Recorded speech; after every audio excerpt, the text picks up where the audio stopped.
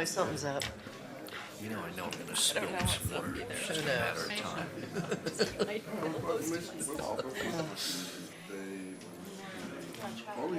if that'll work. Otherwise, I'll call IT. Okay. Memorial Day, I'm ready. What's that? Can we start early? I know.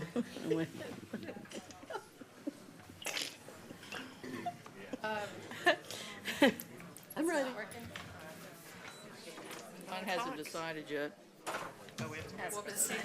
That's okay, I went through that last time in the last.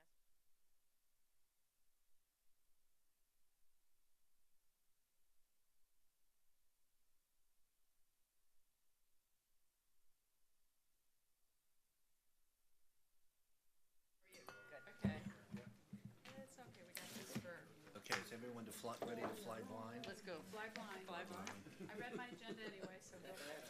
Okay. We'd like to call the meeting to order. First item is an invocation by Pastor Steve Gibson, First Church of the Nazarene, followed by the presentation of colors by the Marine Corps League Detachment 588, with the Pledge of Allegiance following that. Good morning, Mr. Chairman. Thank you for the opportunity to be here. Let's pray. Father God, we come to you with open arms and warm hearts. We are grateful for all that you have done for us.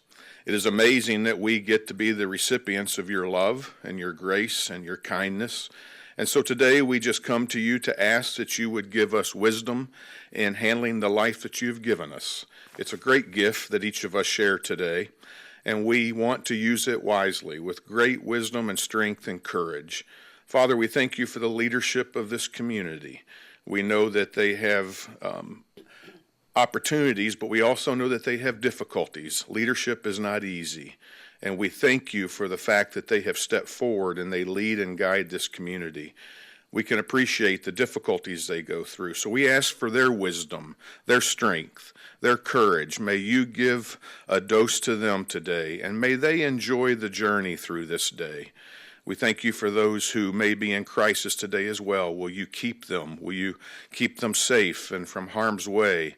We think of all the people here that serve. They give sacrificially of their time and their lives. We just ask that you would encourage them today, that you would be with them in a new way. Our public safety officials who typically go out when everyone else goes in for safety, will you keep them? Will you guide them and direct them in their lives? And we just want to give this day to you. May you have your way with everything that is said and done today.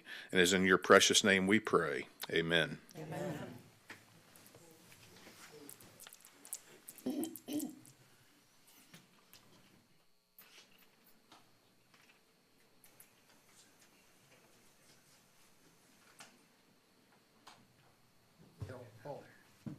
Left, straight. Forward arms. Present arms.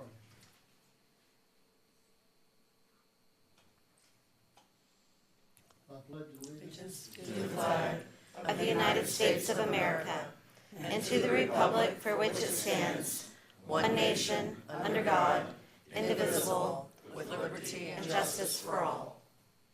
forward arms. Face. Forward march.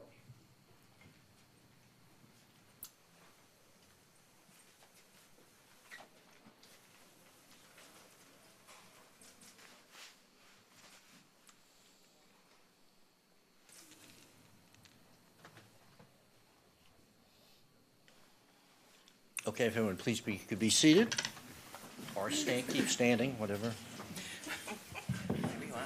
Makes you comfortable. It's going to be one of those days, I think. Okay, thank you. Anyway. Okay, a couple of announcements before we get started. We have 3 items, time certain today. One at 10 o'clock, which is the amending the ordinance 1930 requirements for county administrator. 11 o'clock, time certain is the Port Authority meeting. And at 1:30, item 75, the Moat Marine Laboratory discussion. With that, Madam Administrator, do we have any changes in the agenda? Yes, Mr. Chairman, members of the board, we have 4 changes this morning. These first changes are to the consent agenda. Under your Parks and Natural Resources Department, you have item number 43, which is the Duet Headwaters Preserve Comprehensive Environmental Monitoring Program intern. The county attorney response to the RLS 2019-0249 was added to your agenda item. Under Public Works, item 52, Florida Power and Light easement agreement for Fort Hammer Road crossing intersection at Erie Road. The requested action was updated to add the following language to the first paragraph: and approval of the associated fee in the amount of $47,798.92 payable to Florida Power and Light. Florida Power and Light's invoice was added to your agenda as well. Item 54 is the Parish Community High School Utility Participation Agreement, and the county attorney review of the agreement was added to your agenda item. Last, under your additions to commissioners' agenda items, Commissioner Servia has added an item which is entitled Item 76, which pertains to sexually oriented businesses. Its requested action is to request the county attorney review the contents of Chapter 2-2.5 of the Manatee County Code of Ordinances, Sexually Oriented Businesses Code, to determine if further enforcement of sexually oriented businesses can be conducted and to provide other recommendations. Thank you. Thank you very much. Next item, I believe, is proclamations and awards. Actually, awards. The first one, which is item 6, the Tampa Bay Regional Planning Council's National Environment Award to start Tampa Bay Estuary Program. Charlie's already up there. Woohoo! I'm going to place this on the camera.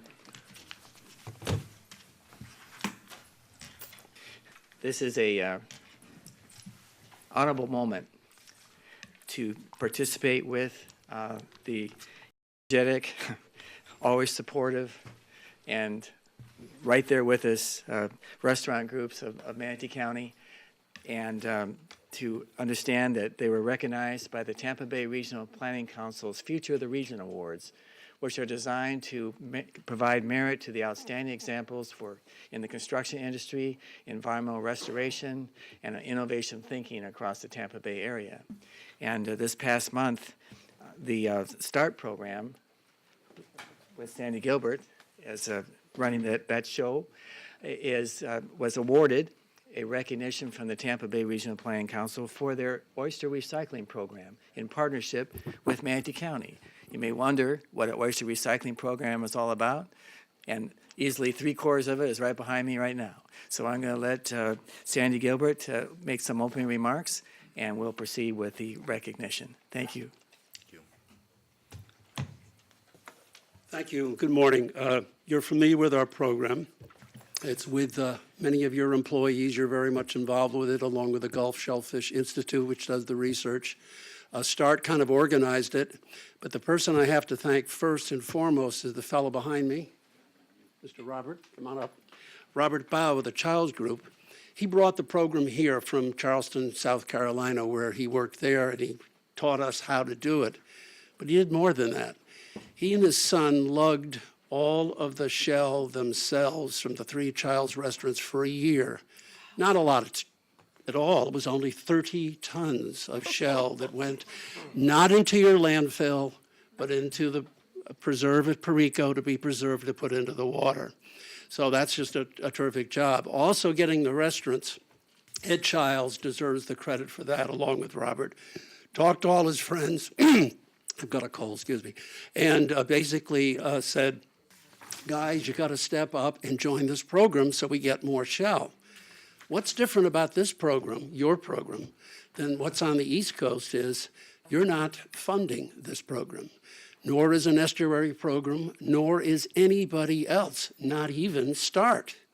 These restaurants are paying for their money to pay the extra carting, about $2,000 a year over their regular cost to be a part of this program. So A, it's the only program in the state that uses shell that isn't dug up, and the restaurants pay themselves. And by the way, when you project a year from now and all 11 restaurants are having Waste Pro cart the shell, you'll be the biggest program in the state at 80 tons not going into the landfill. So again, excuse my cold, but Dynamite, very proud to be here, and I'll turn it back to Charlie.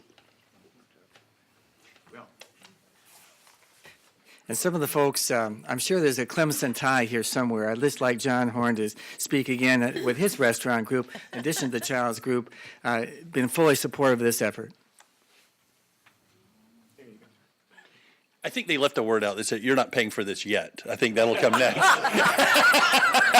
Isn't that always the shoe to drop? We're happy to have joined the Child's group and start to do this. We, have a couple of extra oyster shells laying around that we're always looking for something to do. So thank you all for acknowledging this, and we really thank the Child's group for getting us involved. And of course, there are other restaurants not here today. So Swordfish Grill is one of them, I believe. Also, Johnny Bayless's place, Cortez. Yes, and any number of them. And it's a multi-stage effort. It's going to continue in the years to come. We also have that benefit of restoration in our environment. And I'm going to ask David Moore, even though he's not expecting to say something, to say a little bit about that program. What happens to these shells once they're delivered to Perico Preserve, and how they're used in our environment? When Charlie asked me to come where I expect anything, so I'm here, so I'm ready to go.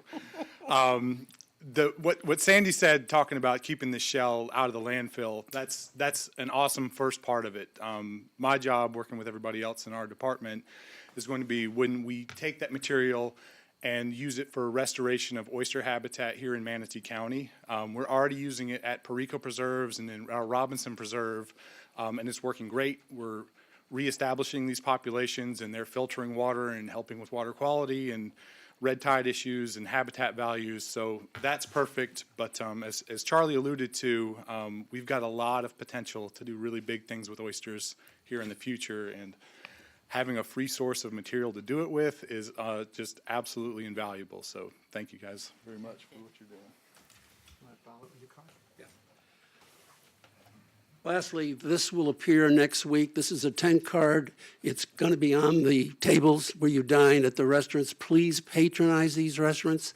The 4 Anna Maria Oyster Bars, the 3 Child's restaurants, Mar Vista, Beach House, and Sandbar, the Seafood Shack, the Swordfish Grill in Cortez, Pier 22, and the Grove and Lakewood Ranch. That's 11 restaurants, the biggest in Florida. Thank you.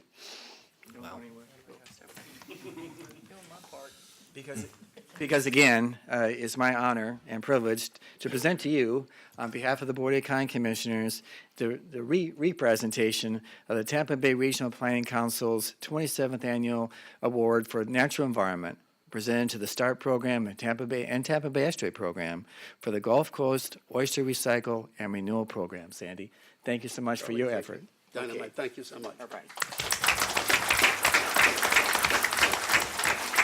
If you all, gentlemen, could wait a minute. We've got a couple of commissioners that would like to make some comments, starting with Commissioner Ball.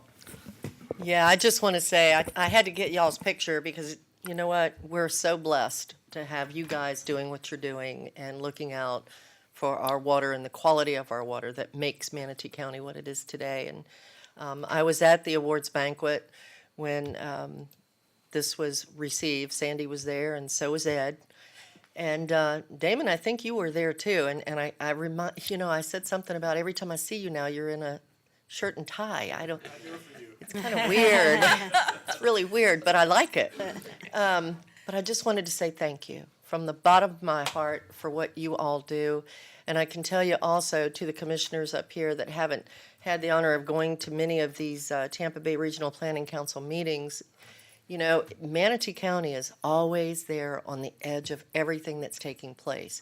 And it seems like every time I'm at one of these meetings, I'm hearing Manatee County, Manatee County. So we've got it going on here, and it's because of you guys and what all you do. And Sandy, the knowledge you have is unbelievable. And it's really helped me in so many ways in working with this water quality stuff. So thank you all for what you do, and I couldn't be more proud. Thank you. Thank you. Commissioner Whitmore. Come on down, guys. You guys are hiding. That's not like you all. I've known Ed and John for 35 years now or so. First of all, Anna Maria Oysterbar, you had to be included in this group. I mean, you know, and I'm glad Ed. Moisture. way to say no. No. And I'm glad Ed brought you along. Damon, we're very proud of you. You've been taking on a leadership role along with Charlie and doing a lot with your department. I watch all the great programs that you have within the county, and I just wanted to thank you, and I want to thank Charlie for bringing you along. I remember when you were an engineer coming before the commission with other projects in another world. So I think from Betsy's world, actually. You worked for Betsy at one time. So with them. So congratulations. Also, and I can't believe it didn't happen. Ed, come on down a little bit. I know Ed. We all know Ed's passionate. And this oyster project, first of all, the ones that we've done at the preserves, haven't we attached them to some kind of matting? And we've had volunteers do that, and that's what you do with these shells. And also, I know you got to bring up clams. You haven't brought that up yet. So, but at least talk about what we're doing with the oyster. Yeah. Yeah. First, do explain how we're doing the oyster shells, because I know we're talking about doing it up along the river too in the future. So I think one of the things that I found really interesting as we went through this, and again, Robert gets the credit for doing the heavy lifting, literally, as Sandy said, 100,000 pounds with his son. I don't know what his son did wrong to get included in that, but obviously he did something. So, but the Manatee River used to be called the Oyster River. Anybody know that? That was in the 1800s, and the history is that there were so many oysters in the river that you couldn't navigate it, and they had to dredge it, and that's what created a lot of the road beds in the early 1900s. You got me started. We're the only place in the country that has 3 national estuaries on its border. The Gulf's in trouble. There's nothing we can do about what happens and comes down the Mississippi from everything east of the Continental Divide, from all of the bread belt and the farm belt. We need to be doing things about water quality because 80% of Florida's economy is on the coast. And what we saw last year and what we experienced in this county and all over the coastal areas of Florida was devastating. It was a crisis. And, you would hope that in a crisis like that, it would really move policymakers to action. And we heard a lot of talk about doing things during that when policymakers wanted to be able to say to their constituents what they're doing about the issue. And we just went through the session where we couldn't get a septic bill through. So we're not answering the call. And we need to be doing everything that we can do along the whole spectrum. This is not about, the water quality issue is not about pointing our finger at any one. It's about looking at everyone. It's what's going on with stormwater retention. It's what's going on with anybody impounding water. It's what we're doing on our lawns. It's what we're doing for restoration.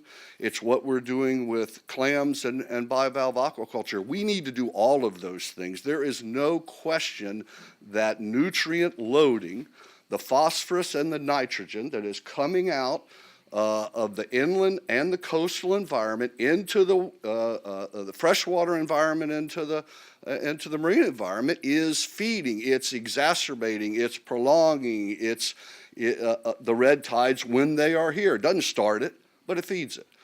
And if these things happen and they continue to occur, dominoes start to fall, and none of us wants to face that. Because that's something we may not be able to get ahead of. So why do we do oysters? Well, they're carbon calcinate? Carbonate. We need to sequester carbon, right?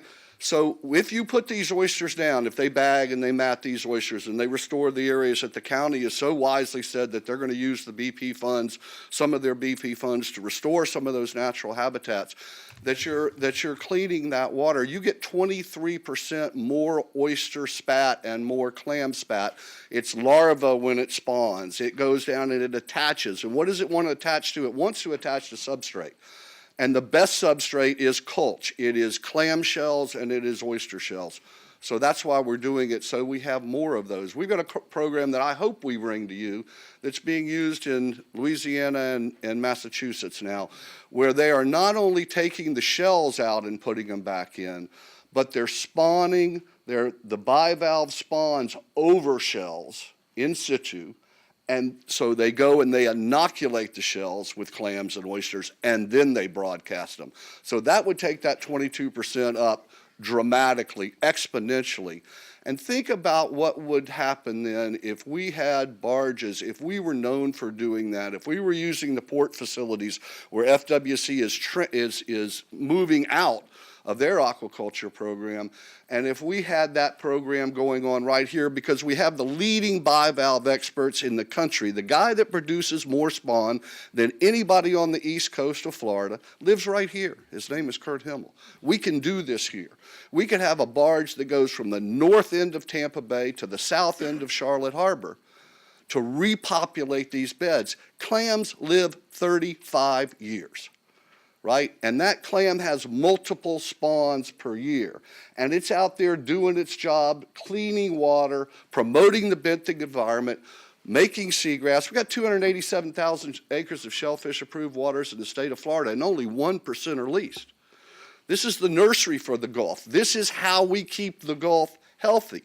And if we could get to 4,000 acres instead of 1%, 2,870. If we can get 4,000 additional acres, that's equivalent at 500,000 clams an acre, which is a doable number, to the tomato crop in the state of Florida.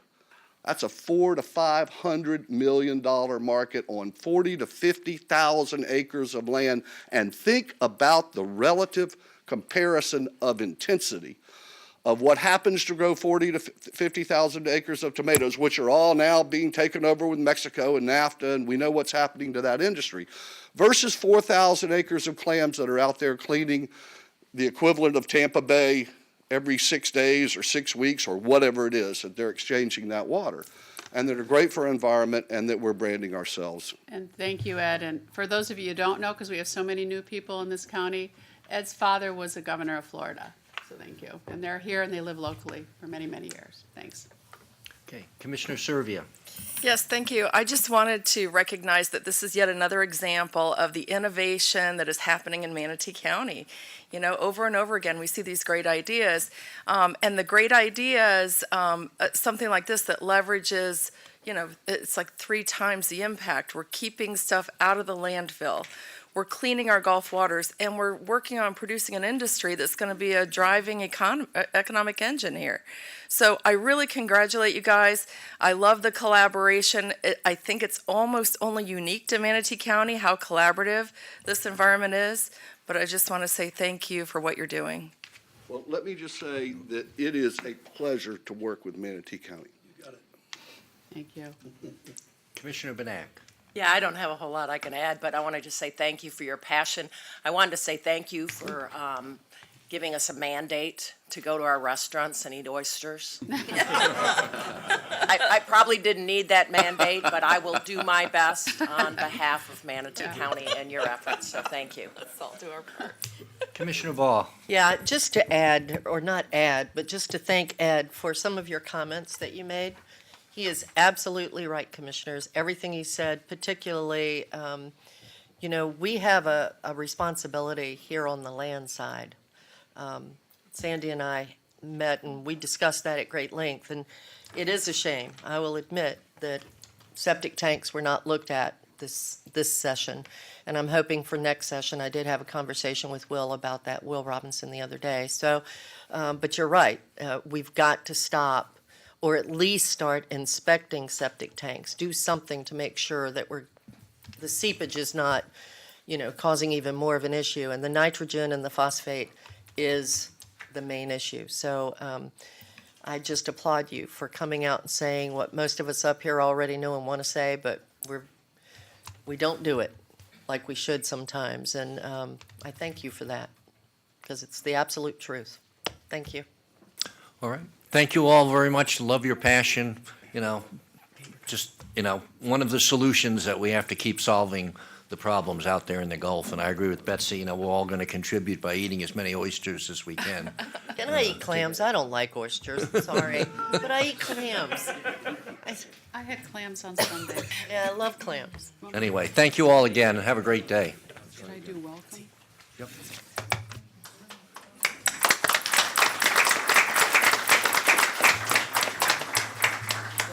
Next item, I need a motion to adopt the proclamation. So move. Second. Motion by Commissioner Trey, seconded by Commissioner Servia. All those in favor say aye. Aye. Motion passes 7-0. First one up is Memorial Day. I think Commissioner Bellamy has that.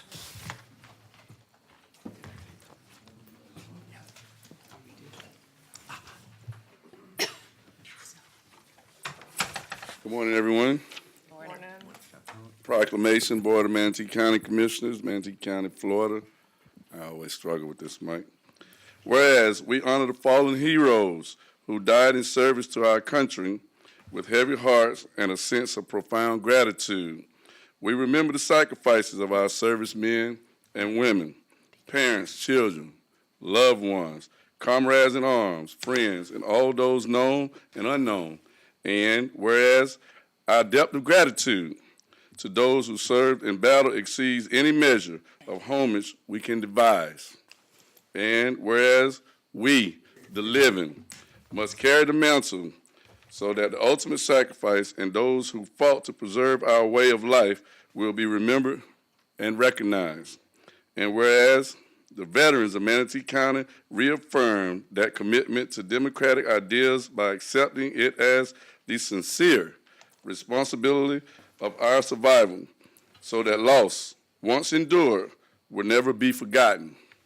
And whereas on May 27th, in Manatee County, as well as throughout our nation, ceremonies will be held to honor all military service members who gave a full measure of devotion so that we might remain free.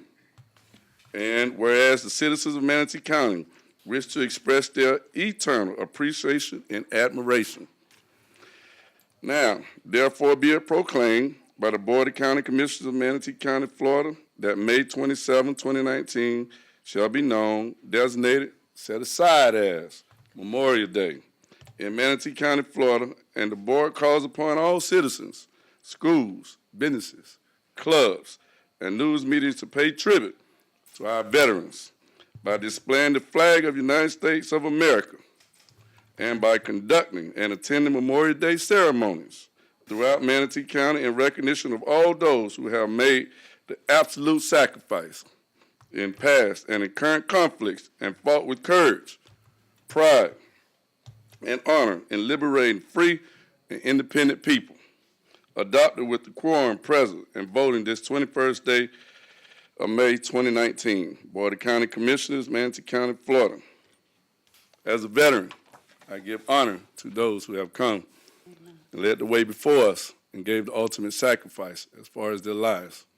And we thank you for your service. Good job.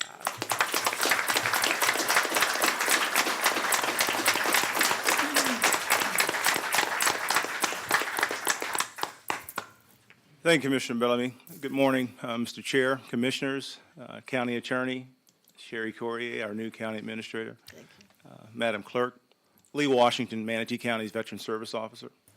As you listen to the words of this proclamation, we find that Memorial Day is more than a deep discount on a car loan or a furniture sale or a barbecue. So as you go out on this Memorial Day and enjoy that barbecue, just remember the reason that we're here as free people, able to assemble the way that we do weekly or even daily, talking to our neighbors, helping our veterans, and just serving one another. But on behalf of the veterans of Manatee County, I appreciate the continued support that the board has given us, as well as the community, and I thank you. Next up, I'd like to bring up Mr. Edwin Robinson, who is the incoming chair of the Manatee County Veteran Council and also a case manager over at Turning Points. Thank you, Lee. Mr. Chairman, members of the commission, Mr. County Attorney, Madam Clerk, I believe that we live in the greatest nation on the face of God's green earth. And I believe that the reason that we live in the greatest nation on the face of God's green earth is because many Americans, black, white, and brown, soldiers, sailors, airmen, Marines, and Coast Guard, served, fought, bled, and died so that we can sit in these chambers on a beautiful day like this to witness the democratic process moving forward. Therefore, on behalf of the Manatee County Veterans Council as its incoming chair, I'd like to thank the members of the commission for speaking on behalf of those American heroes who are not here to witness this, because they have given, as Abraham Lincoln so stated in his Gettysburg Address, their last full measure of devotion. Finally, I ask the commissioners and all who love freedom in Manatee County to please join us for our Memorial Day observance ceremony, which will be on Monday, Memorial Day, beginning at 9 a.m. at the Veterans Memorial Park in the rear of Manatee Memorial Hospital. On behalf of the members of the Manatee County Veterans Council and all veterans, thank you for your continued support of us, and may freedom continue to ring. God bless you. May God bless the United States of America. Thank you.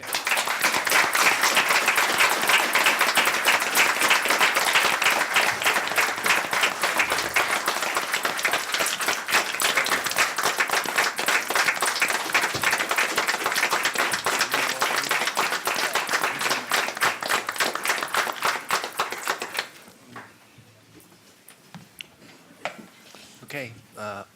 Thank you, gentlemen, very much, and we'll look forward to seeing you Monday morning. Mr. Chairman, I also want to add to the fact that there will also be a bloodmobile that will be there, so that those who wish to give blood may be able to do so. But we will have, and they will be there. They will be starting their services immediately following our observance ceremony. Okay. Thank you very much. Yes, sir. Next item is Safe Boating Week.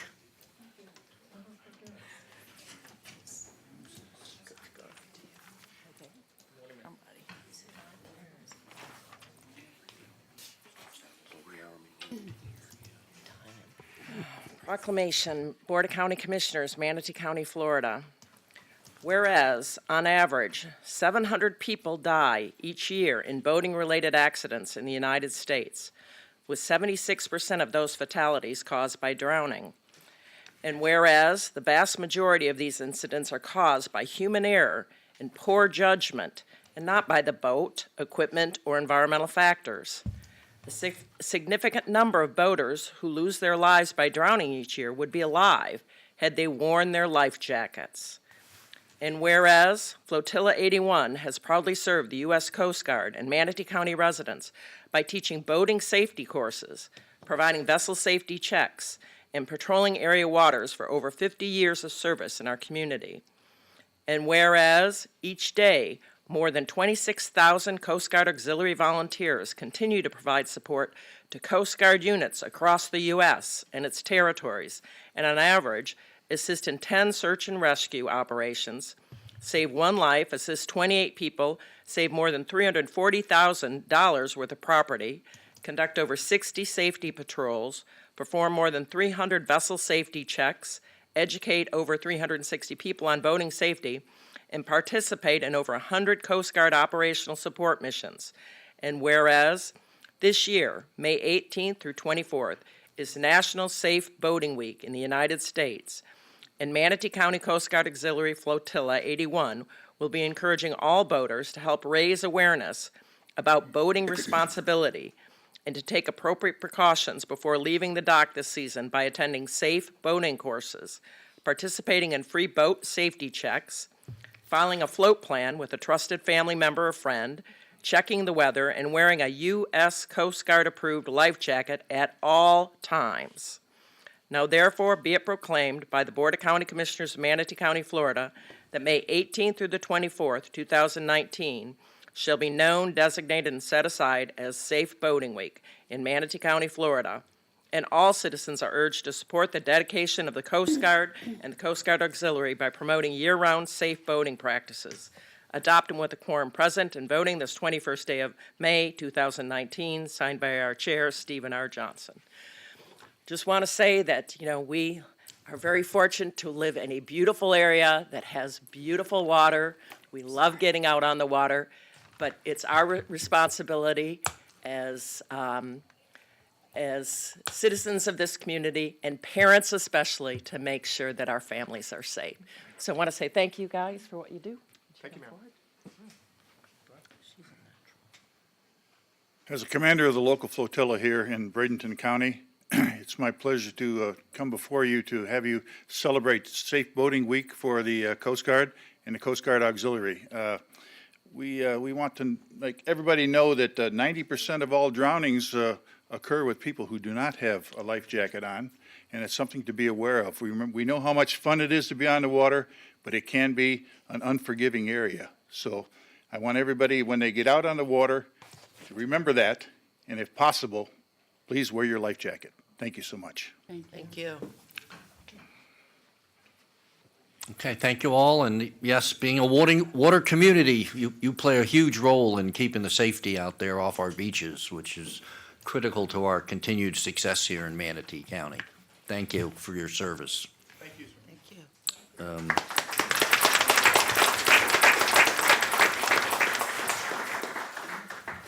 Information is Emergency Medical Services Week. You did good.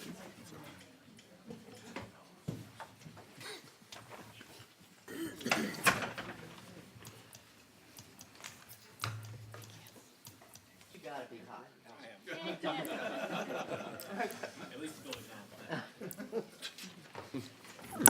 We were actually having a discussion about you, the county attorney and I. We knew you had to be burning up in here. Like I said, at least we're on fire. I hate it when you guys get a call. I wish you never did. Steve, you should be up there too. Hey. Used to be our EMS. Here. Come on, you worked for us for many years. You're an EMS. There you go. Whereas, emergency medical services is a vital public service, and whereas the members of emergency medical services teams are ready to provide life-saving care to those in need 24 hours a day, 7 days a week. And whereas access to quality emergency care dramatically improves the survival and recovery rate of those who experience sudden illness or injury. And whereas the emergency medical services system consists of first responders, emergency medical technicians, paramedics, firefighters, educators, administrators, emergency nurses, emergency physicians, and others. And whereas the members of the emergency medical services teams, whether career or volunteer, engage in thousands of hours of specialized training and continuing education to enhance their life-saving skills. And whereas it is appropriate to recognize the value and the accomplishments of emergency medical service providers by designating Emergency Medical Services Week. Now therefore, be it proclaimed by the Board of County Commissioners of Manatee County, Florida, that May 19th through 25 of 2019 shall be known, designated, and set aside as Emergency Medical Services Week in Manatee County, Florida, and the community is encouraged to observe this week with appropriate programs, ceremonies, and activities.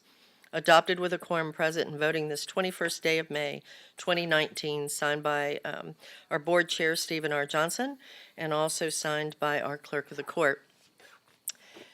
You know, we don't like any of you to get calls, whether it be 24 hours a day, 7 days a week. We really wish y'all never had to be called. But the good thing is that when you're called, you're always there, and you're there quickly. So we thank you for everything that you do for this community. We're very proud. Thank you. Who gets this?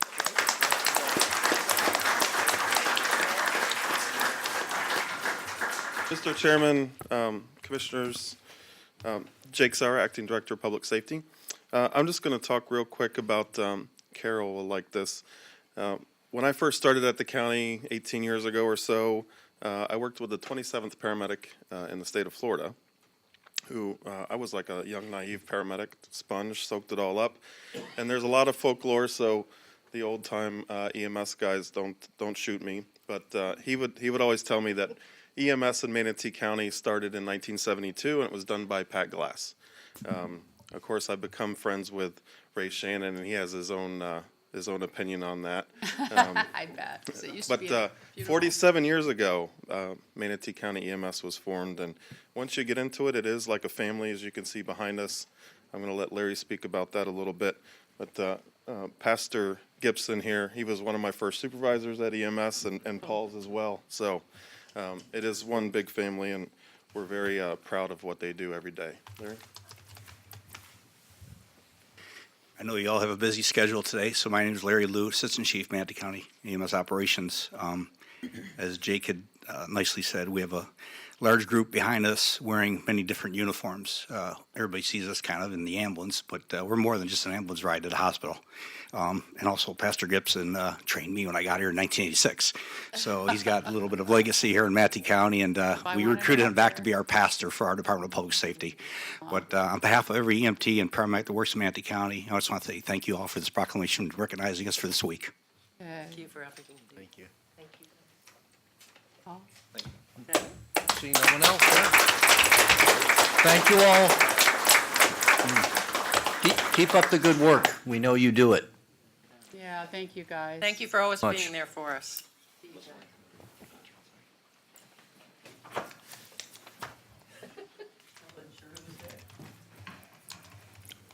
Next item is National Public Works Week.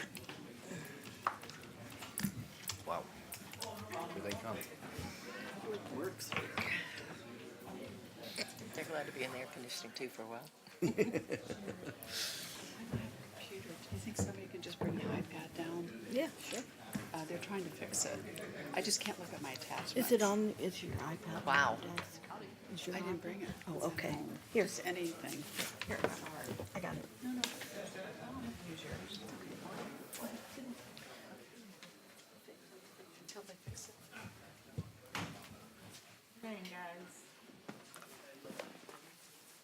Oh. I'm in the wrong seat. I said, oh, it's working. That was funny. That didn't seem right. My computer's not working. All right. Whereas public works services provided in our community are an integral part of our citizens' everyday lives. And whereas the support of an understanding and informed citizenry is vital to the efficient operation of public works systems and programs such as water, sewers, streets, and highways, stormwater control, and solid waste collection. And whereas the health, safety, and comfort of this community greatly depends on these facilities and services. And whereas the quality and effectiveness of these facilities, as well as their planning, design, and construction, are vitally dependent upon the efforts and skills of public works and utilities officials. And whereas the efficiencies of the qualified and dedicated personnel who staff the county's public works and utilities department is materially influenced by the people's attitude and understanding of the importance of the work they perform. Now, therefore, be it proclaimed by the Board of County Commissioners of Manatee County, Florida, that May 19th through the 25th, 2019, shall be known, designated, and set aside as National Public Works Week in Manatee County, Florida, adopted with a quorum present and voting this 21st day of May 2019 and signed by our Board Chair, Stephen R. Johnson. Yay.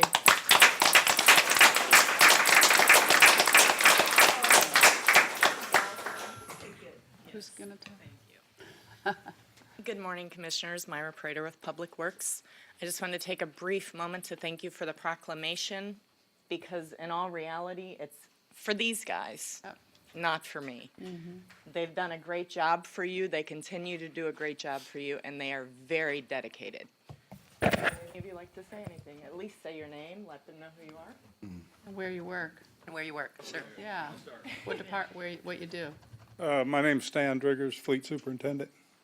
Been here about 17 years, and awesome opportunity to work here. I appreciate it. Thank you. Thank you.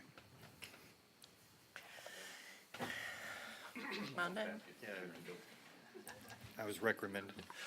Adam Steele, Stormwater. We take care of drainage for the county, making sure that everything flows smoothly. And thank you very much for this. Good morning, everybody. Cody Bentley with actually West County. Everybody used to call it South County, but I'm the supervisor for that area. I've been here since 2002. Each year that has come by, kind of started at the bottom and worked my way up. The crew that we have behind us, the level of expertise and professionalism that y'all have at your fingertips is excellent. I mean, each year that we come by, we get better and better and better, and I look forward to what tomorrow will be. Thank you. Thank you. Come on down. All right, my name is Malcolm Dunbar. That was my boss who just spoke before me. And, he have us running all around, the west side of the county, fixing problems for the people. And, it has gotten better. I've been here almost 4 years, and it's getting better every year. So, we appreciate the National Public Works Week, and we'll keep taking care, keeping the roadways safe for y'all. Thank you. Huh? Good morning, Nicholas Del Rosa, Fleet Maintenance Superintendent at Televast Road Bus Facility. Been here 18 years. Good. Thank you. Good. Keep on, come on down, guys. Come on down. Come on. Good morning, everyone. Lewis Goff, Stormwater Drainage, over 15 years of service. I'm a 3-generation Manatee County, Rabonia, Florida. It's really great to work for Manatee County. Got it. I see. Just keep up the good work, and I look forward to retiring. A while yet. Come on, guys. I wasn't paying attention. Go ahead, Mike. So You're you not guys, Mike, you're Matt. Yeah, I'm Matt. So Matt Case, yeah, 6 months ago. So Matt Case, I'm your fleet division manager. We are under the Public Works umbrella, but it is my responsibility, my team's responsibility to make sure these people have the equipment ready, fleet availability, ready to go to clean the ditches, do their work every day. Just thinking of the public safety folks that's up there too. You see those ambulances running, our team is the one. When they get the call at night, we need to work on it, I make the call, our people are there. So we've got the best team I've ever worked with in my whole career. Just celebrated 10 years with Manatee County last week. So thank you very much. Looking forward to about 20 more. And I'll go out. I got some people we're going to move in. So good stuff. Thank you. Yeah. Come on down. I know you're behind on schedule here, but the last things I wanted to reiterate, we seem to always fail. Our partners at utilities, property management, and Parks and Natural Resources. There's a whole part of that community organization that falls into that public works. And I keep coming back to this is a profession, and it's one of the things that as we start to fix for some of these folks to retire, as you can say, we do have age. Gavin, raise your hand or something. So, I mean, there are a number of young folks, believe it or not, amongst the ranks. We have, Rodney will tell you, we are going through a lot of turnover. The younger folks don't stay with us for the 30 years and stuff. It's a competing job market out there, but we are continually trying to improve our recruiting. Moms and dads out there, this is a profession. This is a good job. It's a job with benefits. It gets the kid off the couch. Parents, as you're preparing, we like clean driving records, clean criminal records, and a work ethic. But it is marketable. Everywhere you go in the United States of America has a public works section or a very similar job. On utilities, there are water collection jobs. There are service, SCADA system service technicians. There are the water meters. There are the plant operators. You are marketable as soon as you are trained within a public works section. Don't ever think working for Manatee County is a secondary job. Right. And we only accept the best that we bring in here. It's not easy to get hired in. We want a lot and we expect a lot, and we hold everybody to a very high standard. So I applaud these folks because when the chips are down, I know I can count on them. So thank you very much. Thank you. Thank you. Got a couple of commissioners here. Commissioner Bellamy? Yes. I just want to make sure that it's clear that we're very thankful for everything that you all do. And I always try to make sure that we put safety out there first. And with all the things that you do, from sun up to sundown, please be safe, and we really thank you all. Yeah. Attorney Palmer? Thank you, Mr. Chair. I think it was Malcolm that said that they are out there every day, quote, fixing the people's problems, end quote. Doesn't that sum up Manatee County government in terms of what we do? Yeah. You know, so well said, Malcolm, and keep up the good work, you guys. Good job. Commissioner Benak? And I'm really glad to see you all here today, too, to see your smiling faces and to hear the pride that you have in your job, and you should have pride in the job that you do. We couldn't have the quality of life that we do without the hard work that you guys are putting in there. And women, I'm glad that you spoke. And thank you for being an example up for our employees, because, you know, people need to realize that Manatee County is a great place to work. So I'm glad to hear you say that. I worked here myself for 11 years, so I can say that before I got elected, I was a Manatee County employee. So thank you again for being here, the hard work you do. I know it's not always in the air conditioning, so I really appreciate the sweat and tears that you put into your job. Thank you. Thanks, guys. And I just add that, you know, I think on behalf of all the commissioners up here, you know, we a lot of times will get the calls for the potholes, the trees that are down, this issue and that, and I know, Speed limit signs. yeah, you know, all the things that you all do, and your response time is spectacular. And I get many a thank you from my constituents as to how fast the county got out there to fix something, and that's a real compliment to you and your whole staff there, Chad, and like I say, on behalf of all the commissioners, we thank you for making our jobs a lot easier, quite frankly. Thank you. Thank you. Thank you.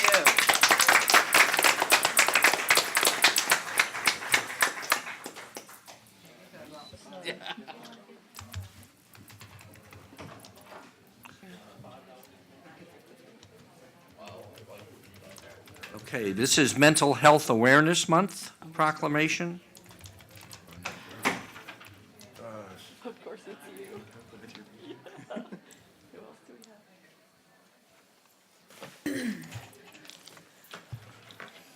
have? All right.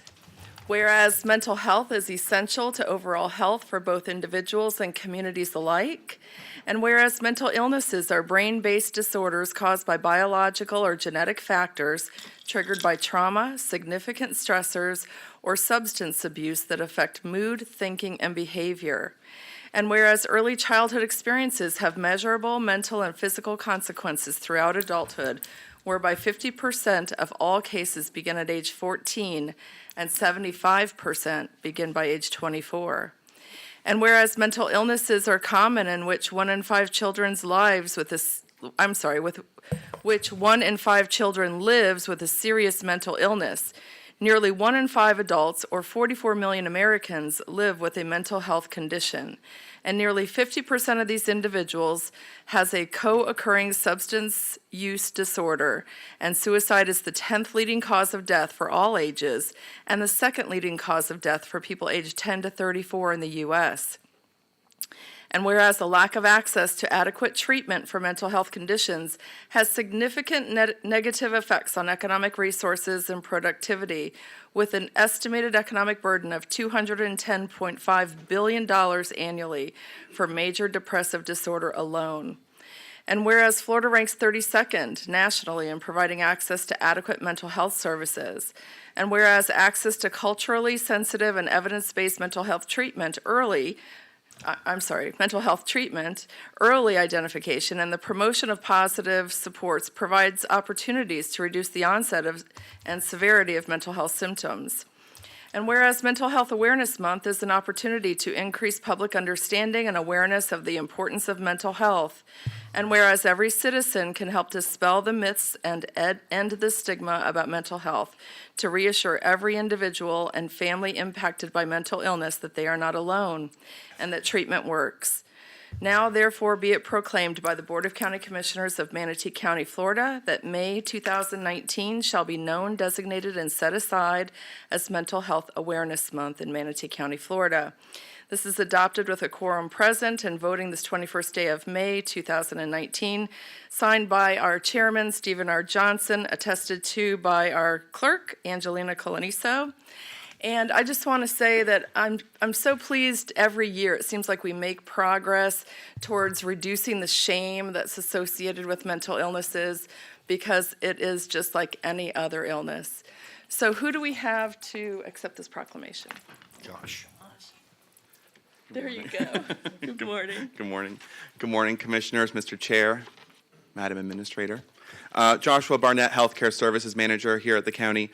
So much of the work that we do regarding healthcare for physical health conditions is exacerbated by underlying mental health. And a lot of the work that we've done together addressing the opioid epidemic as a direct result of some issues with folks going through primary care or having pain treated, there's such a strong connection between the physical body and the mind. So with that being said, we are taking great approaches to be mindful about what utilization looks like in the ER, what needs look like of those going to facilities like Centerstone to meet their multiple needs and make sure that Manatee County certainly enjoys the greatest mental and physical health. So thank you very much for this proclamation. Thank you for Thank being you. here. Thank you, Josh. All of these folks.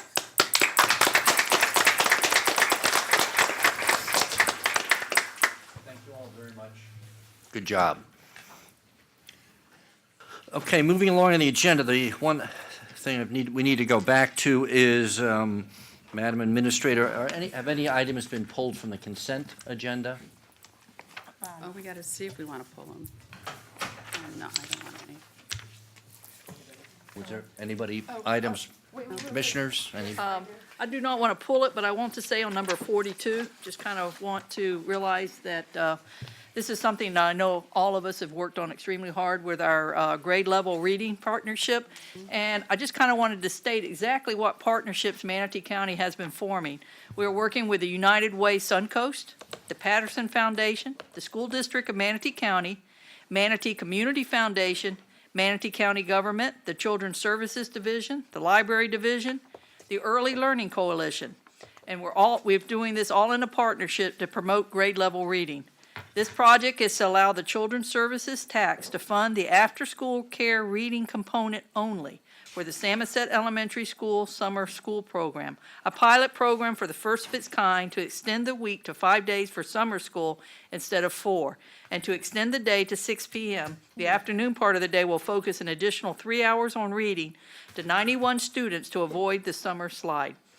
And this request is for $25,000, which is on the consent. Like I said, I do not want to pull it, but I thought the public should hear how hard we are working on this and not just saying that it's a school problem, that the whole community is coming together to work on this. Thank you. Mr. Chairman, there may be someone in the audience who's going to pull item number 37. I did receive, yes, he is here. They can't pull it. Nobody They can't pulls pull from it. the, Oh, we do. excuse me. I'd like to pull item number 37 for someone in the audience who would like to talk about it. I got a call late last afternoon about That that. won't be till 11:30 then, right? Or Okay. afternoon, depending on when we get to it. And I don't need to pull item number 52, but I would like to make a few comments, because when I review this agenda, I go through it and try and pick out the highlights and review those, and then I go back for the stuff that seemed uneventful. And this is one of these items that should be highlighted.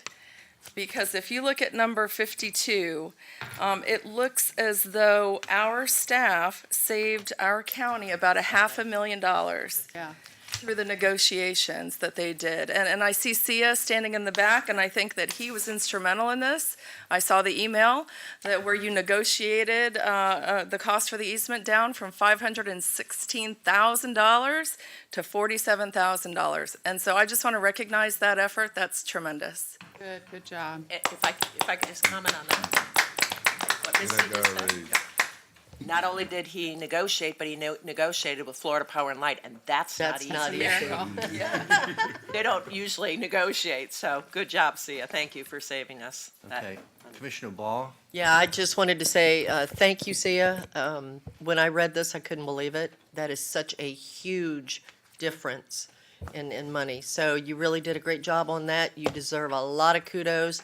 And one thing for sure, the public needs to know that you're there looking out for their taxpayer money every day. So thank you. Okay. So At this point, I just have item 37 being pulled. Has anybody pulled anything else? No? Okay, so we'll get to that later. At this point, we have a time certain. We have to, we're going to vote on it? Consent agenda and public comment? Back to it. We still have Well, to we open it up gotta- for public comment. Oh, Public okay. comment first, and so that's going to be, Okay. so it's a question of whether we want to go to the time certain, or do we want to try to do that? Why don't we see if we go to the time certain, which is the, I believe, 7. who's doing that? I think Mickey is in charge of that one. I'll be glad to take the lead on that, Mr. Chair. Commissioners, this is a public hearing to consider adoption of ordinance number 19-30, amending requirements for the county administrator position.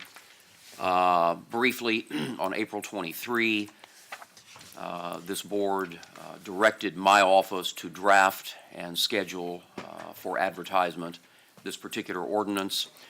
To remove the requirements for the county administrator, the requirement for the county administrator to have a college degree. And so we've done a rather surgical revision to the existing ordinance, which you will find in your attachment, and specifically it is subsection 4 on the first of the 2 pages there. And you can see the very surgical modification, deleting certain words and adding other words. And I'll simply quote: graduation from an accredited college or university with a bachelor's degree or recent appropriate senior management, local or regional government experience, as may be determined by a majority of the Board of County Commissioners. So on a case-by-case basis going forward in the future, should the board determine that experience outweighs the necessity for a college degree, you can make that determination by majority vote on a case-by-case basis. I also want to point out, and this is news to all commissioners, I discovered this minor anomaly last evening, thanks to Attorney McGuire, Hugh McGuire, Ms. Corrier's counsel, for pointing this out to me. If you'll move to the second page of the proposed ordinance, you will see some carryover language that's been in the ordinance for many, many years. And I'll simply quote it: the county administrator may be removed upon public notice given 7 days in advance by an affirmative vote of not less than 4 members of the board, and in accordance with such additional terms and conditions as may be established by written contract with the Board of County Commissioners. Mr. McGuire pointed out to me that that is actually inconsistent with the contract that we recently negotiated with Ms. Corrier, where we provided for a 15-day notice in advance of any intention to remove her from her position. So I would recommend to the board that we go ahead and modify that 7-day language to be 15 days, and thus make it consistent with her employment contract. And we do have a replacement hard copy to provide to the clerk here this morning, should the board vote to approve that modification as well. Thank you. Okay, Commissioner Benak. Yeah, I want to thank you, Mickey, for putting this together. You know, this is an interesting, and I looked at the language and thought, oh, it could be tweaked, it could be different, but I think it accomplishes what we need to accomplish at this time. So I'm going to make a motion to approve the ordinance with the change that Mickey read into the record, to change that portion to 15. Which one was subparagraph? H. To 15 days. Second. Okay, Commissioner Whitmore. No, I took myself off. I was. Oh, okay, sorry. Okay, we have a motion and a second. At this point, we'll open it. Oh, I'm sorry. Commissioner Servian, I didn't see you. I'm sorry, is the motion just about the number of days at this point? No, it's the ordinance. the resolution with that change. Okay, thank you for clarifying. Just a couple of comments. So I want you all to know, I want the public to know that I think Sherry is the best person for this job. I think we made the right decision, and I'm so happy that she sits in that seat. But I am not going to support the motion because I don't believe that we should ever be lowering our standards in this community. You know, college education is a very, very important thing. That's why only 25% of the people have it. It shows that you can start something and you can do a lot of work and you can follow through and you can end. And that's important. College graduates have exceptional research skills. They learn how to collaborate with others. They learn critical thinking skills and a lot of skills that I believe are very important to the future of this community and future county administrators. And for that reason, I'm not going to support the motion. But I will say we were really lucky in finding someone with all those skills that sits right there. So that's where I stand. Okay, Commissioner Whitmore. Well, if she's the best person, then hopefully you would vote for her. I have been a nurse for 40 years, and I've worked with nurses that have master's, doctorate degrees, and they can't even give a shot, or they can't recognize somebody when they're walking in the door. And I'm kind of relying on what the comments that Reggie has said at the last time. For those of us that have worked in professional jobs, which I can continue to today as a nurse, I just can't believe that we would even discuss this. As a county commissioner, we don't have to have a college degree. Department heads aren't requiring it, and there are department heads that don't have them, and they've saved us gazillions of dollars. So I just don't understand it. Sherry is the right person. Yep. She has proved it with her 30-something years here at Manatee County. Everything she's touched that former administrators have given her have turned out perfect, and we've made lots of money. She's got the support of 1,700 employees. If she doesn't do a good job, there's ways to change that. So I totally support her. I have worked with her for many, many years, 12 years up here, and before that. And, you know, so if you really do think she's the best person for the job, then I think you should vote for her. That's all I'll say. Commissioner Benak. Yeah, this ordinance lays out the groundwork for what we have to determine when we go out to advertise a position for county administrator. That's right. My position is we're not doing that. We can change this if we want to go out and advertise because we don't have anyone in-house. Right. In all due respect, it doesn't make any sense to say that Sherry should be our county administrator, but we're not going to change our ordinance that would allow her to be county administrator. That doesn't make any sense to me. So, you know, I value education. I certainly know I worked very hard to get mine. I worked very hard to work toward a master's degree. Didn't finish it. Had that second kid instead. But the reality is experience counts. And so I struggled with the language. Should we put more experience in that? And I thought, no, because this is really a snapshot in time. This ordinance could be changed if we're in a different situation. At that time, we can revisit it. We aren't required to have this ordinance. I don't even know, we looked it up, Mickey and I looked it up, it was 1991. I don't know, Mickey, if you did any more research on why the language was written the way it was, with, 2 years experience, 3 years experience. I mean, we could have put 20 years relevant experience and Sherry would have met it. But that isn't necessary because it comes down to this board having the authority to pick who they think is the best candidate for this job. And I think we're all clear that Sherry is the best candidate for this job. I certainly have heard that from everyone who has spoken to me. Not one person has said otherwise.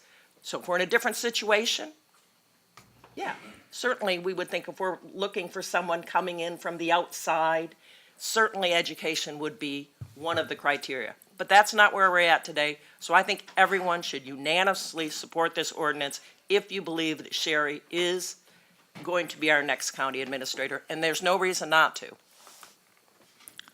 Okay, I'll just, I'll weigh in and, I kind of agree with Misty. I have it's not that anything, and I talked with Sherry about it, but to me, this is a policy decision, and that is what we're up here to do, is to make a policy determination.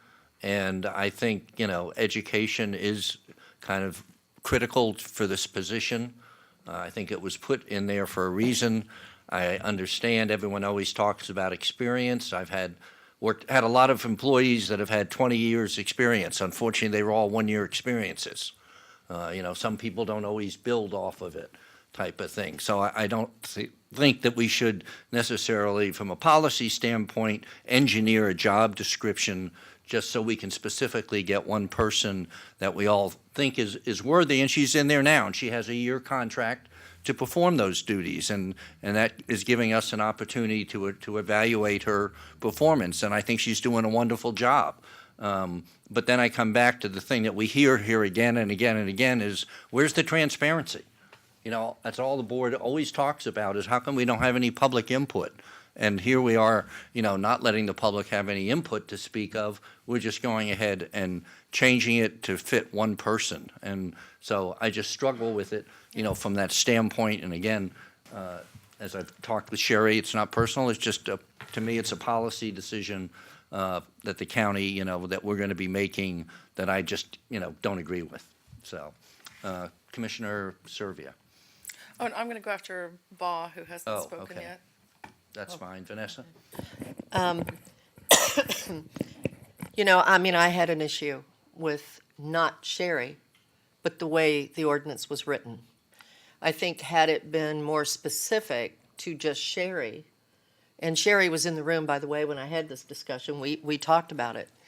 I would have preferred the ordinance to only be subjective to her, because in the future, I don't think we have another Sherry at this point. I don't think. So I would hate to see this continue. I think it should be an option for the board, and the board can do what exactly we're doing today. However, that's not why I hit my button. I hit my button because just the other day, almost all of the county commissioners were sitting listening to our Senate president. And he said something that I thought was very pertinent for this board. He talked about how they had major debate in Tallahassee, but that they got a lot done, and they all did it with respect, and they all got along, because everybody has different views. So when a commissioner is sitting up here on this dais and they give their opinion, they should be respected for that opinion, because it's their opinion. That's their job. They were hired, in essence, by their constituents to do just that. So I would ask this board to remember, and let's try to do better, all of us, in being more respectful to each individual commissioner. We're all entitled to our views. Whether they are views of the majority of this board or not is irrelevant. And they're just as important as everybody else's. And we need to think about that, I think, in how we respond to each other. And I, for one, am going to take that advice and try to do that. And I would hope that everyone else up here would do the same. So on that note, I do agree with Misty and Commissioner Johnson. I think that an education is very important for this position. I do not like the way the ordinance is written. I wished it had been more specific to only Sherry. However, I do believe that Sherry is the best person for the job today. So I'm going to vote for the ordinance only because it is what it is. But I do wish the ordinance, and Sherry and Mickey both know this. As I said, I discussed it in my briefing yesterday with them. I don't like the fact that it's kind of open-ended for the future, because you're really putting this board and this county in a position, in my opinion, to have others follow suit that maybe aren't as qualified and as good as Sherry. And I'm only voting for this ordinance because I've been on this board for 6 years, and I've worked with Sherry for 6 years, and I know of her ability to do her job, because I was always amazed in the past at every time the last county administrator would put something on her, she handled it and was successful in handling it. She did a good job. And I was also not pleased when she had been promised the deputy county administrator position and then was overlooked to keep someone on who had retired. I had an issue with that, because the position had been promised to her, and I felt she was the right person for the job, and we blew it. Well, not we, but this board didn't have that decision that they could make. But I think that she's earned the right to be the county administrator. As Commissioner Johnson said, there's a year in the contract for her to look and see whether she likes us. She might not like us, It's entirely possible. and I couldn't blame her. With some things I've seen up on this board in my last 6 years, I wouldn't blame her if she didn't want to mess with us. But at any rate, she deserves the right, so I will vote for it. But I don't like the way it's worded. Thank you. Commissioner Whitmore. Just real quick, Sherry, everybody's saying you don't have a college education. Did you attend college? Yes, I did. How many years? 3.5 years. So you were, how many I have classes away? About 36 hours. Okay, and are you attending to finish those now? I'm enrolled now. So for those that say that you don't have a college education is not correct, correct? Correct. Okay. With that, I have nothing else to say. I want to drop the mic and let's move forward. Good. Let us vote and get it over with. Please don't there. Please, you have a college Servia. education. There, Yeah. take your mic and dump it. Okay, so just a few more comments so that I'm really clear. I completely support Sherry. My vote has nothing to do with my confidence in Sherry because my confidence level in Sherry is at 100%.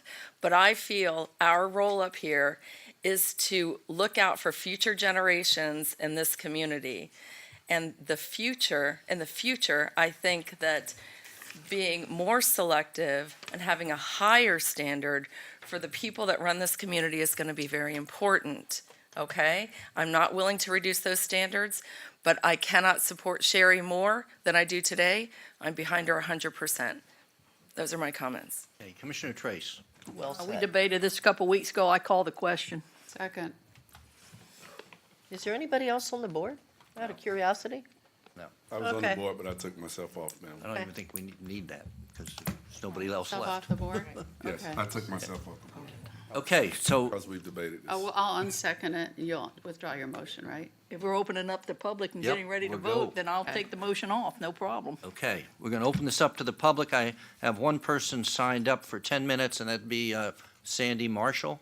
You do 10 minutes on a regular He meeting? has a group that he represents. And it was land use. That only applies in Only applies to quasi-judicial land use. proceedings. Yeah, that's only land use meetings. So I Does guess the you only, chairman have the, Chairman can does he have do the it? authority. You go And 5 he has minutes. the authority, correct. Do 10? Yes, if the chair wants to allow 10 minutes, that's fine, but otherwise it's 3 Sandy, minutes. do you need the full 10 minutes? Yes, Really? yes. Okay, You'll hear why in a minute. right at 10, you'll be cut off. Okay, before I start, I want to provide It's your choice. some handouts here that are very important to what you're trying to decide today. And it's not an easy decision by any means. I have one copy for the clerk. I have 7 copies for the county commission. I have 1 copy for the county attorney. Here's the county attorneys. There's the clerks. And 1 copy for each commissioner. As soon as you get those handed out, I'll begin. We can start. You're on the clock.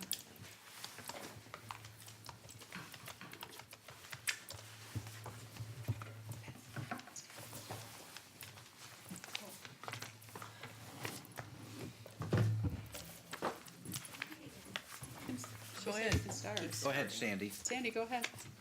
Times are running. Yeah, your clock's running. Pardon me? Your Time clock's is running. started, sir. No, I can't run until I start, ma'am. No, it started. I wanted to, I said before Go, I Sandy, start. go. Oh, Now, We usually give please, 3 minutes. Mrs. Whitmore, No. I respect your opinion, but you're trying to deprive somebody having 10 minutes to speak. I said, until I begin, I wanted to hand this stuff out. So, Mr. Chairman, if you, with your permission, please. Let's get going. All right, thank you. For the record, I'm Ernest Sandy Marshall. I'm First Vice President of the Federation of Manatee County Community Associations. I've tendered to the board the signatures of 5 citizens that wish to be heard through me on opposing this ordinance. Now, there is 5 important reasons for either denying or, at the minimum, continuing this hearing to a subsequent date for the reasons that you'll hear.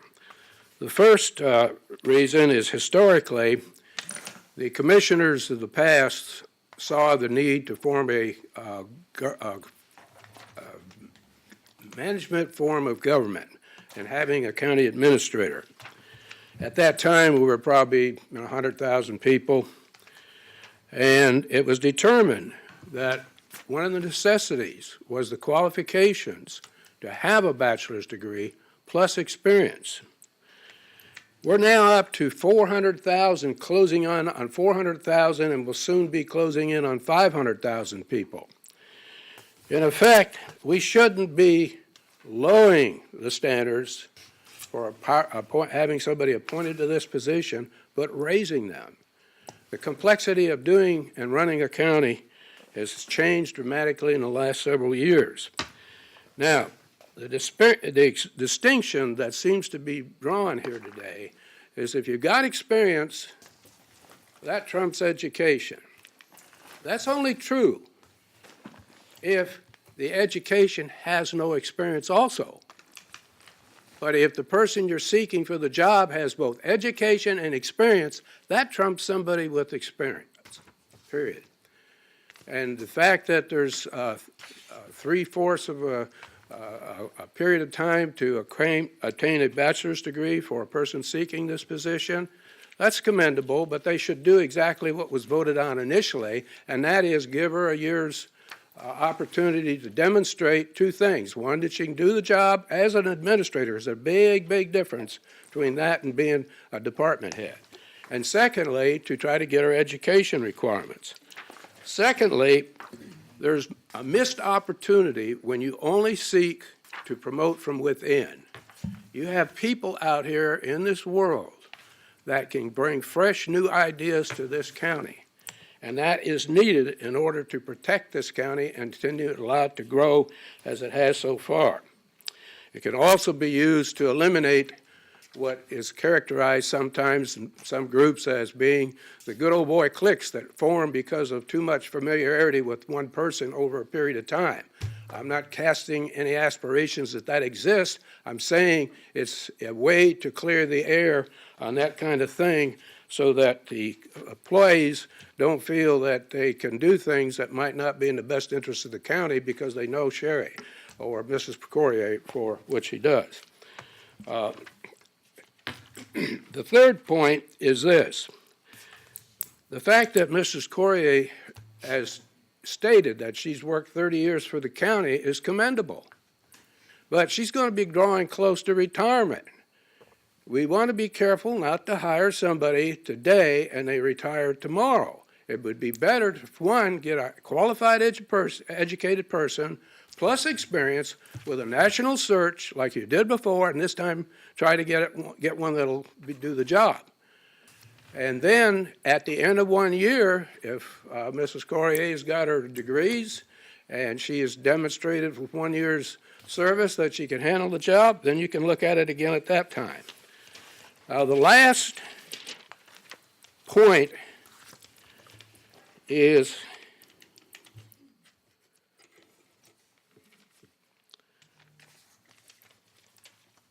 the fifth point. The fourth point was get a national search. The fifth point is probably the most important reason not to approve this ordinance. That's why this research was handed out to you. This research points out that the Manatee County, well, it isn't in the research, but the Manatee County Sheriff's Office has been investigating a complaint was filed by the Federation back in January. Actually, it's probably later December, against 4 people for violating the Sunshine Law and violating the Florida extortion statute that prohibits maliciously or falsely impugning the reputation of a person to cause them to make a decision by those actions to do something they wouldn't have decided or done but for that conduct.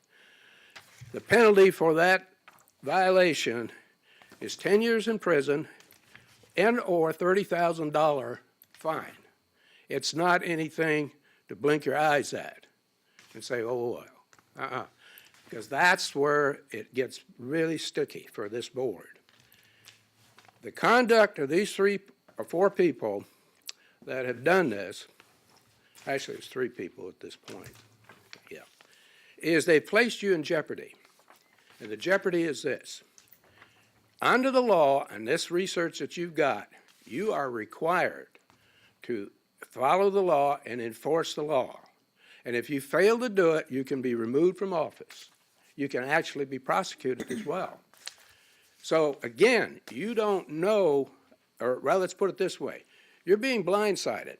One of the persons that's named in this investigation is Mrs. Courier for aiding and abetting as an accessory or being right at the forefront of it. There's been a lot going on that this board hasn't been made aware of, but I can assure you that it will be made more aware of it. But for purposes today, in order to protect yourself, though, so you don't face the irony of somebody wanting to stick a spear in your heart and have you removed from office because you failed to and neglected to do your duty, you need to be very careful about this decision. And the Federation is recommending, Mrs. Courier's got a contract for 1 year. She's going to get paid. That was voted on. Let her perform like Commissioner Johnson said, and then let her work on getting her degree.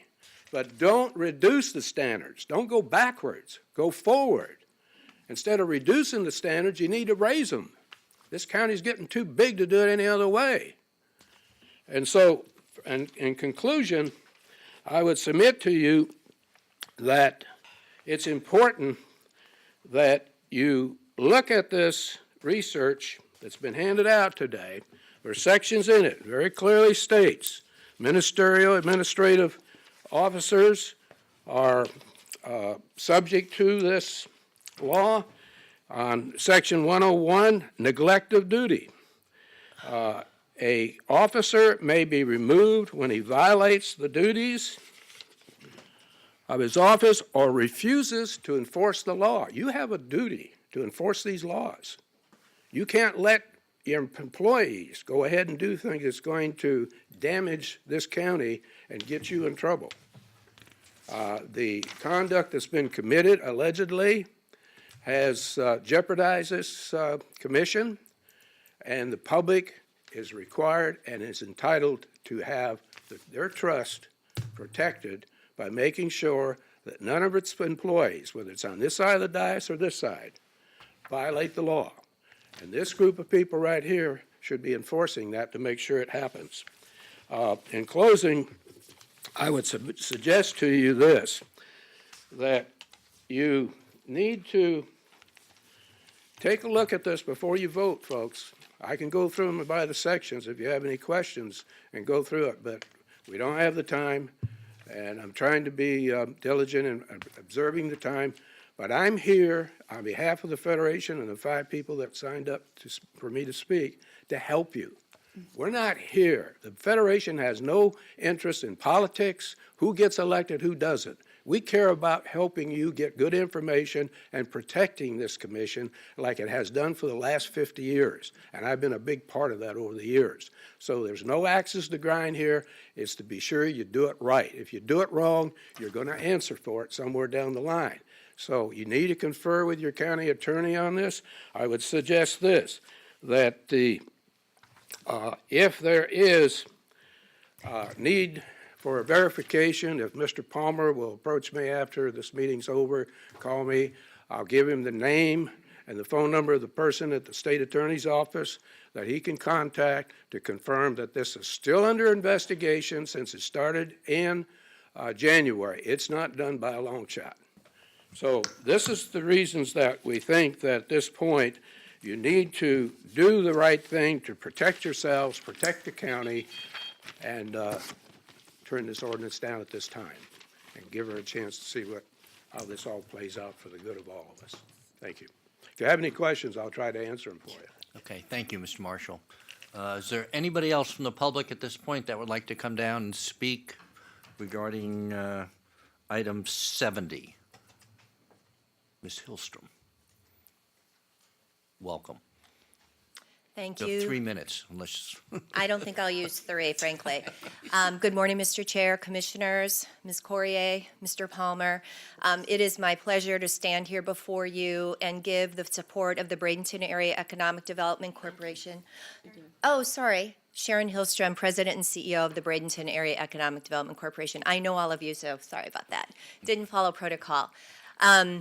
I am proud to stand here before you on behalf of our Board of Directors, leaders in this community, to give our full support to this ordinance and also to Ms. Corrier in the position of County Administrator. Having worked with Ms. Corrier over the past 7 years, her leadership abilities, which is what this role is really about, it's the CEO of the county. And you need to be a leader. And Sherry has demonstrated that over and over again in every role that she has ever had. She has outstanding directors in their positions, and she allows them to do their jobs. That's why this county has been so successful, because we've had great leadership before Sherry, and now Sherry's in this role. I can't tell you enough how much we support her in this capacity. From an economic development standpoint, she has been amazing. Those are some of the things why the county is doing so well. So I'm not going to take my 3 minutes. I just wanted to come up here and give our full support. I have some of my board members in the audience. They support this wholeheartedly. So thank you for the time. thank you. Is there anybody else from the public that would like to come down and speak? Sir? No, you don't. No, you don't. As long as it's regarding this. Is it on regarding 70 or is it? Yeah, 70. 70. 70. Not, What's 70? The county Okay. administrator. You'll have a chance under 70. okay, seeing nobody else, we will close public comment. Commissioner Benak. Yeah, I'm going to ask, I don't know if the county attorney knows this, but I'm going to ask Sherry, have you been accused of a crime? I'm not aware of it. You've not been charged with a crime? No, Okay. Commissioners, I'm not aware of what was discussed. I was interviewed for about 5 minutes by the sheriff's office relative to our healthcare advisory board. That's all I know. Well, I mean, I know that people can say anything about us. We're elected officials. I remember looking into that saying, oh my God, these people are saying horrific things about me that simply aren't true. Well, that's okay. There's a much higher standard when you're an elected official. But when you're a private citizen, I think there's laws against what just happened. I think there's laws against charging somebody with a crime that hasn't been charged with a crime. So I hope that the person who did that is prepared to defend themselves, because I don't think you can do that, get up here in a public forum and charge somebody with a crime when there's no basis for that. I would ask the county attorney whether he has any opinion on that. I've never seen such a thing happen before for any of our employees. I find it outrageous in this setting. I certainly have no problem with any county citizen coming forward and giving their opinion on, who they think and how we should operate, but coming forward and charging somebody with a crime and saying that's why we shouldn't be hiring them when there's no factual basis for that, I find that outrageous. But I think I said that 10 times. Well said. Commissioner Ball. Yeah, I'm going to, if you don't mind, I'm going to let Mickey speak, and I'll speak after him. Is that okay? Mickey, go ahead. Mr. Chair, Commissioners, first of all, with regard to Commissioner Benak's commentary about any liability that the speaker might bear, I'm disinclined to offer an opinion on what liability he might bear for defamation here today. I'm just disinclined to do that respectfully. Here's what your county attorney knows. Approximately 4 months ago, that's my best estimate, I received a telephone call from the Sheriff's Council. Mr. Warbeck informed me in that telephone conversation that a complaint had been made to the Sheriff's Office by a Mr. Sandy Marshall, a former member of the Healthcare Advisory Board, about an alleged violation of the Sunshine Law associated with the Healthcare Advisory Board. Mr. Warbeck called me as a matter of courtesy, simply a courtesy call, to let me know that one or more detectives in the sheriff's office would be looking into the matter, but he thought it the courteous thing to do to give me a call. There was no suggestion that Ms. Courier or any other individual had engaged in criminal conduct. I said, Eric, thank you very much for the phone call. I appreciate the courtesy you've extended today. I would estimate the conversation lasted maybe 4 minutes. I have heard absolutely nothing from the sheriff's office to include their counsel since that conversation. I have taken no steps. It would be inappropriate for me to do so, to somehow inject myself into a sheriff's investigation. Frankly, given the passage of time, it had been my assumption that the matter had been resolved by the sheriff's office. What I've just told you is the full extent of what I know. I did not even speak, I didn't speak with Ms. Courier or anyone else in the administration relative to that phone conversation. I felt it was inappropriate for me to do so. Again, any conversations I might have had with anyone might have been construed as some kind of interference in the sheriff's examination, and I was not going to do that. What I've just shared with this board is the full extent of my knowledge regarding this matter. Thank you. Commissioner Ball? Yeah, thanks. I'm kind of speechless. First of all, Betsy, I don't know that what you're referring to would be correct, because I think the county administrator is held to the same. What goes for us also goes for, I think, the county administrator, but then again, I'm not 100% sure, but it seems like I read that somewhere. But this whole thing, I mean, I don't think he, quote unquote, actually said that Sherry was guilty of a criminal offense, but he certainly implied that there's an investigation going on. And I've not heard anything about any investigation concerning the sheriff's office or anything else. And I would question as to whether or not perhaps we should have been, that information should have been perhaps shared with us, but, you know, whatever. If you don't want to know, you don't want to know. But I, for one, if there's something going on in the county, I'd like to know about it. But I certainly don't feel with what our county attorney has said that there's really any way that that could be connected to the county administrator. But at any rate, if there's something more to it, perhaps we can get more information later, but I don't think it's really pertinent to what we're talking about right now. Thank you. Okay, Commissioner Whitmore. I haven't ever attended any of the healthcare meetings, but what I've been told by staff, and then we voted on some stuff too, but Mr. Marshall, the board there wanted to remove him, and I'm not sure what happened, but I think he decided to resign. I just remember seeing that or hearing about it. And then he opted to resign because I remember we had to vote for somebody to take his place at one point. So this is something that maybe is accusing sunshine with that board. Sherry and Josh are staff. They're not, they don't fall under the sunshine. But maybe, and he's probably talking about the other people on the board. Let's move on. Let's vote on this. Yeah, let's just go forward. Commissioner Benak. I guess I'll ask a question in the next one. There were two things brought up by the speaker. One, the college degree. Certainly don't disagree. College degrees are important for a fast-growing county like ours. If we weren't in the situation where we are, where we have basically a bird in the hand, I would have no problem with leaving the ordinance as is, or maybe changing it slightly. I have no problem with that comment. The second question I'll ask, when we do get to a contract, I assume that there's language if our county administrator is, assuming we do get to a contract, I assume there's language in a contract that says if someone is convicted of a crime, they will no longer be county administrator? I guess I'll defer till we talk about that. I'm sure it's something in the contract, and if we get to that point, then we can discuss that, which is the second point that the speaker made. Okay, let's move forward. Mr. Chair, if I might supplement my commentary a little bit further. I have in front of me Florida Statute 125.73, which deals with the qualifications of a county administrator.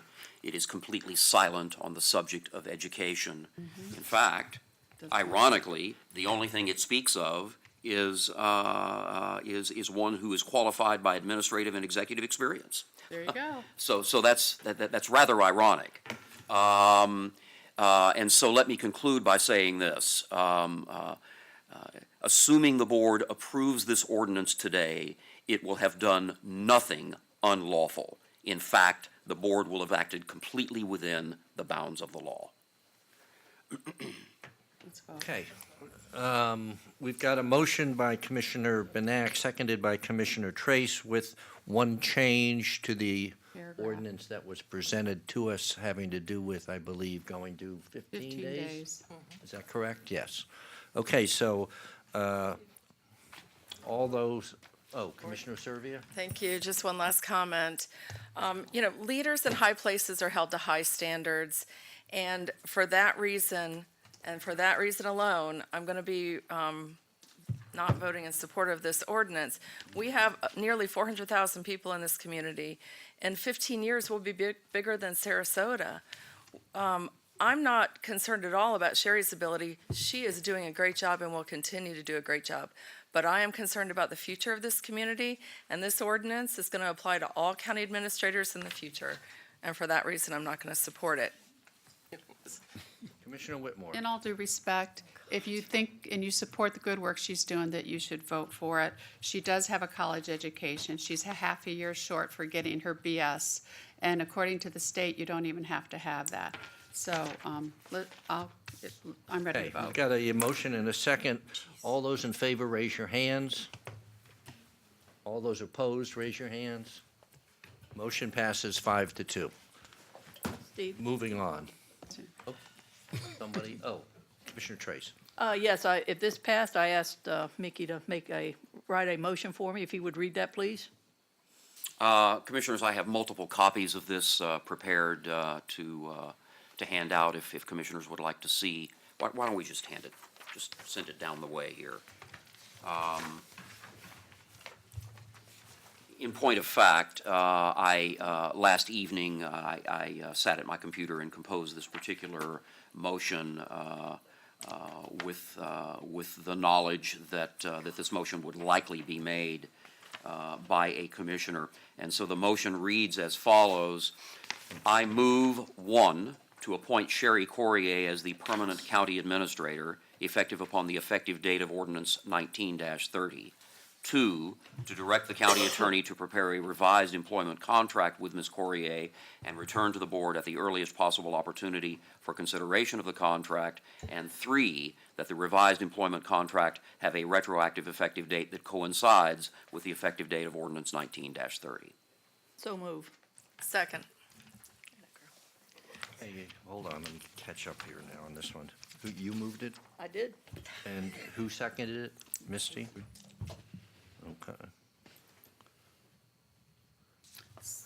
Can somebody say this in layman's Everyone else is terms? off the board. I just have one question then. Yeah. Um, Explain it. to Mickey, on the previous ordinance, is there no right of appeal by anybody? There's not a 30-day appeal process that the public could put forth on that ordinance?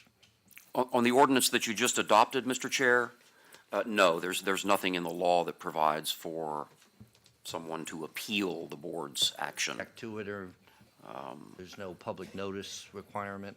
No, nothing that I'm Okay, aware I of. just want to make sure. Yeah. Nothing that I'm you're aware right. of. That's a good point. It's only land use, I think, 30 days, yeah. Okay, Commissioner Benak. I'm going to be supporting the motion. I think we were pretty clear, at least think I was, maybe I'll say somewhat clear, when I made the motion the last time, that was my intent, that we resolve this issue now for the good of the county, that we move forward, we put this issue to bed. Certainly, this county is continuing to grow.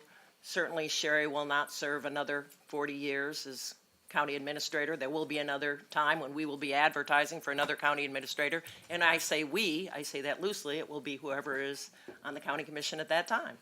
But I think this is the right thing to do now, to move forward, to put this issue to bed, and to continue the great progress that this county has made. And I really appreciate the smart support of Commissioner Servia and seeing that it's time to just move on, and let's keep up the good work.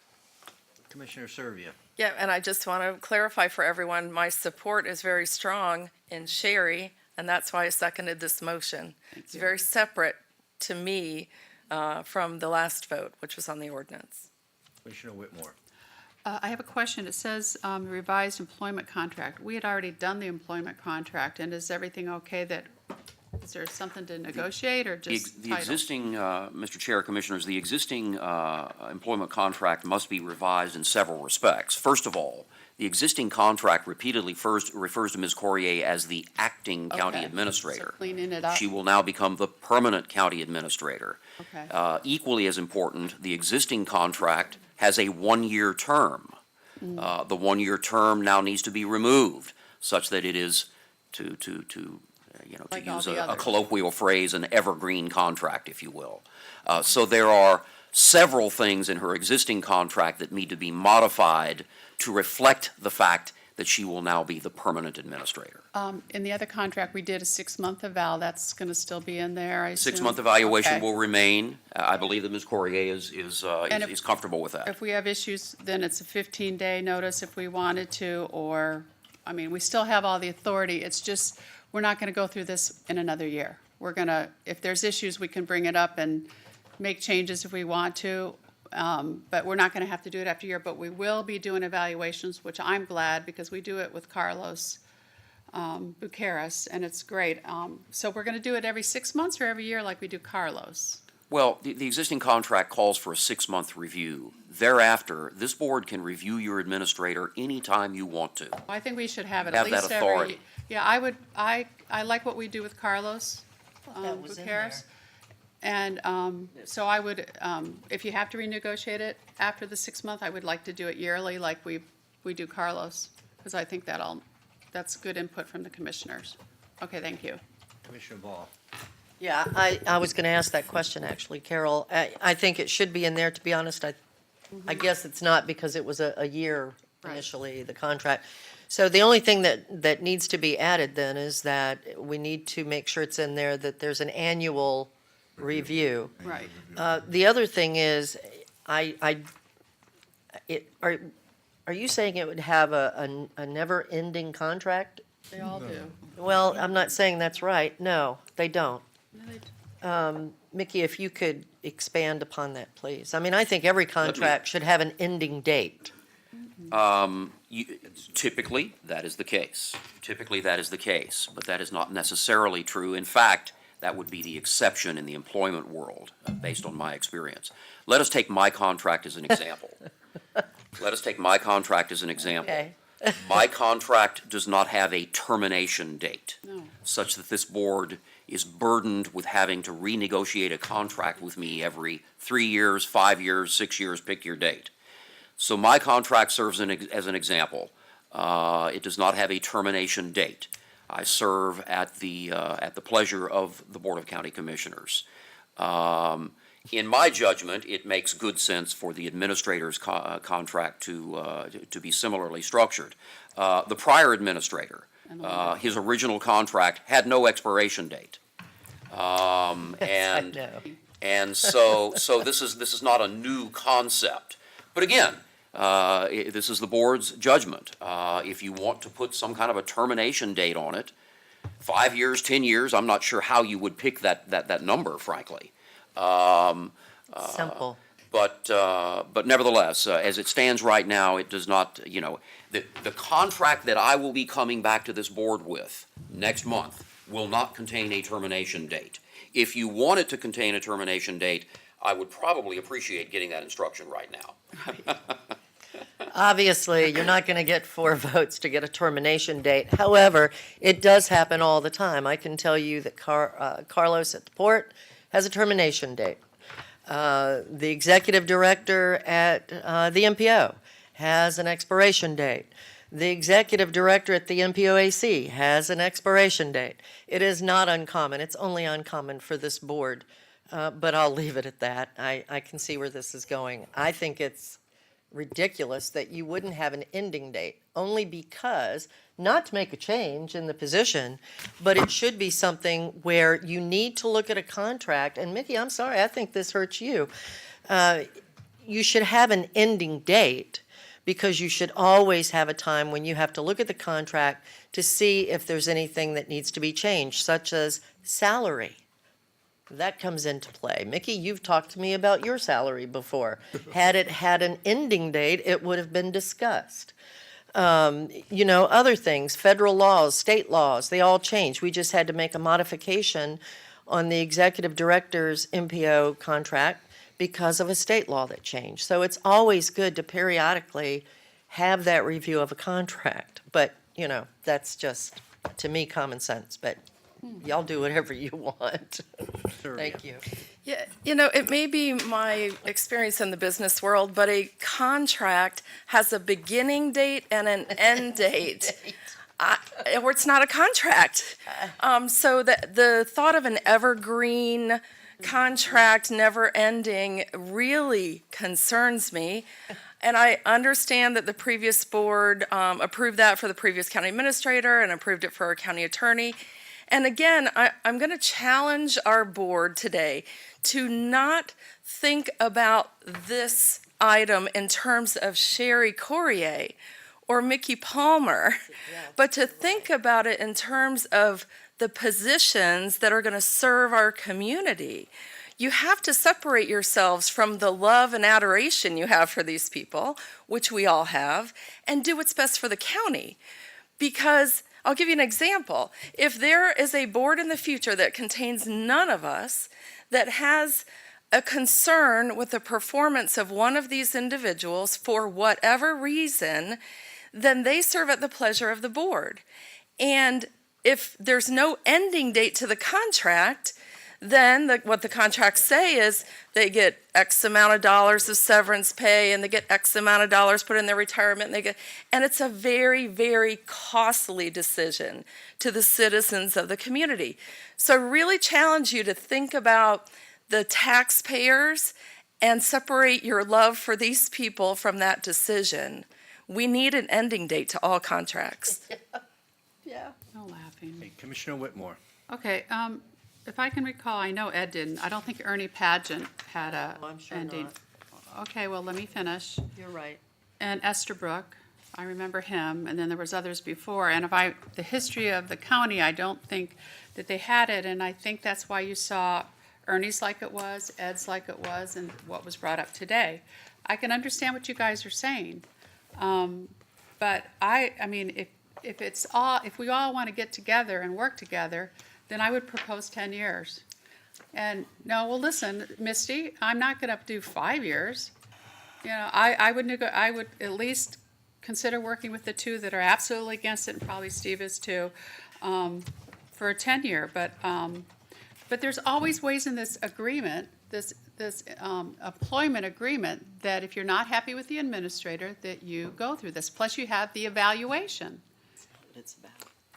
Hey, you do whatever you want. I support the person that we're going to put in this position, and I don't think 5 years is enough. I think 10 years. The only reason why I got 10 years is Vanessa mentioned it. 10 Thanks, years Vanessa. is better than nothing. Yeah, 10 years is better than nothing, and I'm not even sure if our hopefully Don't new get any administrator idea. would agree to that, but 10 years is better than nothing. And if you guys feel that passionately about it, then I would support that. Thanks, Vanessa. I would have never thought of that. Trying to speed this along a little bit, in my opinion, the contract that Sherry and I, along with the respective attorneys, negotiated was a 1-year deal.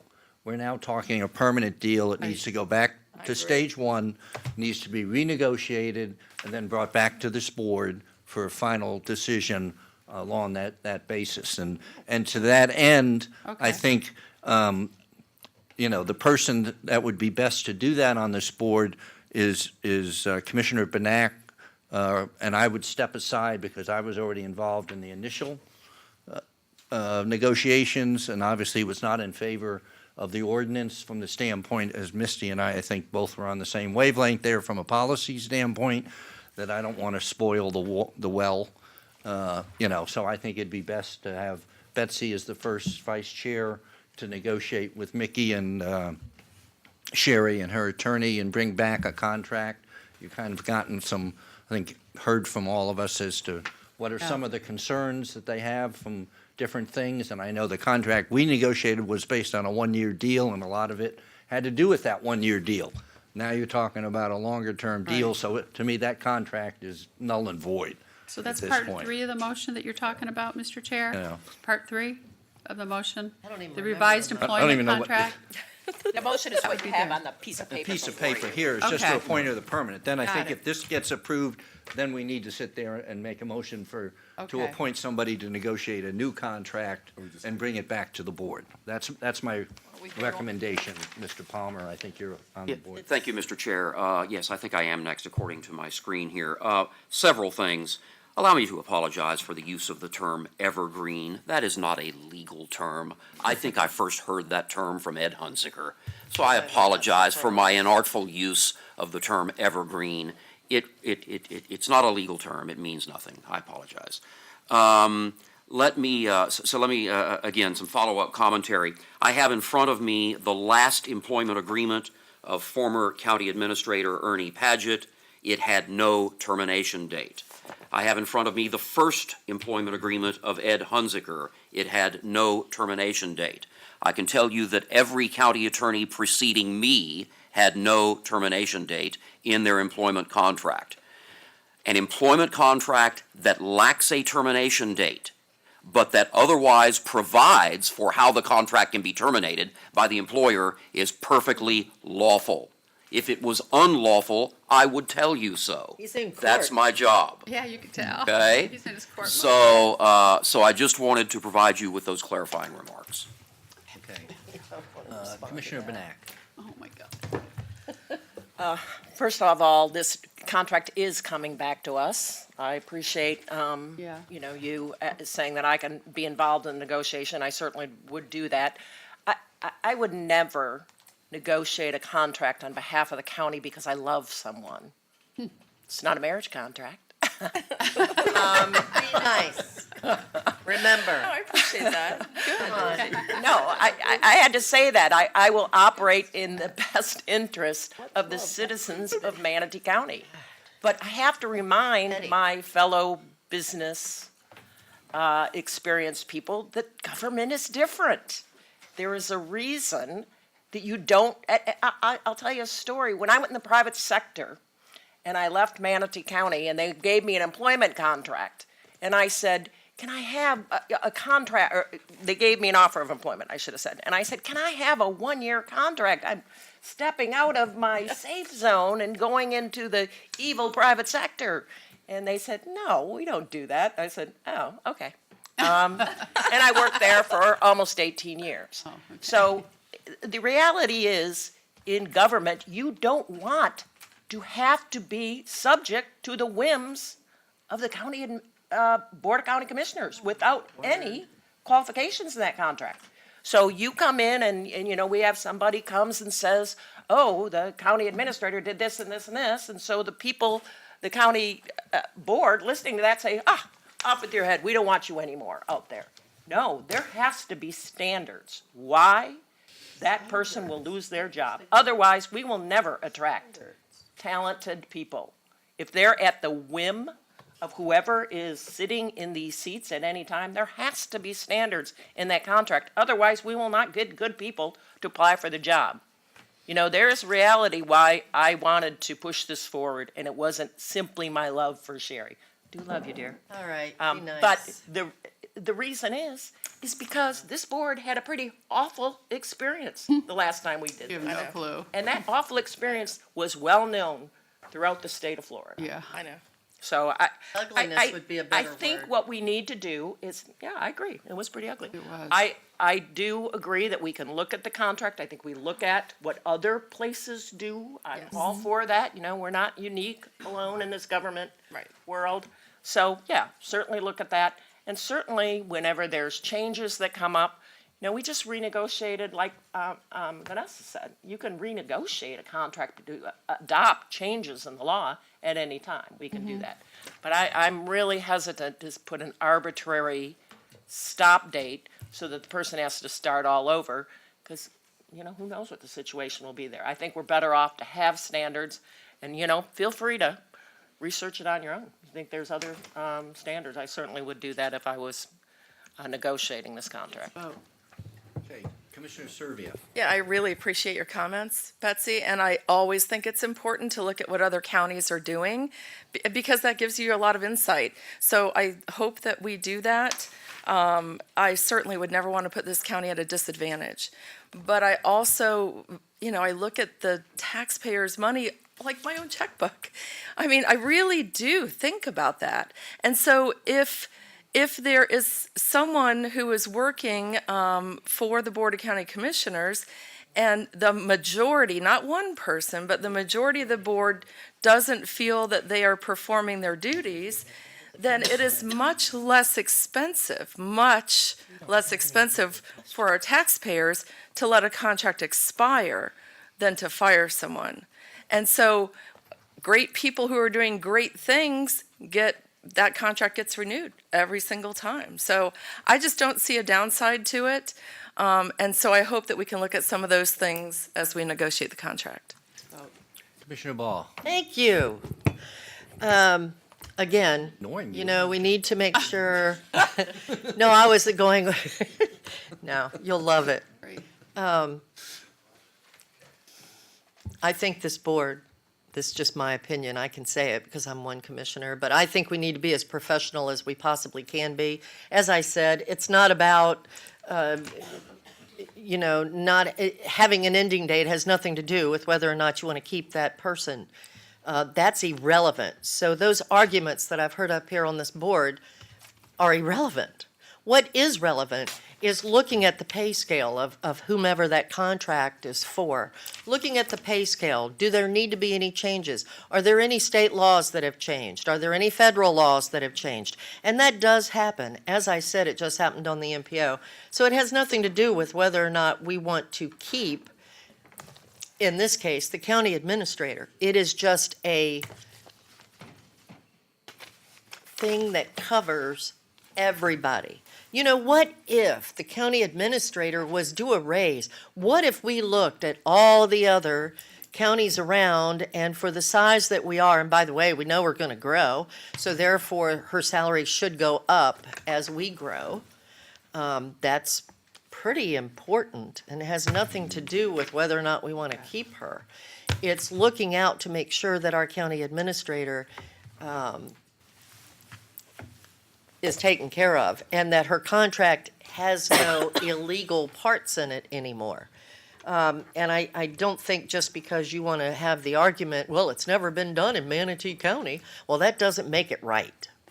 So for me, as I said, I don't think this board will probably vote for it anyway, but it protects, in this case, the county administrator. It would have protected the county attorney in many ways. And it protects this board, but more importantly, it protects the citizens of this county. But, y'all do whatever you want. I'm just saying, it's not about making sure that we can keep the county administrator or not, because there's already, a paragraph in there about that. So that's not a good argument for what we're talking about. But y'all do whatever you want. Okay, let's vote. Okay, Mickey. Mr. Chair, rest assured, if there are ever any changes in state law that would affect any of the employment contracts that you've entered into, I'll be advising you of that. That's my job. That's my job to advise you of changes in state law. And I have to ask for direction from the board. Assuming the motion that's on the table passes, I'm going to be getting to work, coming back to you as soon as possible with a revised employment agreement. But if, as part of that task, The board is instructing me to examine what is being done in administrator contracts in other counties. I need to know whether that's part of my task. And I will tell you, if that's part of my task, that's going to delay things a bit in terms of coming back to you with a revised employment agreement. Why don't we vote on I'm the happy to do it. I am happy to research Why don't we what other vote on the counties are motion doing. on the floor I and then just make need a to know whether motion? the board is instructing me to do so. Why don't we vote on the motion on the floor and then make a motion if we want Betsy to negotiate it and if we want a time in there? That, to me, is a secondary emotion. If she doesn't she doesn't pass, then it's a moot point anyway. Well, If we don't pass the motion on the floor. Let's just vote. And then like, Is the maker of the motion, don't include, I wouldn't mess it up with the original motion. Do what they all suggested down is there. the maker of the motion? Commissioner, If I can? okay, go ahead. I would just add that we do some research on contracts. I'm trying to get Right. everyone to That'll be a support second this. motion. I'm trying to get everyone to support this, so I would add to the motion that we do some research on other county administrator contracts. Technically, I think I was the mover of the motion. Was. Oh, I'm sorry. No, she did. No, I she think made so. it. It was the thing she passed out. Wrote it down Seconded by You Servia. did. I'm sorry. Okay, I shut up. To me, there's two issues here. The motion on the floor, and then I have no problem with making another motion saying on the contract to do the research and make it longer. I think Sherry has the contract that she is under. For one thing, she's not going to be, after we make this motion, there's 2 or 3 weeks for the state has to ratify this, so she's not going to be actually county administrator for 3 weeks anyway. No. Maybe more. She's going to be acting until it's ratified. So to me, vote on this, and if it doesn't pass, then we don't need to vote on anything. If it does pass, then we make a motion that Betsy do it, and we look into, and we do the research. To And we me, do that's, the there's 2 separate motions here. I say let's deal with the first one, and then I'll be happy to make a second motion, or you can make the motion that you just made. As a second motion. Forward. Somebody read the motion. Yeah. On the Right, floor. It's the one that's Exactly as written, written. Vanessa. They didn't change one. It's the one that's written. In which case, I'll call the question. Let's open the public comment. Second. Commissioners, just a point of clarification. Call the question. Your ordinances are transmitted to the Secretary of State electronically these days.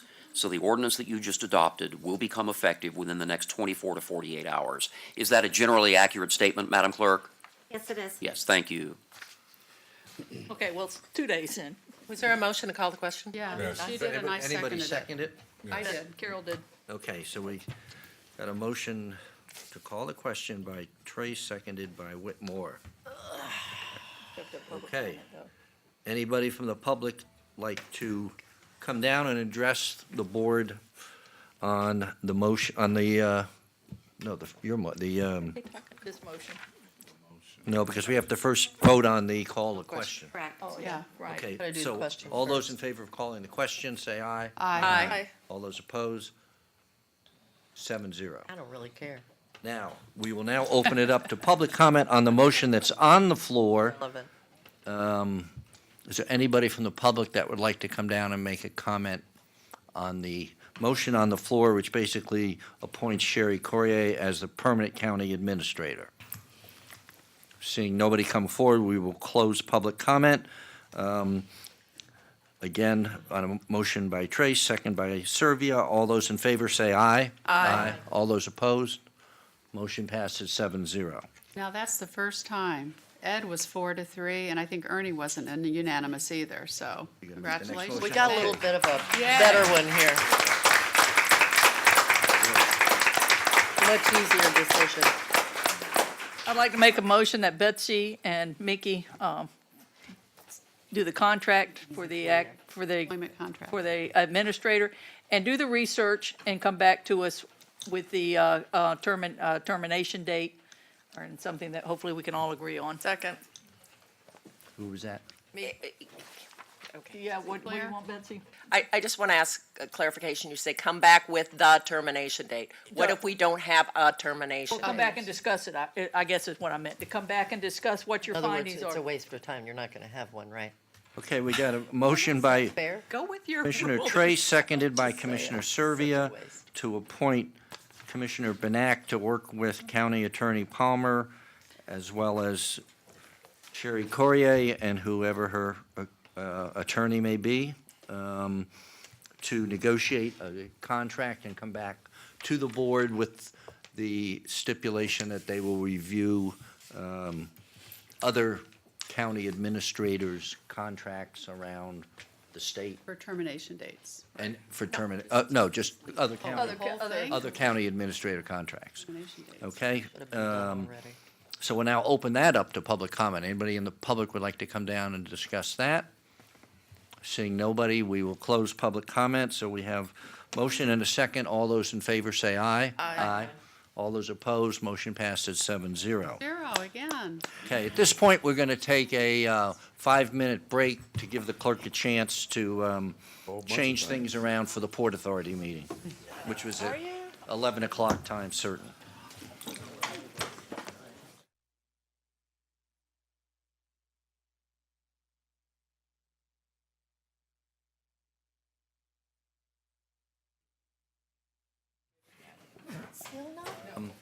At this point, we will take a temporary recess from the county commission meeting to hand it over to Commissioner Ball for the port meeting.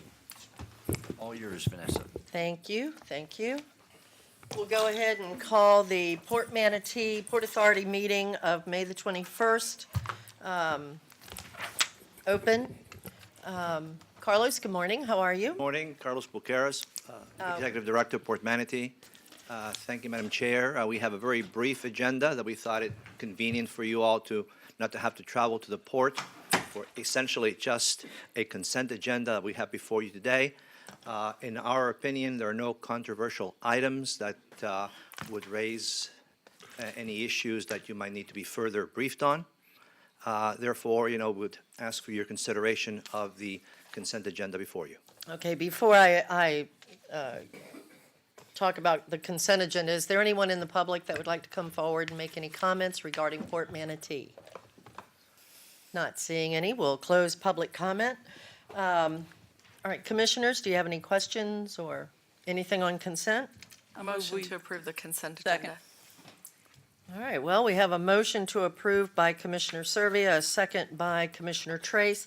I am going to bring up Carlos, number C, delegation of authority to executive director, and that's because we're getting ready to go on recess. Thank you. That's correct, Madam Chair. Every year around this time, you provide or you have a delegation of authority during your recess in the event that there are any issues that need to be decided upon while you're absent. However, this delegation of authority is very limited, and we have Jennifer Cowan, your attorney, here also if you need some further clarification as to what that involves. All right. Well, we have a motion to approve and a second, so we'll go ahead. All in favor, say aye. Aye. All opposed, nay. It is approved. I do want to go ahead at this time with your approval, Carlos. I see that Keith is here from FDOT, Correct. and I think that he might want to. Thank you, Madam Chair. Keith Robbins with FDOT District 1, who's always extremely generous in coming here all the way and attending all of our meetings. Has been very, very consistent in that, and we really appreciate the work that District 1 has been doing with the port. And so I'd like to bring up Keith for a few comments. Thank you, Carlos, Madam Chair, and board members. Just a couple of quick things to update you on. We are coordinating with the port and the Manatee County Chamber to have our new Secretary of Transportation, Kevin Tebow, come out at the end of August in conjunction with a chamber visit. He'll also visit Port Manatee. And our District Secretary, L.K. Nandum, should be there as well. Two other items on statewide significance. The state is updating their state freight mobility and trade plan, and the regional forums, listening forums, have started this week. The one for District 1 is tomorrow in Avon Park, and there are 6 others being held in other locations around the state. That's to garner stakeholder feedback and input through breakout sessions as the folks in central office go through the update of the state freight plan, and hope to have that completed by the end of this calendar year. The last item is just this morning, I put in 2 new grant agreements for legal review. Once that's approved, they'll be forwarded over to the port for consideration at your next board meeting. One is additional funding to the intermodal container yard project granted from FSTED, and the bigger one is a new grant agreement with almost $11.4 million from the state for berth 4 rehab and reconstruction. Yay, huge. Keith. Now you know why I really wanted Keith to speak. Keith, also, you brought up about the freight plan. We actually talked about that a little bit yesterday in the MPO meeting. It came up in the MPOAC meeting board that I'm on. And I'd like to, if you don't mind, make an appointment with me. I'd like to discuss that with you because I think it is something that Sarasota, Manatee need to play a bigger role in than what we're capable of doing at this point. So I'd like to talk to you and get your thoughts on how perhaps we can help make that happen. Yes, ma'am, will do. That'd be great. Thank you. Any questions for Keith from FDOT? Thank you for working with us and being here all the time. We do My pleasure. appreciate it. Thank you. I can tell you, he is wonderful to work with. All right, Carlos, anything else before, any comments on your end? No, not from my end. Thank you very much. Jennifer? Nothing. Okay, y'all come all this way. Commissioner comments. Any comments from any commissioners? You're free and clear. Thank you. Another All right. great Thank you. performance. Thank you, Carlos. Keep up the good work, team. All right, then we will adjourn the port meeting. Thank you. I don't know if I need to gavel this, but I will anyway. Keep everybody awake. Oh, that's right. The clerk would like a couple of minutes just to change over, so as soon as she gives me the high sign, we'll What are we doing? reconvene the It's regular transitioning from meeting. porta They gotta change the tape. Change the tape or whatever it's called. What? I'm sorry, I wasn't Change the listening. tape from Port Authority to gotcha. the clerk. Sorry, I wasn't. I'm sorry, I need to keep 2 separate records. Keep them separate, baby.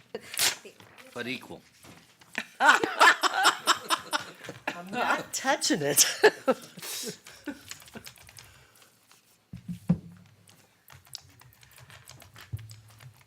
And Mr. Chair, I, as you know, don't have a computer, so I'm using Sherry's iPad, and they're hopefully bringing me one down, but, so I gotta go kind of slow versus clicking on the computer so fast. So just so you know, that's why I've been in a tizzy. No comment. I know. So that couldn't tell any difference. Look at this. Oh, shut up. I knew you were gonna Oh, say you that. walked right into that one. I do. Yeah. So where are we next, like on 71 or? No, we've got lots of stuff. We haven't done the consent agenda yet. Oh, we gotta do future- public comment. Okay, I'm sorry. Got all kinds of things So yet. we're, Yeah, we're Good? good. Okay. Next item is citizens' comments on future agenda items. I have a bunch of people signed up. First up, Mike Meehan. Well, as usual, I have a headache. Welcome, Mike. You'll have 3 minutes and state your name, please.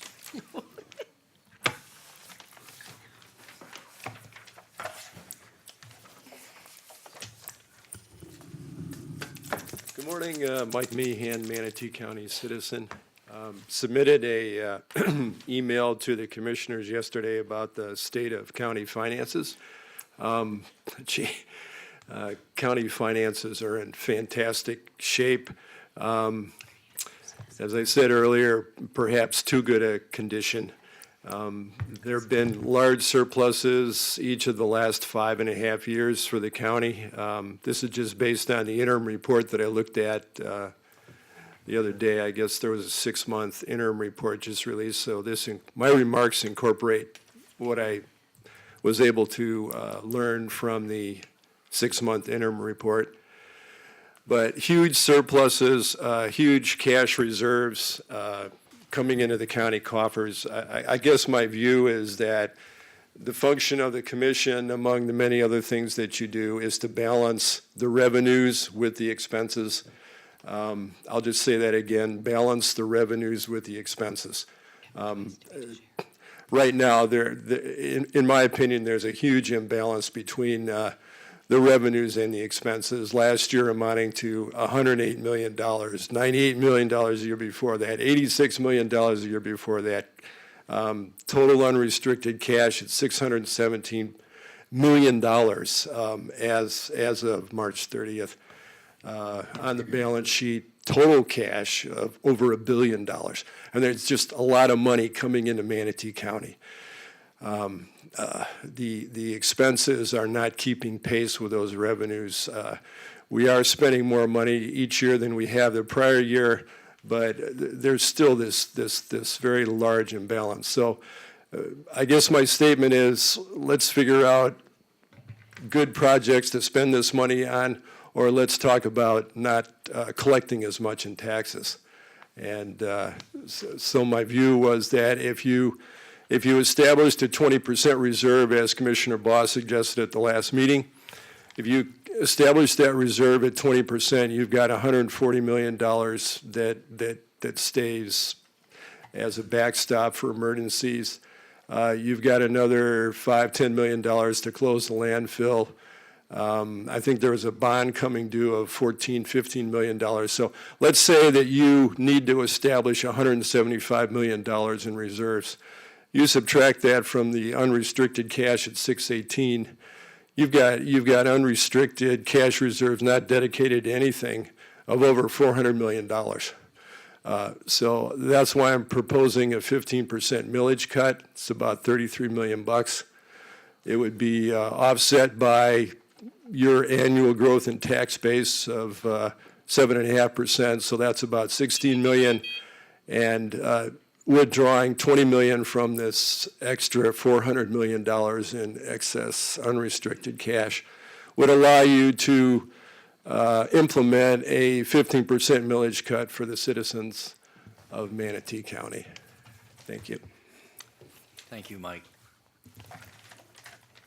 Carol, you have I'll wait till after comments. okay.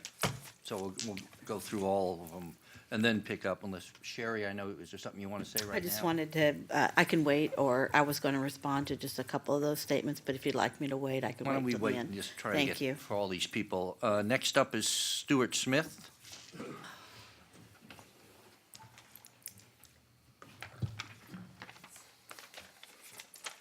I'm Stuart Smith. I live in Wild Oak Bay on Sarasota Bay behind Long Bar, and I'm here with Lynn Vernon, and we have Paul Leppinen here too, who between them represent about 2,000 people on Perico Island. And we're here today to sort of lighten up your day a little bit, I guess. We, among other people from these neighborhoods, came to you in January and made you aware that duck hunting had begun to pop up in our heavily populated neighborhoods. And it was causing a lot of consternation to the residents. And at the time, I remember that it generated a pretty good discussion here as well. And also, a couple of weeks later, it generated a memo from the county attorney, arrived on February the 7th, which laid out the only procedure available to you to address our concerns. And it's the only procedure because hunting regulations are reserved to the State Fish and Wildlife Commission. And the procedure comes from them. The procedure requires the county attorney to draft an ordinance for your consideration at a future meeting to petition the FWC to create specific areas where hunting can be precluded to varying degrees. Now, to draft this ordinance, the Manatee County Attorney simply needs a vote by you asking him to do so. And this vote has not taken place. And since the 4 months since the memo came out, people have been looking at it, and we've kind of, in my opinion, got a little bit lost in the weeds, and we have too, the people who are concerned about it. For example, we met in April with Commissioner Johnson and a county attorney regarding things like details like boundaries for these areas and other things that would be part of an ordinance. And last week, I had communication with Commissioner Johnson and Charlie Hunsinger, who's been designated to follow this matter, and that was about details too, about things like law enforcement and signage and even FWC rules. Now, some of that may matter when it comes to writing an ordinance, and some of it may not. But my point is, I think we need to return to a focus, which we seem to have lost, on creating this ordinance. All of those things kind of put the cart before the horse. And without an ordinance, they become kind of meaningless. It's kind of like a reporter who writes a news story without anywhere to publish it. The ordinance gives structure and purpose to all the details that come into it. And so I'd like to ask this board to refocus on creating the one tangible product that can actually address our problem, which is the ordinance. And I'd like to ask you to take a vote to direct the county attorney to draft this required ordinance. Nothing real is going to happen until you do that. And you'll never have anything to discuss at a future meeting if you don't do it. You can do it today. There's really no downside. You could even do it now, but I don't think you will. You're not going to have the time right now. Went. But I'll wait. Thanks. Okay. Thank you. Charlie, I think, wants to address the commission on. Charlie turned in the card? Gonna finish public comment?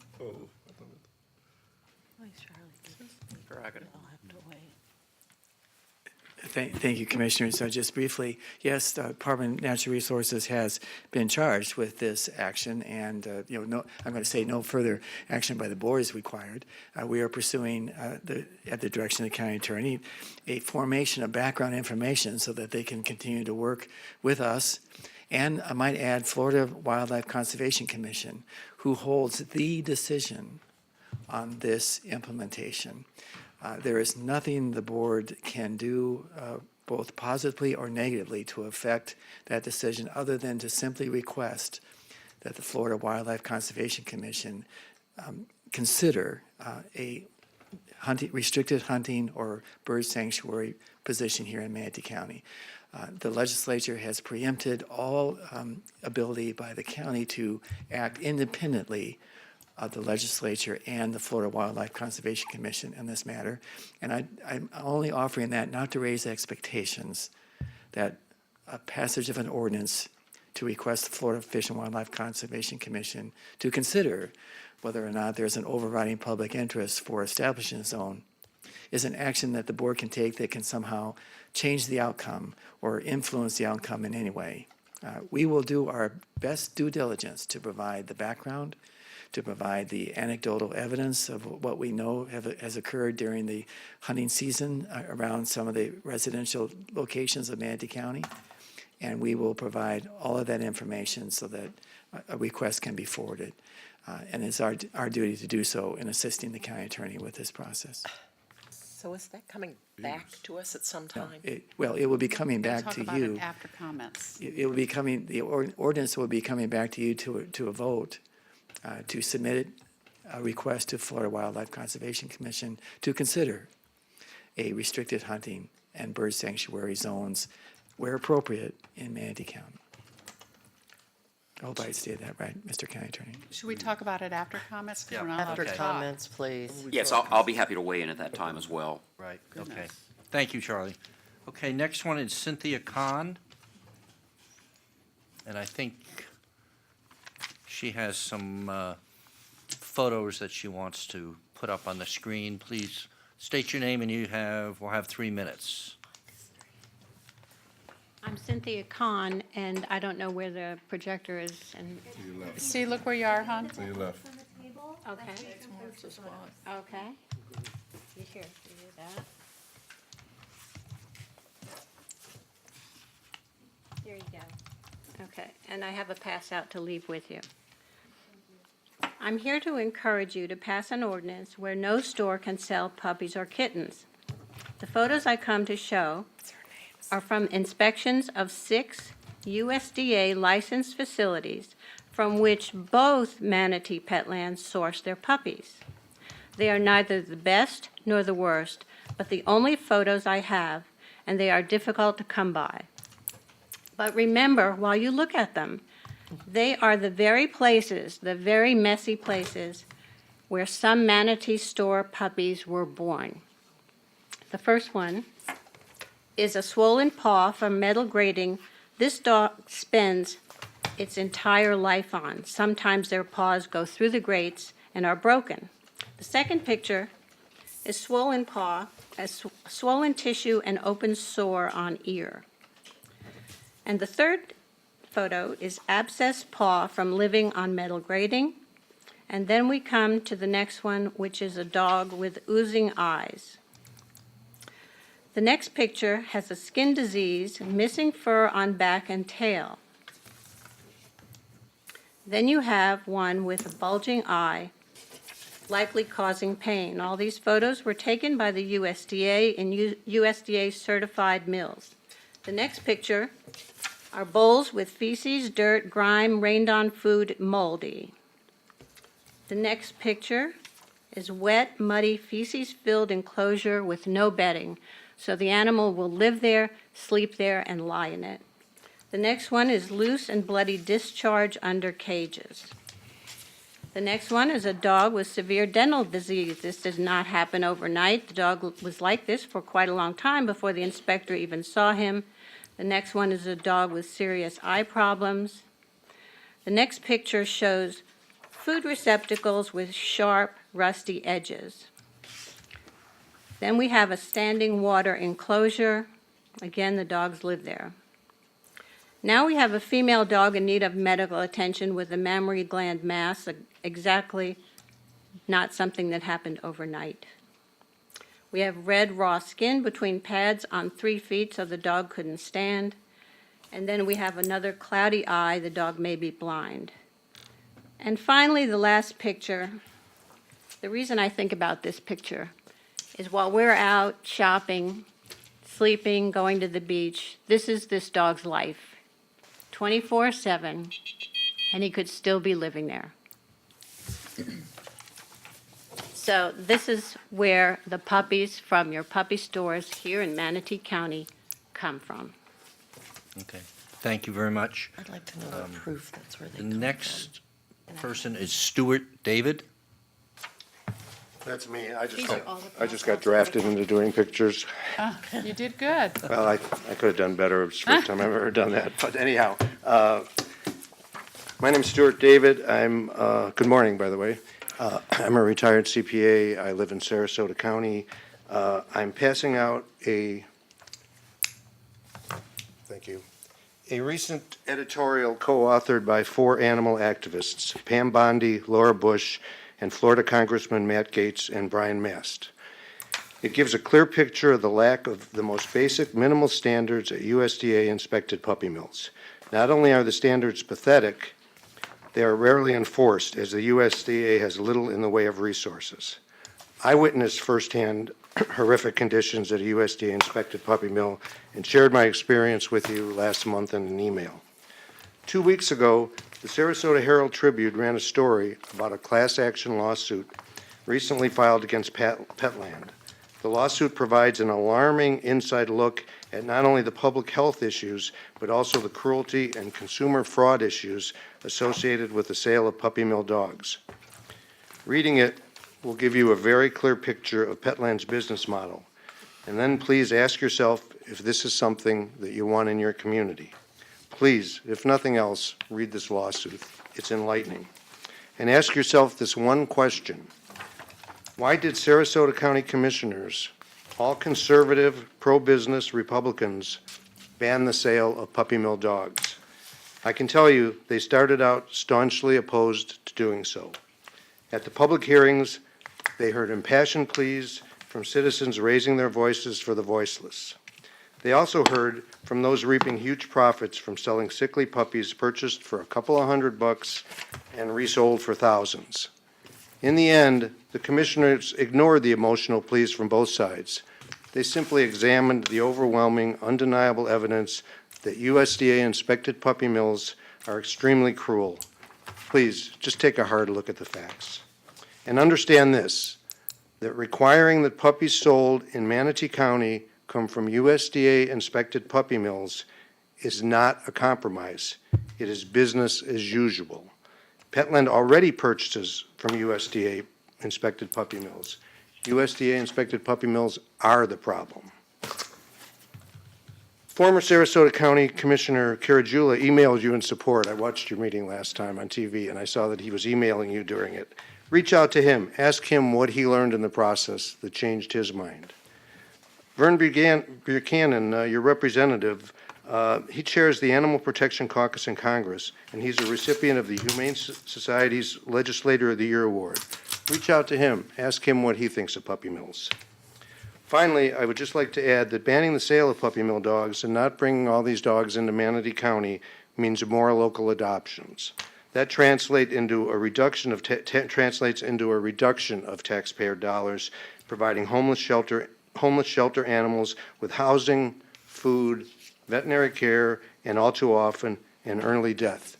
It's a win-win situation. Thank you so much for your time. I appreciate it. Thank you. Thank you. Next is Terry Passarilli. Even close. Passarilli.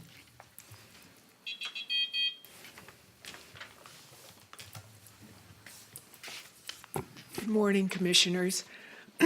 My name is Terry Passarelli. I'm a resident of Manatee County, and that's actually very hard to follow, but it's the same issue that I'll be talking about. For many years, the Humane Society and other animal welfare groups have gathered evidence in their attempt to have the USDA enforce laws regulating commercial dog breeders, more commonly known as puppy mills. Although many want to expose the lack of veterinary care and illnesses in puppies at the stores, such as Petland, I will concentrate on the breeding animals, the mommy and daddy dogs who produce the puppies which are sold in Petland and other stores. To date, breeding animals continue to live in misery, in wire cages, as we saw, usually with enough food just to stay alive, but very often found starving and without any water, even in 100-degree heat. They're kept in the cages and bred until they can breed no more. Wire cages stacked so that excrement drops to the dogs in cages below. Excuse me. The Humane Society for 7 years has produced the horrible 100 list of puppy mills around the U.S. I'm sure none of you would find it easy to read the descriptions of what they have found in these disgusting facilities. Severely underweight animals with open lesions, gouged eyes, and of course, no attempt to clean cages or the animals. Details of their suffering can be found in the Humane Society's reports. Veterinary care is almost never provided there, although it's required by law. Some breeders, after having the license revoked, continue to breed puppies and offer them for sale online.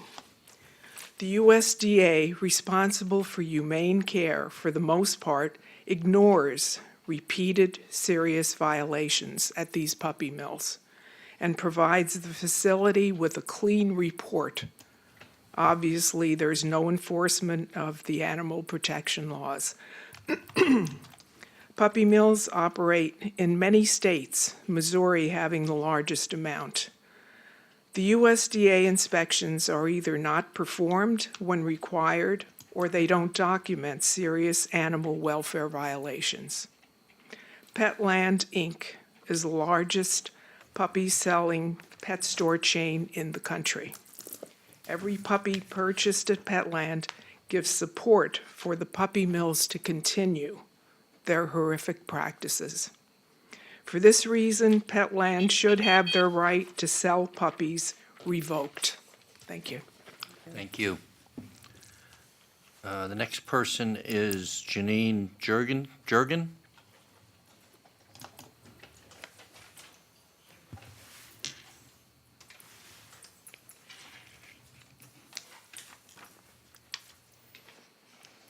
My name is Jeannie Jernigan. I want to address the gross misconduct within the planning department when dealing with permits, code enforcement, and hearings. I informed the commissioners and code enforcement that a garage under construction was in violation of the Land Development Code. They refused to enforce the code. After reading the LDC, I couldn't believe the number of codes the county violated. The LDC states that the department director to investigate any complaint of a code violation.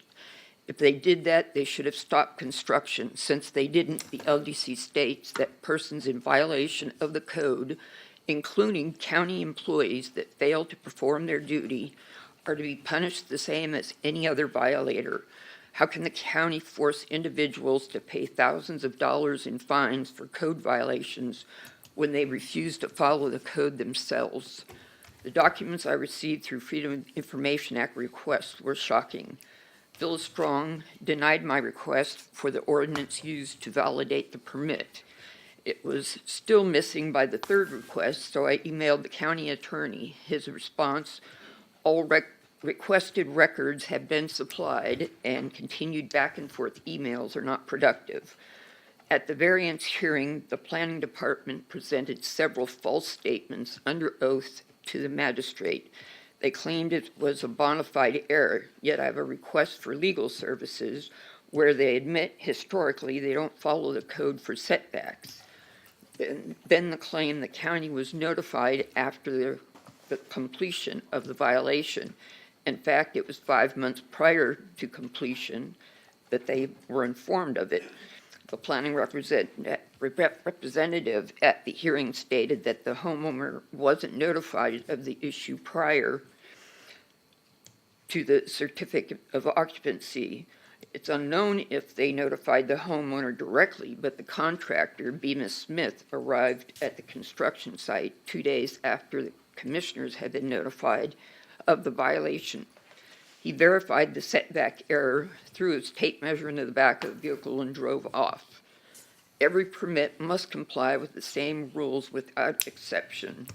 There's some questions I'd like to know: why the planning department willfully violated the land development code and allowed this building to be completed, and why this was continued even after it was exposed, that it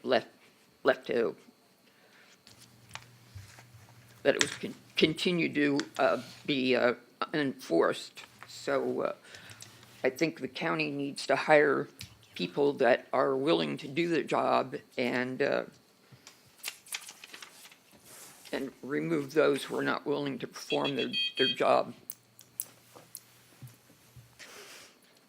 Thank you very much.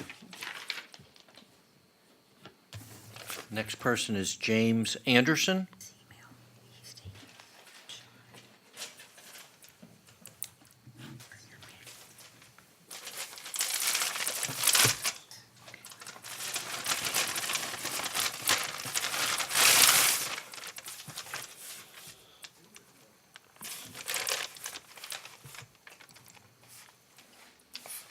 We'll pass it for you. Along the way.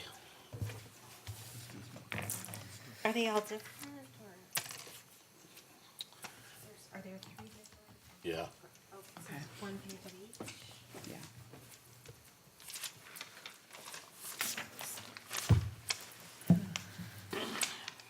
Hi, my name is James Anderson. I'm from Parish.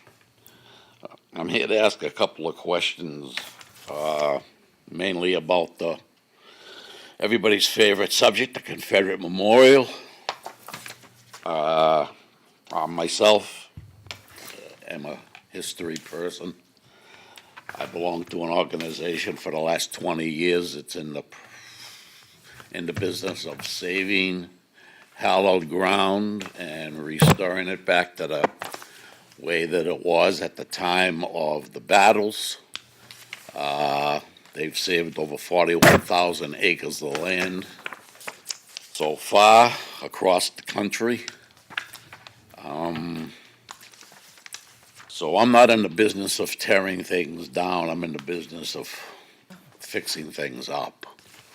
Okay, 2 years ago when they took that monument down, I was at the emergency meeting, and well, let's just say some things didn't go very well that day.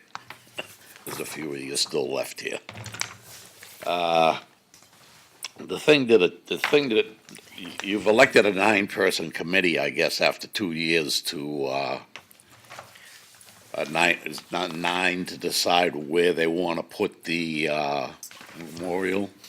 It's going to go for public vote. Okay, I would just like to make sure that wherever they decide to put it, that the historic courthouse is one of those places on the agenda for them, for the public to vote on. Because, as you can see on some of the flyers that I've handed out, it calls for a Confederate memorial there. Okay, and it was there for 95 years. Okay, and it also calls for a Vietnam memorial for the dead. And there's nothing there for that. And it calls for one for DeSoto, and there's nothing there for that.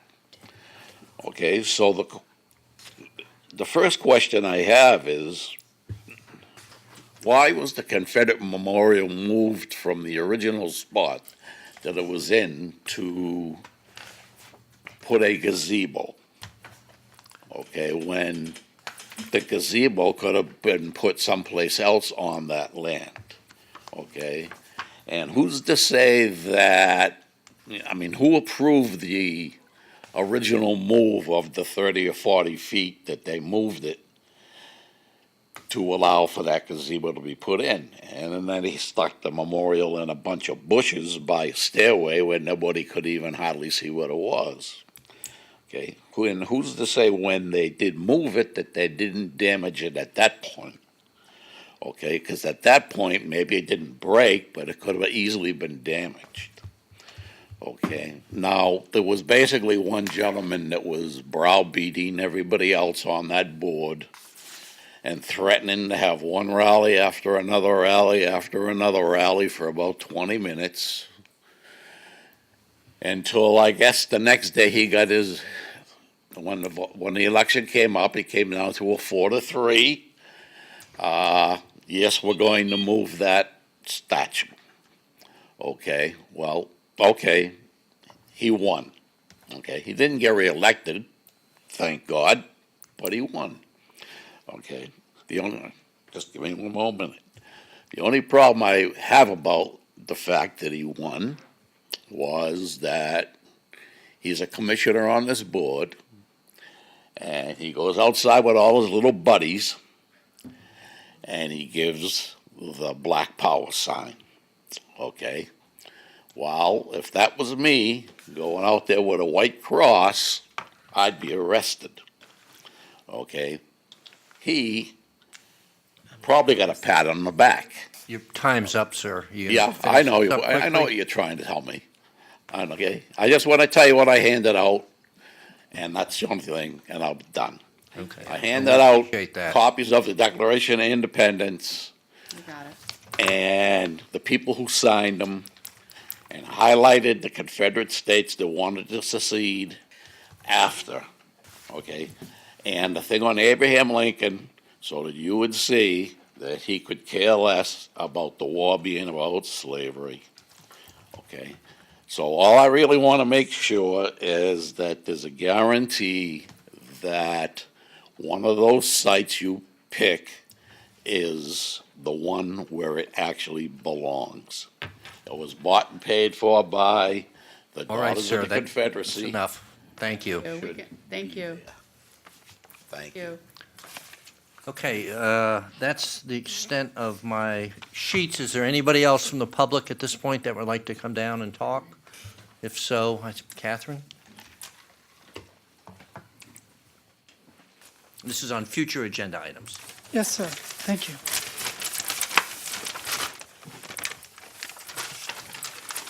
Copy for the clerk. And these are copies for the commissioners.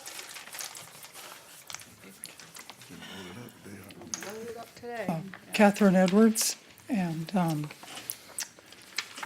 I'd like to talk about hurricane season preparation, particularly communications equipment.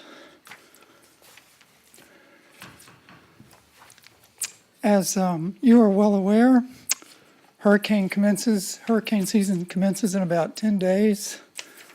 Indeed, this board approved funding for about $27 million for new communications equipment and to harden Manatee's and Sarasota's proprietary government communication towers against hurricanes for the government entities of law enforcement, public safety, EMS, and legislative leaders.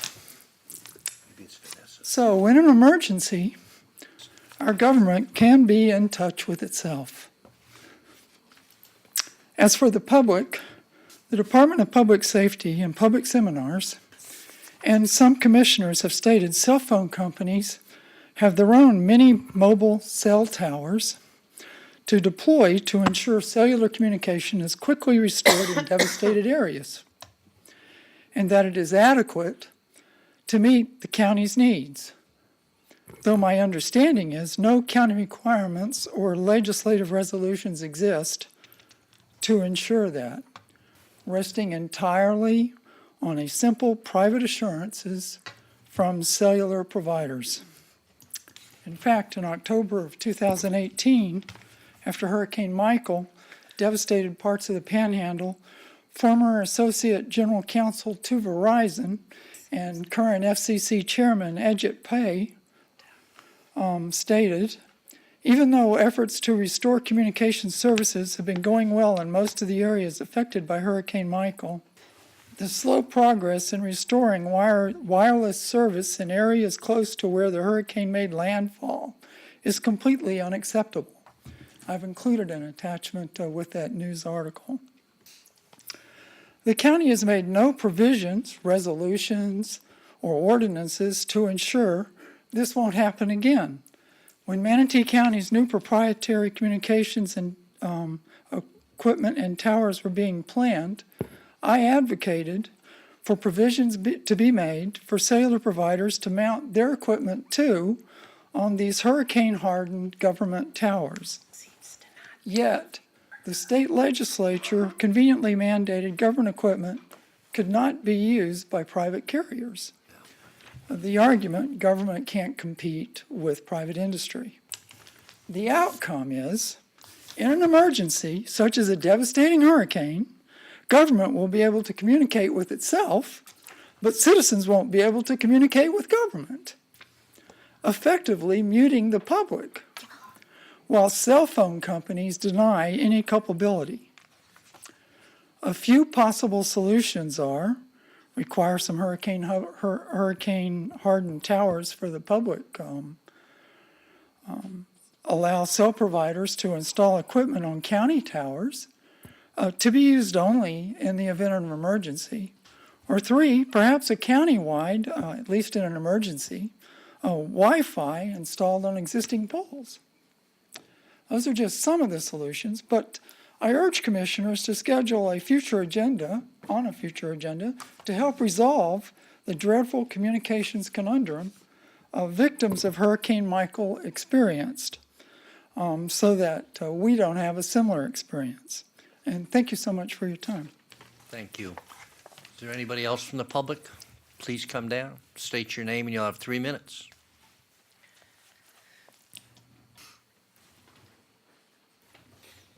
If you could put these in public records, please.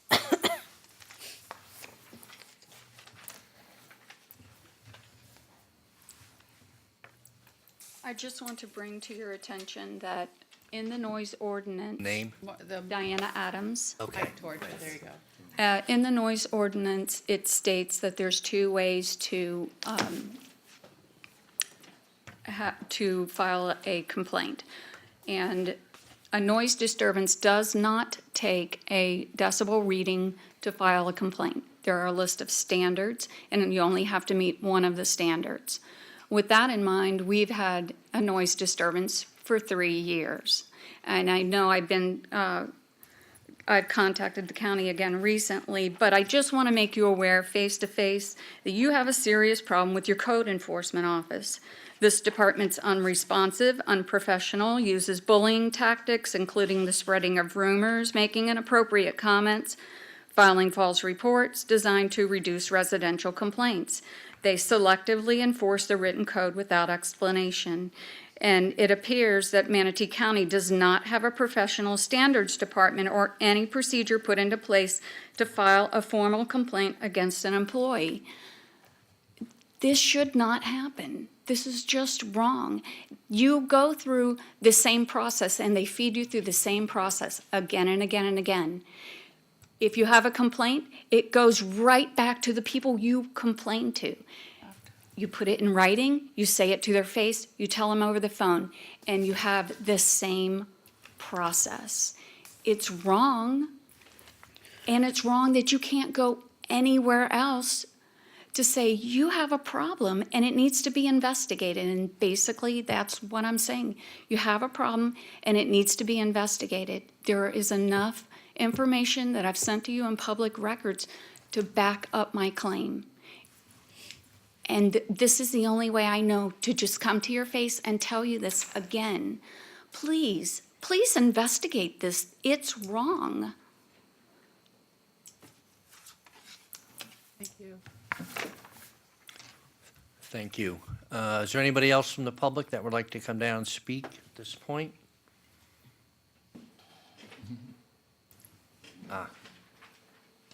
Mom and daughter. Oh, and she's been so good. He has. I didn't She even- gets Wow, I like a didn't even medal. see her there. Get here. Better take her for ice cream after this. First of all, thank you all for hearing us out. I come before you today as a concerned mother. I have 3 small children. Name? Oh, I'm sorry. Sarah Glorioso, Glorioso. We live in East Manatee County. Our neighbors have 4 large, aggressive German Shepherds.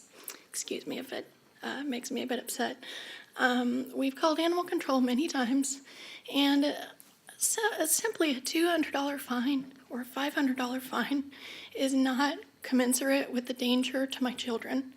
This is an ongoing problem. We've had 4 attacks in the past year, and they refuse to deem these dogs as dangerous. So I come before you guys asking if perhaps as a county we could come up with something else other than just A or B, $200, $500, or a dangerous dog statute that is already in place. Maybe there's some type of aggregate where after it happens so many times you can hit these people with more money. Maybe we could go do something else about the dog. We own 10 acres. I just fenced my 10 acres with a 5-foot tall fence to the tune of $20,000 just to keep my children safe. We purchased 20 acres next door. We cannot use it because of these dogs. I was taking my kids literally to school on Tuesday. The dog was in the road and attacked my van with my kids in the car. I rolled my window down and started hollering at it because it's, I had people building a fence at my house. I was concerned for their safety. They have attacked our fence builders in the past, as well as myself. No one has been bitten at this point, and animal control says that until a bite happens, that these are not dangerous dogs. I strongly disagree. So I would just like to put that forward, that it's some future meeting, when you guys have time, if we could take a look at our dangerous dog statute, maybe something that was like aggressive dog could be an interim, some other type of solution for people like me where, what do I do? Wait for my children to get bit? We can't go to our mailbox. We don't live in the middle of a subdivision. I mean, we do live in a subdivision, but everyone has 10 acres. You should have your right to go out and enjoy your land without fear of death. Animal control classified them as king German Shepherds, which are extremely large.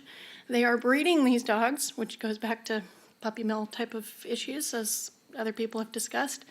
And I'm honestly just at my wit's end. I didn't come with a prepared speech. I don't have all of my ducks in a row. I wasn't quite sure what to expect. I just wanted to come bring it up to you guys. Be happy to come back with all of my documentation. Speak with I'm not sure which commissioner is in my district. We live in East County, roughly off of State Road 70 in Verna Bethany. Okay, hi, nice to meet you. I was going to ask you. Betsy and I. Nice to meet you as well. And so I'm just concerned for the safety of my kids and would like to have some other type of action available to myself. Mr. Chairman. Thank you so much. Mr. Chairman, Jake Sauer is here, Yeah. Public Safety Director, and he can speak with the citizen, get her information, and Okay. take a Please, look thank at you. it. Thank you very much. And would you call my, if I can get your phone number, or you can call my office, I'd like to talk to you as well. Yes, ma'am, that would be great. Thank you. Thank you so much. Okay, is there anybody else from the public that would like to come down and speak on future agenda items? Seeing nobody, we will close citizens' comment on future agenda items, and we have a couple of commissioners, I think, want to respond to the people that have come down. Commissioner Whitmore? First of all, the lady that just left, I know that staff and the Animal Services Advisory Board is having them go through their ordinances. And one of the things was kind of what she's talking about. So Jake's probably not listening, but Paul's here. If you could just make sure that that gets addressed with Sarah and that that gets brought up, even though they haven't bitten, and that's true. That's why they don't fall onto it, but they are aggressive at probably nipping or something. But anyway, if you could look into that and let all the board know what's going on, we'd appreciate it. As far as dunk hunting, I don't have a problem with the attorneys looking at it. I don't know if I support it. I don't do guns. I don't dunk hunt. I couldn't kill anything. I'm sorry. I just can't do that. But, I don't know how I feel about this yet because our citizens do have rights. So I'm going to have to look at this. I understand the concerns, and then we're spot zoning because neighbors have concerns. And if that's okay with everybody, that's fine. But I'll listen to it. If it goes to the attorney, I'll decide then. A citizen came out about the LDC. Can staff update us individually? If we could all get either individual reports or, verbally, or a report, that would be good. Catherine mentioned hurricanes, cell towers. They have 150 to 180 mile an hour wind velocity when they get built. I just remember because on the island we have one, and it's been there since the 91 and it hasn't fallen down yet. And we've had a lot of bad storms. We haven't had a direct hit. And also with Mike. Mike, we all got briefed because of your comments, all got briefed individually by our CFO, which is Dan Wolfson from the Clerk of the Court. And we're honored to have Angel here, Mr. Chair, and she just wants to make a comment on his remarks, if that's okay with you. Okay. Are you done? I'm done. Okay. Angel? Thank you. Thank you. I just wanted to clear up, there may be some confusion as to the figures that are referenced today by Mr. Meehan, and I did get that email late last night.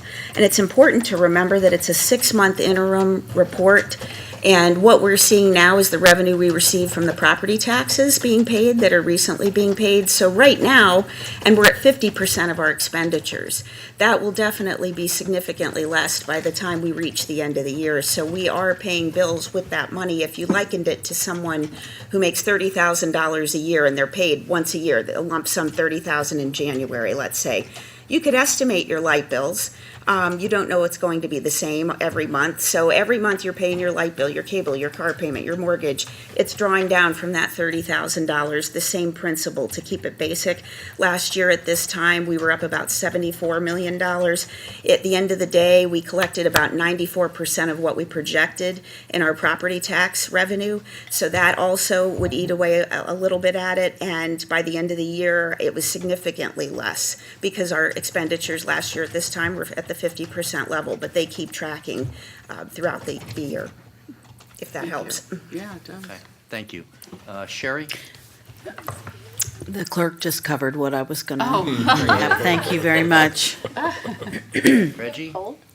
Okay, a couple of things concerning the duck hunting. Have we opened up communication with Florida Wildlife Commission concerning this from the county perspective? They're going to ask us to. Are we going to look into that because this is the second or third? Mr. Chairman, if I can on the duck hunting, it was very confusing. I don't recall the memo. Can we have this on a future agenda? I don't want to bring it up now, and that is the purpose of bringing this stuff up. Right. I could never motion to have an ordinance when I don't know what that ordinance would say. What Charlie said confused me, an ordinance to ask the FWC to do something. I certainly support your desire to have a bird shelter there. I think that's a great idea. If we can pursue that, I would love to know how, but we don't have time and it's not on this agenda. I would ask that we put it on our agenda so we can get all of our questions answered and make a motion, whatever that might be, but I would like to have that. Get our ducks in a row? Get our ducks. That's I have duck important. hunted. But don't I have shoot duck them. hunted in Michigan. I've never successfully shot a duck. Though I have duck hunted. It's a miserable experience in Michigan. You go out when it's sleeting and you sit in a blind and there's nobody around, but Thank you. I have done it and I have eaten a lot of duck. We used to get a prize in my family for whoever got the shot, believe it or not. I come from many hunters From in my Michigan. many hunters in my family. I'm from Michigan. So, but I love the idea of having that's just to me the inappropriate place to be Never duck heard of hunting. such So, thing. oh yeah. Done. He's All not right, I'm done. I still have a couple more things. He's not done. What do you do about people that feed ducks? No, yeah, we can't talk about it. 4 houses away from you. Concerning there's a lot out there about things that go on inside the county and how it's investigated and what procedures that we have in place to assure these allegations are being looked at professionally. Just for something that happened in my district where a dog was attacking some young kids and things of that nature, and the guy alleged that they reached out to animal services and they didn't answer the phone, and then when they did, they wouldn't give a name and things of that nature. My concerns are those professional standards and the things that are being alleged. What are we doing to address them? The young lady just came up, and this is probably her second or third time coming up, speaking with a lot of emotions and concerns about her experiences within her personal dwelling. And I don't want you to think that we're not listening to you. I'm listening to you, and I don't want people in my community to think that I'm not listening to them about these allegations concerning our staff. And there are allegations until we investigate and identify what's really going on. So I guess my question is, what do we have in place to assure that we are addressing some of these concerns from the citizens in the community? Mr. Chairman, in this particular case, if you're speaking about the young lady that came forward, we have been working on that particular case. We assigned to one of our deputy county administrators and then also had asked if the citizen wanted to speak directly to the county administrator's office. So once we compile the information, then our office takes a look at that and tries to determine if we need to speak with the department or a staff member. We want to do our full due diligence on what occurred. And I understand due process from both sides, but I do want to assure to the citizens that we're making sure we address it. For some reason, she does not feel that we're looking into her. For some reason, an individual that's in my district does not feel that we are looking into it. Now you have a young lady who comes down and talking about dogs attacking, maybe her car or something of that nature. I just want to make sure that we're looking in that for the safety of our community. That's it. That's it. Mr. Palmer. Thank you, Mr. Chair.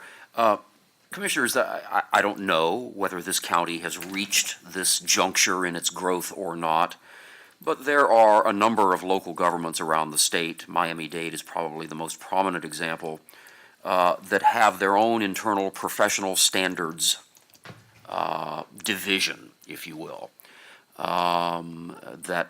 Whose sole functions are to investigate allegations of wrongdoing by government employees and to render decisions and opinions. I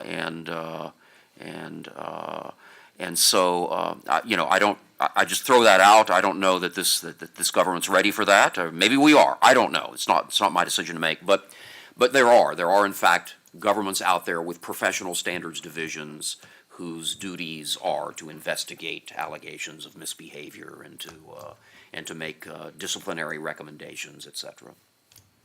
Mr. Chair. Oh, that was fast. It would seem to me that whenever this county, and as the county administrator just said, whenever there is a complaint about any wrongdoing of any department in the county, animal service, whatever the case may be. And no, I did not know about this instance with the German Shepherds, but I'm glad to hear you guys are on it. it seems to me, and I'm pretty sure the 6 years that I've been here, that whenever there's been a complaint regarding any wrongdoing or unprofessionalism, they are looked into by the department that's involved. Now, I think, maybe there's more to it than what we know up here on this board, but I do think that the county administrator has the ability with her staff to look into any complaints like that that's filed. I did have one probably 6 months ago, maybe even longer than that, with a department, and I can tell you that it really was never handled very well. And when Sherry took over, it still had not been dealt with, and she took it immediately and called the person that was involved and handled the situation, and I was very thankful for her doing that. So, I don't know that we need a separate department, but I do think I would be interested in letting the county administrator look at this process to see what she feels might need to be done, because it is important, because, we're responsible to the citizens. And when I say we, I don't mean just this board, I mean the county as a whole. And we need to make sure that if, we're not always perfect, and we need to make sure that we have all that covered. And I think, knowing Sherry, I think that she would be on top of that and would probably come back to us with some recommendations. I'm glad to.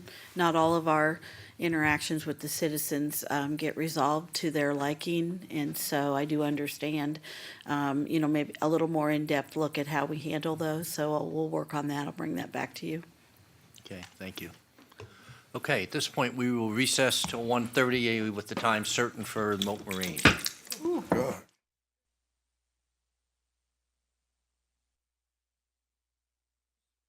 What is A little this? decorum up here. I'm sorry. Be good. A little, maybe. We don't know about any of that. But, okay, first order of business is on the lunch break. Mr. Palmer has a statement he'd like to read into the record. Thank you, Mr. Chair and Commissioners. We just received a very important letter from Sheriff Rick Wells on his stationery, dated today. And so for those that are viewing here in chambers, as well as those that are viewing on television, here is the content of the letter, and this has to do with the allegations that were made by Mr. Marshall at the podium this morning. So the letter reads as follows: Manatee County Board of County Commissioners, the Manatee County Sheriff's Office has investigated a complaint filed by the Federation of Manatee Community Associations, Inc., and Mr. Ernest Sandy Marshall regarding a criminal sunshine violation pertaining to the Manatee County Health Advisory Board and staff. After a lengthy investigation, the allegations were unfounded and the case has been closed. Sincerely, Rick Wells, Sheriff, signed by Sergeant Christopher DiAgostino. So that little situation has been put to bed. Thank you very much. Say that in his report. Oh, well. I wonder if he knew. Yeah. Moving right along. Next item, citizens' comments, and this would be on consent agenda items only. And again, item 37 was pulled, I believe. And is that the only one, I think, correct? Yes, sir. Yes, sir. So if there are any comments on any other consent items other than that one, please come forward. You'll have 3 Mr. minutes. Chairman, I believe, the only reason that I pulled it is because I knew that this gentleman wanted to speak on it. So if I didn't do the correct process, I mean, he just wants to be heard. So please tell me the best way to do it. Yeah, he could have done it next time. Right. Well, he could have done it before the consent was voted on. Well, and that's why I said Voted on the he consent, could, when I said he could pull it from consent, I was corrected to say he can't pull it. But his comments may have pulled it from consent. Got it. Okay, well, now you got me totally confused. Sorry. So are you unpulling it? What? Yeah, that's probably, yeah, I guess, are you unpolling No, it at this point? gentleman wants to speak, so it's Right, Under but if it public goes back comment. into the consent, then he can speak now. Yeah. Otherwise, he has to wait until after we get through with the consent. Oh, let's let him speak now. Yeah. She has to agree to You'd have unpull to it. unpull it. Oh, that's Unpull it. fine. Jen, Okay. That's fine. Okay, so we've now unpulled haven't made a motion. 37 back onto the consent agenda. The floor is yours for 3 minutes, sir. Thank you. Sorry about the confusion up here. 1:30 or whenever. Are you Brian? Yes, Okay. I'm Brian Martineau.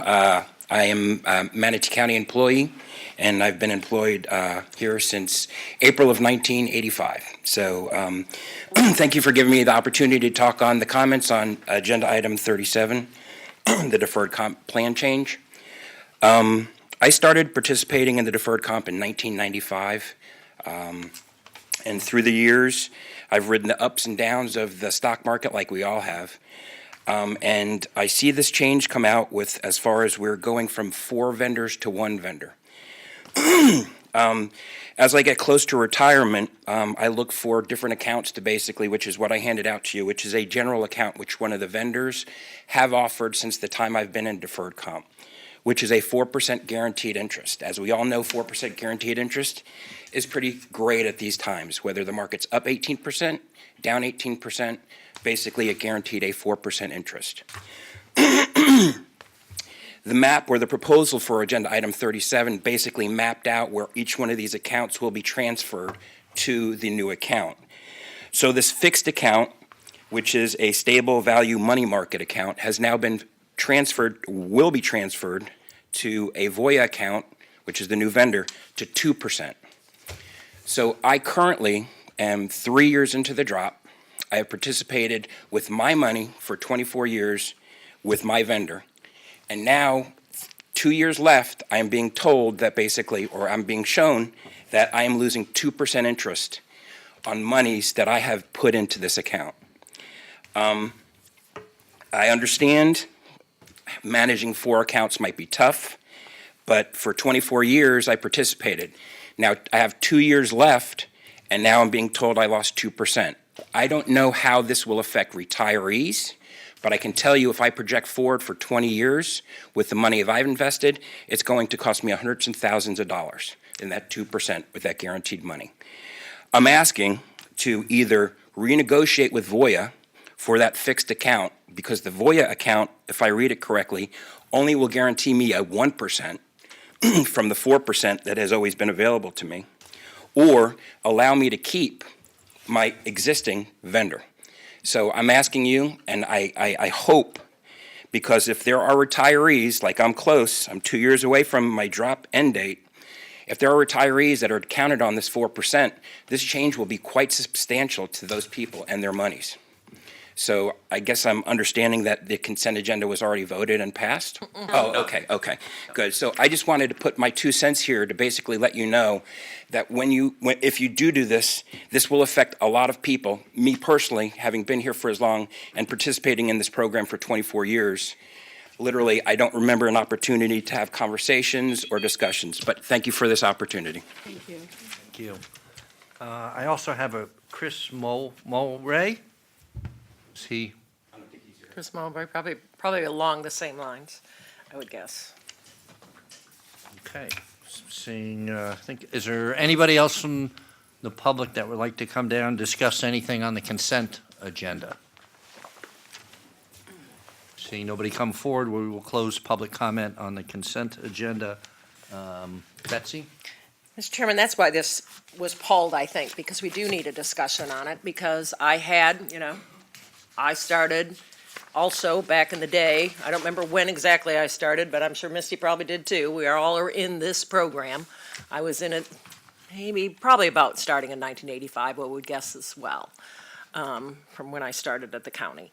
So I asked a lot of questions about it. I didn't ask the specific question you did, because in the early days, I never was in the fixed income. I wanted to roll the dice with the stock market. It's only recently that I've looked more closely at that. So I would like an answer to his questions. I will tell you, this is what I did find out, is that we haven't had anyone actively involved at the staff level that could help us with these kind of questions. And it's something that our employees need to know more about, especially folks like you that are getting so close to retirement. I've known Brian and his ex-wife for a long time, so I do think it's important that we do have answers to this. So I don't know if you want to pull it and act separately, or you want to just continue either way. Let's act separately. We need to pull this. Yeah, pull it. I think so. We need to pull it. 37 is now pulled, so we will go back to the consent agenda. This is the weirdest meeting ever. Could I please get a motion to approve the So consent moved. agenda Second. minus 37? Second. Okay. So Carol did the motion, Priscilla seconded it to approve the consent agenda minus item 37. All those in favor of the consent agenda, say aye. Aye. All those opposed? Consent agenda is approved 7-0. Thank God. You weren't catching a flight out today, were you? I hope. He's up now. Can't hear from Clay. Okay, so first of all, hear from is them and Blake. Commissioner Servia, then we can get through. No. Oh, you done? Too Okay. long. So are you ready Anybody else? Nope. Are you ready for us to present on item 37, or do you want to go Sure. to 130? No. If we pulled it. 37, okay, I think No. staff needs Let's to get start. it done. Okay. I'm sorry, what order? Yeah, Yeah, we're dealing with 37 or The hell? Good afternoon, Commissioners, Mr. Palmer, Ms. Corrier, appreciate it, the time to be able to speak on this. Kim Stroud, I'm the Division Manager for Employee Benefits. As we talked about yesterday during briefings, there's a lot of discussion about our fiduciary responsibility as a plan sponsor for a 457 plan. Mr. Clegg will certainly be able to very eloquently remind the board of our responsibilities as it relates to that. Our employees' retirement options is critically important for us at Employee Health Benefits and Human Resources, as I would imagine it is for you. And ensuring that we are putting in front of our employees a highly effective, highly rated plans is a fiduciary responsibility of ours. And it's the right thing to do for our employees. We do have 4 what's called record keepers. So those are the 4 options that employees have to work with that provide reporting and manage the funds that employees elect to choose from.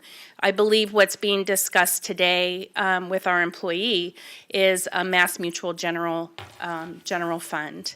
And as many of you know, for many, many years, the Mass Mutual Fund did offer a 4%, has offered, is continuing to offer right now a 4% guaranteed return. And as we know, that's quite unbelievable in this market, right? Because of our fiduciary responsibility back in May of 18, we needed to go out to RFP to identify a record keeper that will help us ensure our fiduciary responsibility. We did this in conjunction with our consultant. We hired an independent third-party consultant who is here with me today to help us through this process, because we are not subject matter experts at HR on this topic, and we don't really have anybody at the county who's a subject matter expert. So my obligation is I've got to find the right people to help us make the right decisions for our employees and for the county. So part of that decision was we reviewed all of those 4 current record keepers and the plans offered and the fees associated with it. And what we found were fees were all over the place. We were seeing that a bulk of employees were paying excessive fees that benefited other employees. So there was not equity amongst some of these plans. We were not seeing highly rated plans being offered to our employees. The on-site service was quite limited. So we made this decision to go out to RFP to look for 1 record keeper. It's not about trying to manage 4 different record keepers and the administrative tasks with that. It's really about getting these companies to compete with themselves and sharpen their pencil on fees and transparency that will ultimately benefit our employees. So that's what we did. We got 9 responses. Mass Mutual was one of them. Mass Mutual is not offering to continue that 4% guaranteed return. They did not offer that. They are actively pushing current clients and elevating fees, and our consultant can talk more about what is happening, not only in our community, but across the state, with other county and public entities who have Mass Mutual in this 4%. They're trying very hard to get out of that. for obvious reasons. The employees who are not in the Mass Mutual Guaranteed Fund are paying excessively higher fees than anybody else. And as a fiduciary, our responsibility is to make it equitable and to do what's right for the group, to protect the county, to protect the board with our responsibility. So this is the probably hardest piece of this change, because some people, like our employee here, who has been invested in benefiting from 4% return for so many years, that was not offered to us. If we would have stayed with Mass Mutual after the RFP, which we needed to do the RFP, we would not be getting the 4% return. It wasn't offered. They did not propose that. They have no intentions of continuing that.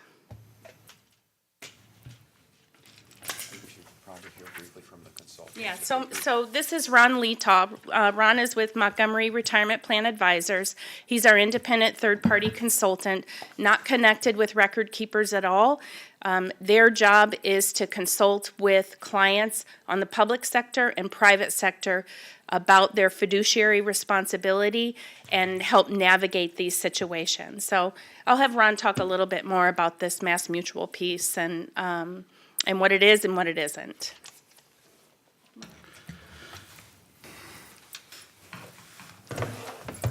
Thank you. I'm not sure, do we ask for questions before? Can you just talk about the Mass Mutual piece? Okay. Our firm helps employers like yourself, both in the private sector and governmental space, with overseeing these type of retirement plans for employees and best practices. We are seeing a trend in the industry. In the private sector, it's almost exclusively you have one provider for a 401k plan. And in the public sector, we work with a lot of clients that are in your space, counties, municipalities, and the trend by and large is to consolidate down to one provider. So that piece ensures lowered fees, better access to quality investment options, and a better overall education experience for employees. Obviously, we're talking about the 4% for Mass Mutual. This is unique to several insurance companies that in fact, Mass Mutual purchased Hartford and incurred all those liabilities that Hartford had written into their contracts. This is a legacy Hartford contract. But this is not unique to Hartford. This is, or Mass Mutual. It's carried over nationwide, Voya. A lot of these providers, when interest rates were very high, they wrote into their contracts an arbitrary minimum required interest rate. They call it GMIR. And at the time when interest rates were much higher, no one was getting down to that low end of the market. That 3%, in fact, Mass Hartford here wrote 4% in. Didn't matter at the time, but now it obviously matters, and they're feeling huge financial strain. So there's no certainty. In fact, what Kim was saying, there's no certainty that any of these providers are going to continue to offer this. That if you elected to, and no provider now is going to negotiate a minimum required interest rate of 4. They're going to give you 1, which is what Voya is giving, and they're going to pay a more market neutral rate. So you won't get that going forward, and there's no certainty that anyone's going to continue to provide these. In fact, Nationwide is in the process right now of sending letters out to their employer clients, not giving them an option, 3 options, none of which is to continue that 3.5% rate that they had in their contract. So there's no certainty, there's no opportunity to get a 4% rate. I hope that was helpful, but that's really the background that we have. I do want to add, Mr. Chair, members of the board, if I could just add a couple of brief remarks for the record. Chief Assistant County Attorney Bill Clegg, we briefed all of you yesterday about this matter. As I stated in the briefing, the standards of responsibility for governments in structuring these sponsored retirement plans has gone up a lot in recent years. So it used to be that we didn't worry so much about what options providers chose to offer their employees. It wasn't something we concerned ourselves with, but recent court decisions suggest that we have a fiduciary responsibility, as you've heard numerous times now, in choosing a selection from which employees can decide to invest their funds that is reasonable and transparent in light of their level of sophistication as investors. that word fiduciary can be a scary word in the legal world. It means that we are setting things up with the same level of care as we would if we were making decisions for our own investments or for our own family, for example. And because of that, we are seeing less flexibility among government providers in what options they can offer. That's just the way things are going to have to go realistically, given the way the courts are looking at this now. One of the people who has benefited from the flexibility and, quite honestly, some of the inequity that I've learned about in who's doing very well in these investment programs is me. You know, I'm invested where I am not paying a lot of the fees, and I guess other employees are. And it'd be nice for me to stand up here and say, keep my options for me, but that's not my responsibility, nor is it the board's responsibility. The fiduciary responsibility is to all the employees to set this up in a way that is equitable for everyone. And so I, too, will lose some investment options that I don't want to lose. But looking at how things have to go to meet these standards, I don't see a realistic alternative. And as you all remember, I did advise you the worst thing you could do in this context is say, well, we're not going to follow the advice of our consultant, and we're going to start picking and choosing what options we're going to allow our employees to have, because the documents make clear we are relying on the fact that we got expert advice to help us to select a portfolio of options that is reasonable for our employees. That's very important if anybody questions whether we have discharged our fiduciary responsibility. So with that, I'll be happy to answer any questions. Okay, thanks, Bill. Commissioner Whitmore. Thank you for your explanations, and thank you for giving us the information we need. I have a procedural question. Never even thought about this until it was pulled ×2 now.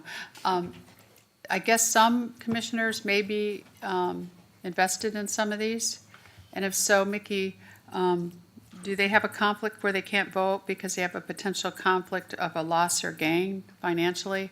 I just know that's one of the things for conflicts, and I didn't even think of any commissioners having any, but I guess maybe some of you do. I may do after this because I didn't even know about it until yesterday. I had never even looked into all this stuff. But, you know, what is your legal opinion, just so that none of us get in trouble? Because someone made publicly that they... My legal opinion, my off-the-cuff legal opinion, and I'm reminded once again of my mentor's famous words many years ago, Mickey, I'm a proponent of the quiet, reflective, deliberative practice of law, but local government oftentimes does not lend itself to that. So here we go with my off-the-cuff reaction. My off-the-cuff reaction is that there would be no voting conflict for any individual commissioner who might be participating in the 457 program. Under Chapter 112 of the Florida statutes, we would engage in what's called a class size analysis. And so when you look at the overall body of participants, the overall sums of money involved countywide, whatever benefit or loss an individual commissioner might accrue would be so small, so speculative when looking at the overall size of the class And the statute, Chapter 112 specifically envisions a class size analysis in these sorts of situations. Thanks. So my off-the-cuff reaction is just that, and I would likely conclude, given an opportunity to sit down and review it further, I would almost assuredly conclude that there are no voting conflicts. No, I'm all right with it. I mean, make sure. Could I just add to that, Mr. Chair? I do agree with Mr. Palmer. It's not as off the cuff for me. I had thought about that concern. I haven't had a chance to communicate with him about it. This is a decision that's really not delegable to anybody else. I mean, the board has to do this. It's not really possible under Florida law to say, well, we're not going to do it, somebody else is, because we have to bind the county legally to agreements with the record keeper on what is basically a $35 million investment portfolio. So the board is basically the trustees for the county in this context and really has to do it. I never said the board didn't No, have to do I know it, that. I'm because just trying to explain. I just heard two that may be on it. I A, don't know if others a more are. practical way of stating it would be as follows. Let's assume that 5 of the 7 commissioners are invested in a 457 program, and therefore 5 of the 7 suddenly announce a voting conflict. The board is paralyzed and can take no action. I got you. Okay? And therefore, the law would not envision such an absurd result. And, So- Mr. Chair, Commissioner Whitmore, I understand. I wasn't trying to suggest, it's a legitimate question. We got a conflict waiver for our office about, I guess, 6 weeks ago, because we realized that since we're invested in the plan, in theory, you have a fiduciary duty to us, just like you do every other employee. And while we're comfortable we can fairly represent the county in the transaction, we felt like, just to be absolutely certain that we're in compliance with the rules of professional conduct, we did get that conflict waiver. Yeah. Nevertheless, very good question, Commissioner Whitmore. Thanks for asking the question. Commissioner Ball. Oh, no, I'm sorry. Okay. Benak. Commissioner Benak. Pretty sure I asked that question in my briefing, because I talked about it with one of you, and I can't remember which, but I guess it was you, Bill, about that, and we talked about class size and that stuff, because I'm in the same boat. I'm in the Mass Mutual 4%. Wasn't in it, like I said, all the time. Honestly, I never thought about it till you just asked that question. Never thought about it. So much for thinking that we only think about ourselves. But I do want to ask, so we've been in the 4%, so what's going to happen? Obviously, that money that we've earned is still going to be there, but moving forward when? Do we have to make new choices? And, when do we have to change that? But nothing happens, obviously, to the funding that we've earned at this point. No. So we just have to go back to trying to Square one. figure it out, what's the best stock fund, and that's, always a fun thing to do, not. But, Well, that's a great question. I'm glad you asked that. And that's part of the reason why I procured Montgomery Retirement Plan Advisors, because as an investor myself, I don't want to be picking funds that our employees ought to be investing in. It's not my expertise, so I found somebody whose it was, and they were independent. But part of this process is what Montgomery has done is they've taken a look at every single fund that all 4 record keepers are offering, and they have created a mapping structure that I believe is on an attachment, one of the exhibits today, that will help employees see where the Mass Mutual funds, for example, are mapping to, where large cap funds are mapping to. So then employees will be getting that information. About mid-June, it's projected that employees would get that information from Voya. It'll be very detailed and show them exactly where their money is going to be transferred. Employees don't have to do anything right now. They will also be provided information about how to access Voya. In addition, we will be having scheduled 16 on-site visits where Voya will be on-site educating our employees about this transition. The financial transaction, which, as you can imagine, at over $35 million, is quite a large transaction, and that will happen in July. July 18th, I believe, is when the financial transaction happens at the close of business, and then transitions, and we'll open up the day after. So assuming we don't want to live with the 1% that we're now going to be, I assume, I didn't look at but I'm assuming we're fixed, we go to fixed, it just goes down to 1. Yep. And we can change it ourselves, move things Yes. to other accounts the same way we could do it previously. Yes. Employees can make changes right now. Up until the point where we communicate a blackout period, which would mean no changes can happen, employees can make changes in Mass Mutual or wherever they want right now. When it goes over to Voya, after everything opens back up, they absolutely will be able to go in there and find new funds. And I think what's really important about this is right now, and I've heard a couple of you say, I didn't even really realize or remember that I had this. That's part of what we have been missing. Not that in terms of our need from our record keepers. And they've all been competing with each other, so they don't expend as many resources when they've only got 1/4 of the share of the business. Now Voya has 100% share of the business, and we have high expectations in our agreement for them being on-site and educating our employees. So there will be opportunities for initial group meetings, and then employees will have one person who's salaried by Voya to be able to work with them on investment options, or certainly employees can use their own outside investors to help them make decisions. But absolutely, they will be able to make changes. They will also be able to make changes more efficiently. Right now, the changes are made primarily via a piece of paper. If you're going to add to your payroll deduction, it's a very manual process. And we will have a lot more technology and efficiency with online tools that also help people prepare for retirement. Because that's part of this initiative, is we have a responsibility to help people know from the minute they get into this county that paying themselves first and then investing in their retirement is critical, and we want to have effective ways for them to do that. Well, I think it is going to be very important to have these discussions with the employees. Absolutely. Especially long-term employees like Brian that Absolutely. have been in this, and what are their options? Because, the stock market is a scary, scary place. And this is people's money, and it's personal, and so we understand It's been that. really scary lately. I'm not fond of roller coasters at all. So, okay, thank you. Okay. To me, it's again, the key here is, the fiduciary responsibility that we have, and that's a really big, and especially when you start talking about ERISA and those type of things that, we've got to be on top of it. And up to this point, it's kind of been a loose tail out there, if you will. And so this is a way of, really protecting us up here, quite frankly, is the way I looked at it. And, again, I think as Betsy said, the educational process with the staff is going to be critical. Because as you say, it's it's a pretty good sum of money, and people are going to have to make investment changes, type of thing. And I feel that your 4% fixed, is going bye-bye type of thing.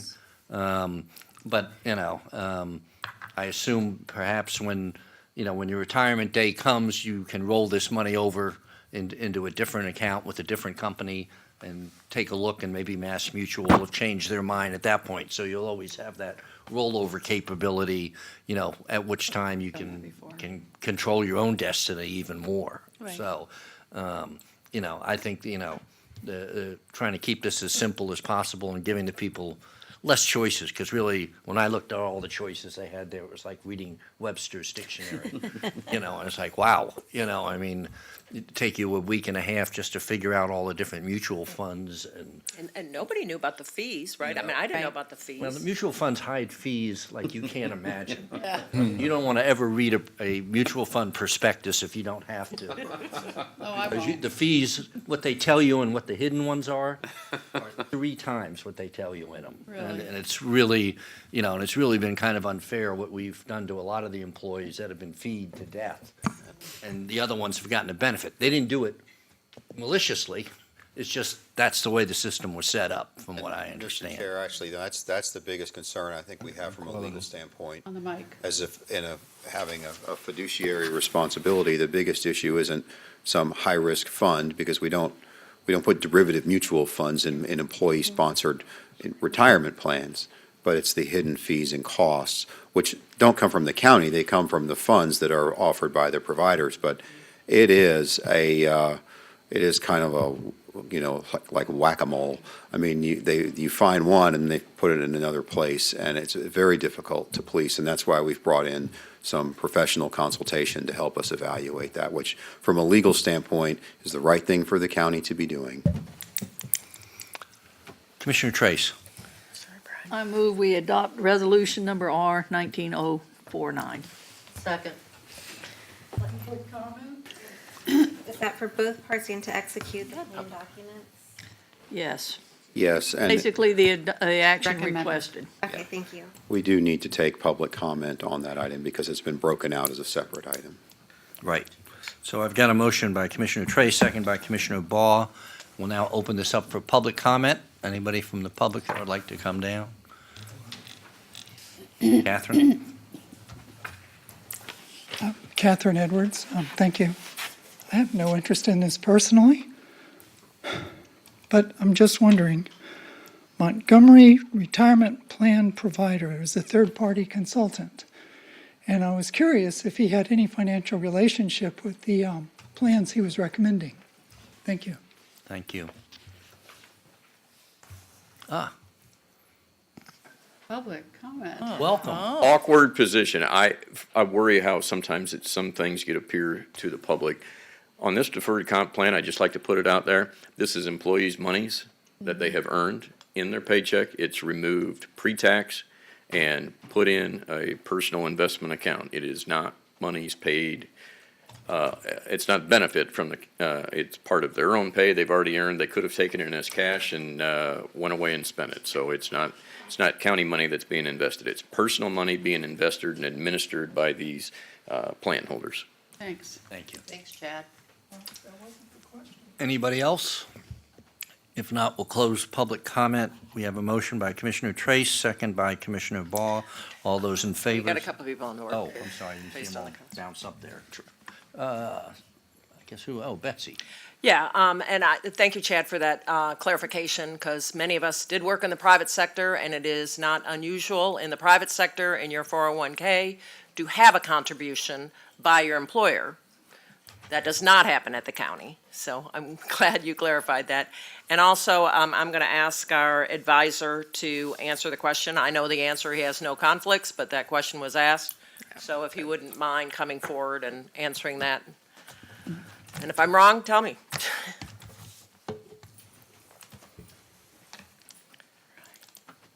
We have no conflicts.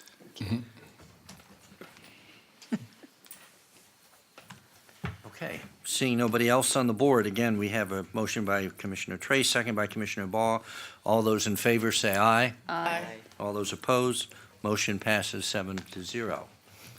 We'll now go to our 1:30 time certain at 2:04. Our 130. Commissioner Ball's Could have been 2:05. I know, you want to be precise. Okay. Commissioners, I had Moat Marine put on our agenda. Initially, I had it put on the agenda because I knew that back in March, we had brought this forward and asked staff to look at it and give us some ideas on monies that we could work with, or hopefully work with Moat. A couple of weeks ago, I had a meeting, as I think probably most of you did, and it really it didn't seem to be going anywhere. There were meetings that hadn't been done and so forth. So at that point, I put it on the agenda. And that was the only reason at the time, was to try and get things moving so we could try to move in the right direction. Since then, however, there had been a lot of discussion that had gone on, and I was very thankful initially because I had talked to the county attorney, and he had agreed to meet with Moat, and I was happy about that. And I knew that Sherry had also sent an email herself to Moat, and things seemed to be moving in the right direction. However, there were some issues, and there's no need to go into them here, what the issues were, but it seemed like there was a conflict that was going on. And long story short, where we are today, and I'm happy to say, is that I think we've made some leadway, thanks to Bill Clegg, who I'm going to have speak and answer a few questions for me in just a few minutes. But in talking with Bill yesterday in my office on an unscheduled meeting that we had, I thought it went real well, and he made some good suggestions on how we could move forward. In speaking with Mickey Palmer yesterday, and then some of you don't know this, but Sherry Courier, the county administrator, and I had a conversation when she was in California over the weekend, which was very productive and very helpful. And then I also spoke with her last night. So in doing all that, the bottom line is, I think we all agreed that we needed to look to see if there was some monies that we could work toward Moat. And in doing that, what we have found is that there are several different ways that we can actually use TDC funds to move forward. It's the best thing to do, really, because it comes from bed tax, from tourism. There's a lot of tourism that can come from the aquarium. I think we all agree on that. And the other thing, too, and I'm not going to go into a lot of detail, but the other thing is that if we're the first, if we move in before Sarasota on this thing, we can also have a very nice agreement with Moat on how to promote Manatee County. So there are some advantages there. But that being said, ultimately, in speaking with our county administrator, there are, and Moat, both, there are some things that need to move forward even if we were going to look at using TDC funds. And Moat and the county administrator have had discussions, and they're waiting for some more information to come forward, to make that determination. So that's kind of where it is today. It's really, I think we've moved in the right direction. I think that we definitely have some avenues open to us, that it's not taxpayer money, it's bed tax. We're people that have been to Manatee County, stayed in our hotels and so forth. And truthfully, that's what should be paying for anything pertaining to this. And it's a great, the aquarium will be a great asset to Manatee and Sarasota. There's no possible way that you can possibly say, and I've heard this, is that, it's in Sarasota, it's not in Manatee. Well, that's true, but if you live there like I do, and you see how close where this aquarium's going, it is so close I could throw a rock on the Manatee side. So to say that it will not affect Manatee, I think, is being shallow-minded. It is a regional asset, and it will help Manatee County as much as Sarasota in many, many ways, not to mention our school children, but also from tourism.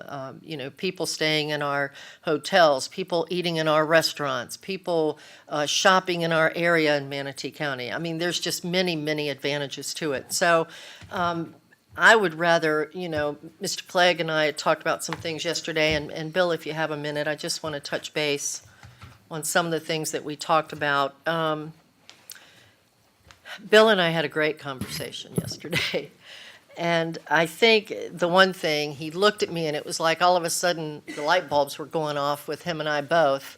And, a lot of times we tend to think that you have to use TDC funds strictly for advertising, and that is not true. We cannot use it for brick and mortar. We understand that. We can't do that, but there's many other things that we can do to be an effective partner to Moat and this aquarium. Bill, can you just kind of expand on that a little bit, please? Yes, ma'am. Mr. Chairman, Commissioner Baugh, and we've had a conversation with Moat and their council about this, and also with staff as well. We did state that you cannot use TDT dollars to fund capital costs for an aquarium over the county line. But in the advice that we provided to staff last November, we pointed out there are other expenses that you can fund that are not restricted to Manatee County. And we have done that in other cases, for example, the World Rowing Championship, and I believe the Ringling Arts Festival is the other transaction. Now, it is true that includes advertising. That's the one that we most often do, but it's not exclusive to advertising. So there probably are other types of operational expenses that the board could make a rational finding, have a nexus to promoting tourism in Manatee County. Could be costs of exhibits, costs of different types of events within an aquarium. We do similar things, for example, for the museum and the manatee exhibit at the museum. So there are opportunities there. I don't want to try to suggest what they are, because as I said to Moat, I've never run an aquarium. So I don't know, the kinds of expenses that they might be looking at to say maybe we could fund these with tourist development tax dollars. I did suggest they might want to reach out to the Florida Aquarium in Hillsborough County, because my understanding is some of that is tourist development tax funded as well, albeit within Hillsborough, but there are probably operational expenses there that you could look at and compare. I do want to say too, the board's motion in March started a process, and I think, I've met with Sherry, I met with a couple of her one with Karen Stewart and with Elliot, and tried to, suggest let's get a list of things that we are going to ask Moat to give us so they can evaluate this, and that should be that's in the works, I guess is the right way to say it. So I hope that answers your question. Yeah, and Bill, thank you for that. I was actually going to have Sherry comment on that in just a few minutes. So I think the good news is that I think we're going in the right direction. We know that there's some alternatives there for us that we can do, which is truly, I think, terrific, because we need to be involved in this aspect of the aquarium. We need to be a partner, a regional partner. I can tell you that I have spoken to Sarasota, and they are going to be coming forward. They have at this point,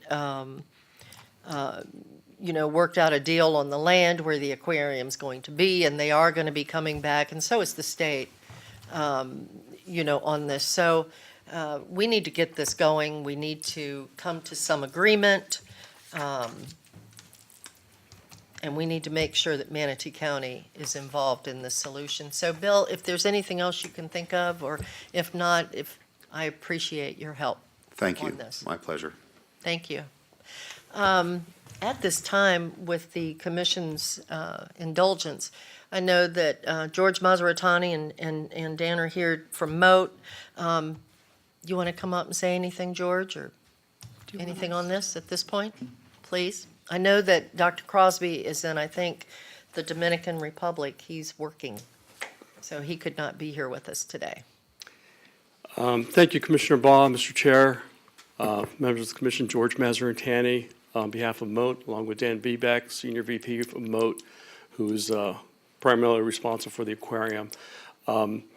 We agree with Commissioner Baugh and Mr. Clegg's assessment. We have been saying that we understand you can't do TDT funds for bricks and mortar, and our request has since been modified for other expenses.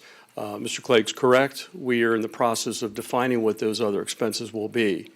And that's on us right now, and we're also waiting for Sherry's and her team's questions to us of things that we still probably need to provide her. But we're very excited, we're very optimistic, and we're very appreciative, have been and continue to be, and optimistic that Manatee County will be, as Commissioner Baugh just said, a partner, not just to Moat, but along with Sarasota County, because we don't view this, on Moat's behalf, we don't view this as a Sarasota County initiative. This is a regional initiative, and quite frankly, we also agree that you could probably throw a rock from the Manatee County line and hit this building in the future. So the benefits that are going to inure to Manatee County are tremendous. I'm not here to sell you on that anymore, other than to say that we look forward to working closely with Sherry and her staff and moving this forward, and hopefully coming back to you at some date in the future and having a positive outcome for everybody.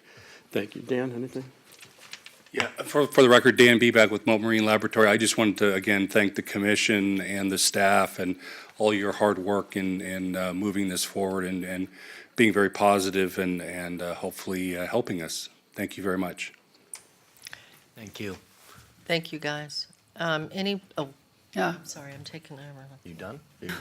Sorry. For now, she is. For now, I am, yes. Commissioner Whitmore. Just a couple things. TDT monies can be used, and when we spoke about this, Bill and I talked about this too yesterday afternoon. It can be used for piers, baseball stadiums, soccer fields like we're doing. We also pay for Snooty, former Snooty's food. I don't know if the current manatees use it, where the tourist tax paid for the food. So there's so many creative ways that we can help you. And we can also do, and I'm just writing things down because I'm on the TDC, advertise for the airport at the outlet mall, places like that where we joint advertise and stuff like that, where that's advertising. That's technically, as you know, what we can do. Also, I know at one point you came and I remember meeting personally, I don't know, I think we all mentioned it. At one point you were asking for a $5 million ask, and there's creative ways you could do it because you're trying to get funders to contribute. And you need commitments from the governments to show that we've all got some skin in the game. And in the past, what we've done for other projects, even the redoing the convention center, what we did is we committed so much a year until it was till a certain commitment amount was reached out of tourist tax. So there are ways to do it. I'm glad we're all taking a deep breath now and working on that. Bill and I had talked about that yesterday. I think what you want from us, and eventually maybe come back at a future meeting, is to have a motion where we, after we get all the information we need, a commitment that Manatee County will contribute so much at a certain point. And again, one point it was 5 million, I'm not sure what it will be. And that could be starting once the minute it's open, and we can commit those dollars for advertising and things that we're legally allowed to do. And I think that's, when I talked to these guys the second time, they agreed with that. And I actually talked to, everyone, and I talked to Bill about it, and he said yes. So again, that'll be up to the board too, to commit that money in the future. But we have done it for other projects, the the soccer fields. We've done it for the piers. We don't have a baseball stadium in Manatee County, but other counties have. We've done it for many things for infrastructure. We just can't do it over the county line. I just want the citizens to keep hearing that. It's not property taxes. It's totally paid up for out of tourists. Who will be there? I'll be one of the first ones there. I can't wait. Commissioner Benak? Yeah, it's a very, very, very exciting opportunity for our region. I've been there when it was introduced. It's just really exciting. I just want to make sure, because you're the chair of the TDC, so it would have to go before them, right, before it would come back for a to us. budget. Anything that any TDT, and it, as far as, you listed a lot of projects in Manatee County that were bricks and mortar, but, They know. capital. We all are agreed, can't be capital, but can be other things, and the other things is what we're waiting to hear.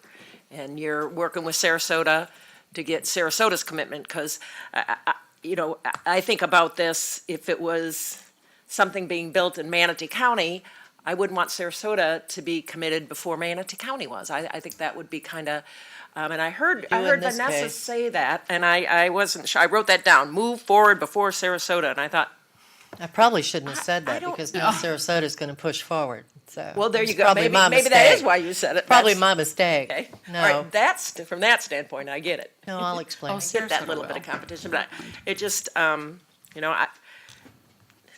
one job we got up here is to figure out where the money goes, That is the one that we're obligated to do by state statute, is adopt a budget, which is tough, Regardless of what Mr. Meehan says every, we do have some tough choices to make on how to spend the revenues we had, so, I look forward to more of those discussions, and working in partnership, that's all I'll say.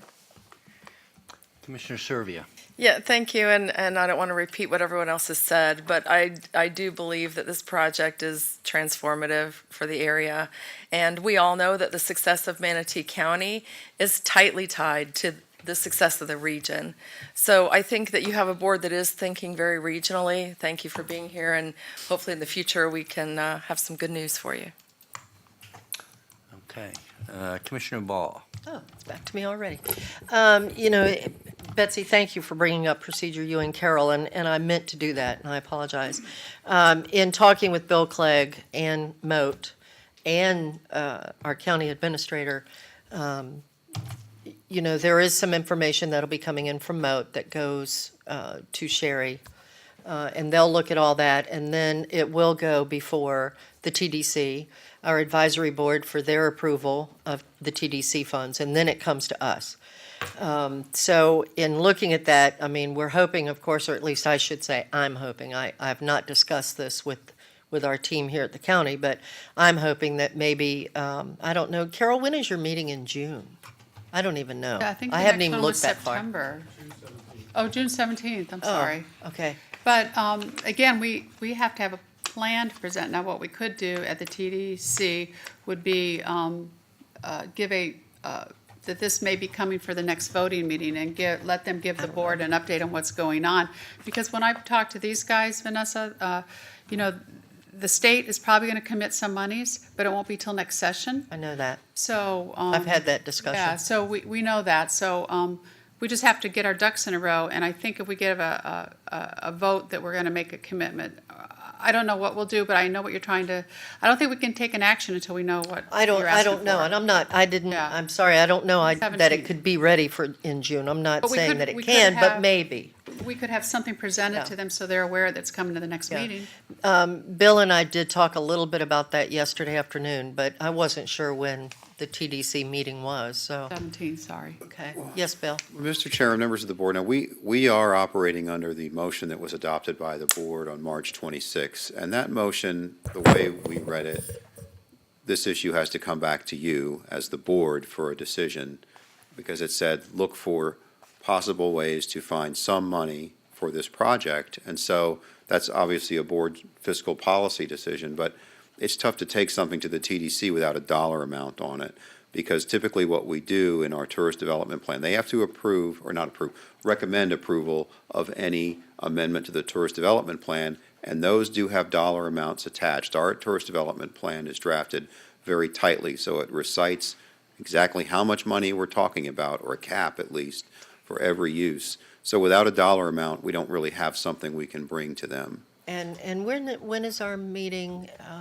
our next commission meeting? I don't even know that. Do you know, Bill? 18th. Probably Sorry? June 18th. June 18th. 18th. Okay. That was exactly what I was getting at. It's after Steve, the next. can I interact with him? Sure. Okay. I can't say that I thought it would be June or not. I know she's being really bad. I mean, him, he's making. The two of them. I'm just saying it's going in the right direction to possibly be able to try and do that, because I know we're getting ready to go on recess too.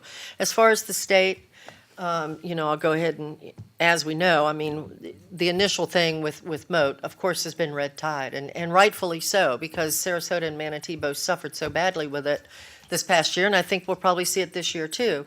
So the monies for this year was toward Moat. That's what it's been about. So I think you will see, from what I gather, in the future, that will come forward.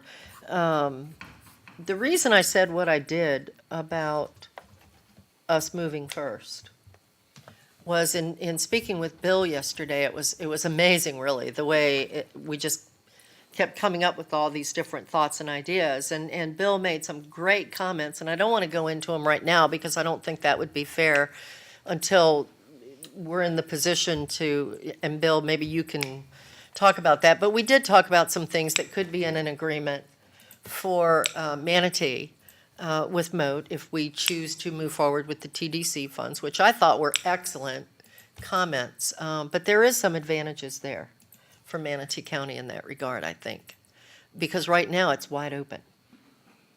There is no other agreement, to my knowledge. Mr. Chairman, Commissioners, I have also had some conversations about this with Elliot and Karen.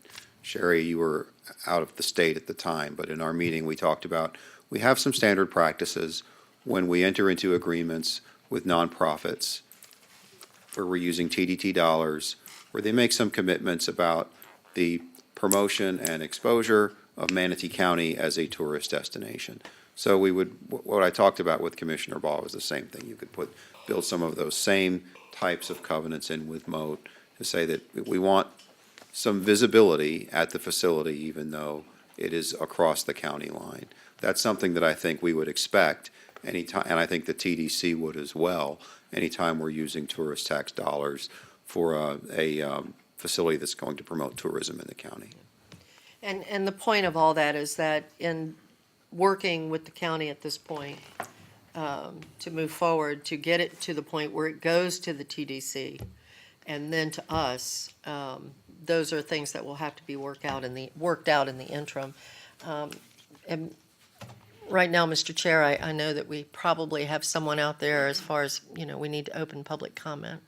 If you'd like to move forward with that after Commissioner Get the people comments. off the board. We Yes. can move that forward. Commissioner Bellamy. Yeah, I don't want to prolong everything, but if I can just start with the motion to make sure where we are. Can someone just? If I could, I please. thought we addressed this earlier. The original one? The original motion as far as what direction we were going to ask staff to take. Mr. Chairman, if I could, that's why I'm on the board. Okay. Should be on your Sorry. green Have at it. Well, yeah, but not, it's not. You receive this screen sheet in front of you at every meeting. If you turn it over, the motion's on the back. The time frame's on the back. Nothing's changed. Carol said, when since did y'all start that? It was The a actual sign, motion. it's been on here every meeting. I've never seen a motion on it. No, so it's thank always, you. it's been on here every meeting. This young lady to my left is very efficient and puts these motions on here as a reminder. So nothing's been changed or altered since your initial date. So also for the public, this will be helpful. On 3/26 at your meeting, Mount Marine Laboratory and Science Education Aquarium came up. The motion was for staff to look at possible ways to find some money and immediately have the chairman to write a letter to the state stating Manatee County enthusiastically supports MOAT. That was on 3/26.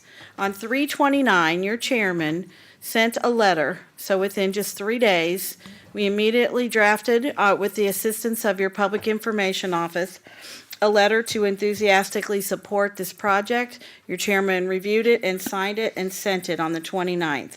Since that time, and you'll see, this date, 7/1/19, has been on this sheet since that point in time. That's the amount of time staff was asked for to complete our review process. So we're in the discovery process throughout this entire time. And from the county administrator's office and staff, we've been working with MOAT. I received the information for my review on May 8th for more detail and started looking at that. Then we had a conference call we had a conference call on the 16th, or Thursday, whatever date that was, George, I'm not sure. I believe that information was submitted a little bit sooner to to Elliot Falcioni, and also, as was asked at the dais that day, Karen Stewart, our economic development official, was doing just a cursory review of economic investment. So at this time, the things that we're looking at now, and we've talked with MOAT on our conference call, are, the amount of the request, which was originally $15 million. We have not been given personally an alternative request. The purpose of the request, the type of funds that we might be able to identify, eligibility of funds, the status of their fundraising and/or their private investors, what they can share. Of course, a lot of that is private, and then any other commitments. So we are in that process right now. As Mr. Clegg mentioned, we offered on our conference call to provide in writing a letter of any additional information we needed, and then also through various email exchanges with Mr. Marsartani. George. I knew it. Just say George. George, I hope you don't mind if I say George, that in fact, this board would then have to be the first to hear any information, that we had not presented our budget for the year yet to you. That's coming up on May 28th. And since then, there's been additional discussion about specific dollars potentially from a funding source. So we spoke the other day, and I think we were in agreement that process and time frame for us would be acceptable by MOAT, and that's where staff and the county administrator's office is right now. Okay, so with that being said, we are where we're supposed to be. Am I correct? And Getting there. I just go on the record. I think it's a great opportunity for a regional impact. But I do think, and I'll say this with support of them, but I do think we have to make sure that we have a responsibility when we're doing our budget to address things in our county, and it's going to impact our county. And I'm starting to look at it from the standpoint, and I like the educational approach. However, I think it would be very difficult for me as a District 2 County Commissioner to take and jump far into this, and I know that there are things that need to be addressed in my district. And I want to support them, and I will support them, but are we putting the cart before the horse here when we're talking about our county budget? And we did say in our motion that we were going to look. We did say we were going to look to see, and that's where we are. And staff is going to get back to us prior to July the 1st. Yes, sir. And I'm excited. I have a tour coming up out there, and I'm looking forward to getting some more understanding of all the things that are going out there. But I wanted to make sure that we were clear where we were on this. And right now, we're still in the exploration phase, and staff is going to get back with us by July the 1st, and then we're going to move from there. So nothing changed based on everything coming today, am I correct? Informational. Informational. Thank you. Okay. Commissioner Whitmore. And it's tourist tax, so Right. what we spend our money in has to be tourism-related. It isn't gonna pay for roads or stuff like that, it has to be tourist-related. So we're in the planning stages. I do have a concern about Sarasota, and I just read this last week in the newspaper online, that Sarasota was going to build a convention center, and Senator Dieter brought up to squash that because they had major issues, more importantly, were the stormwater.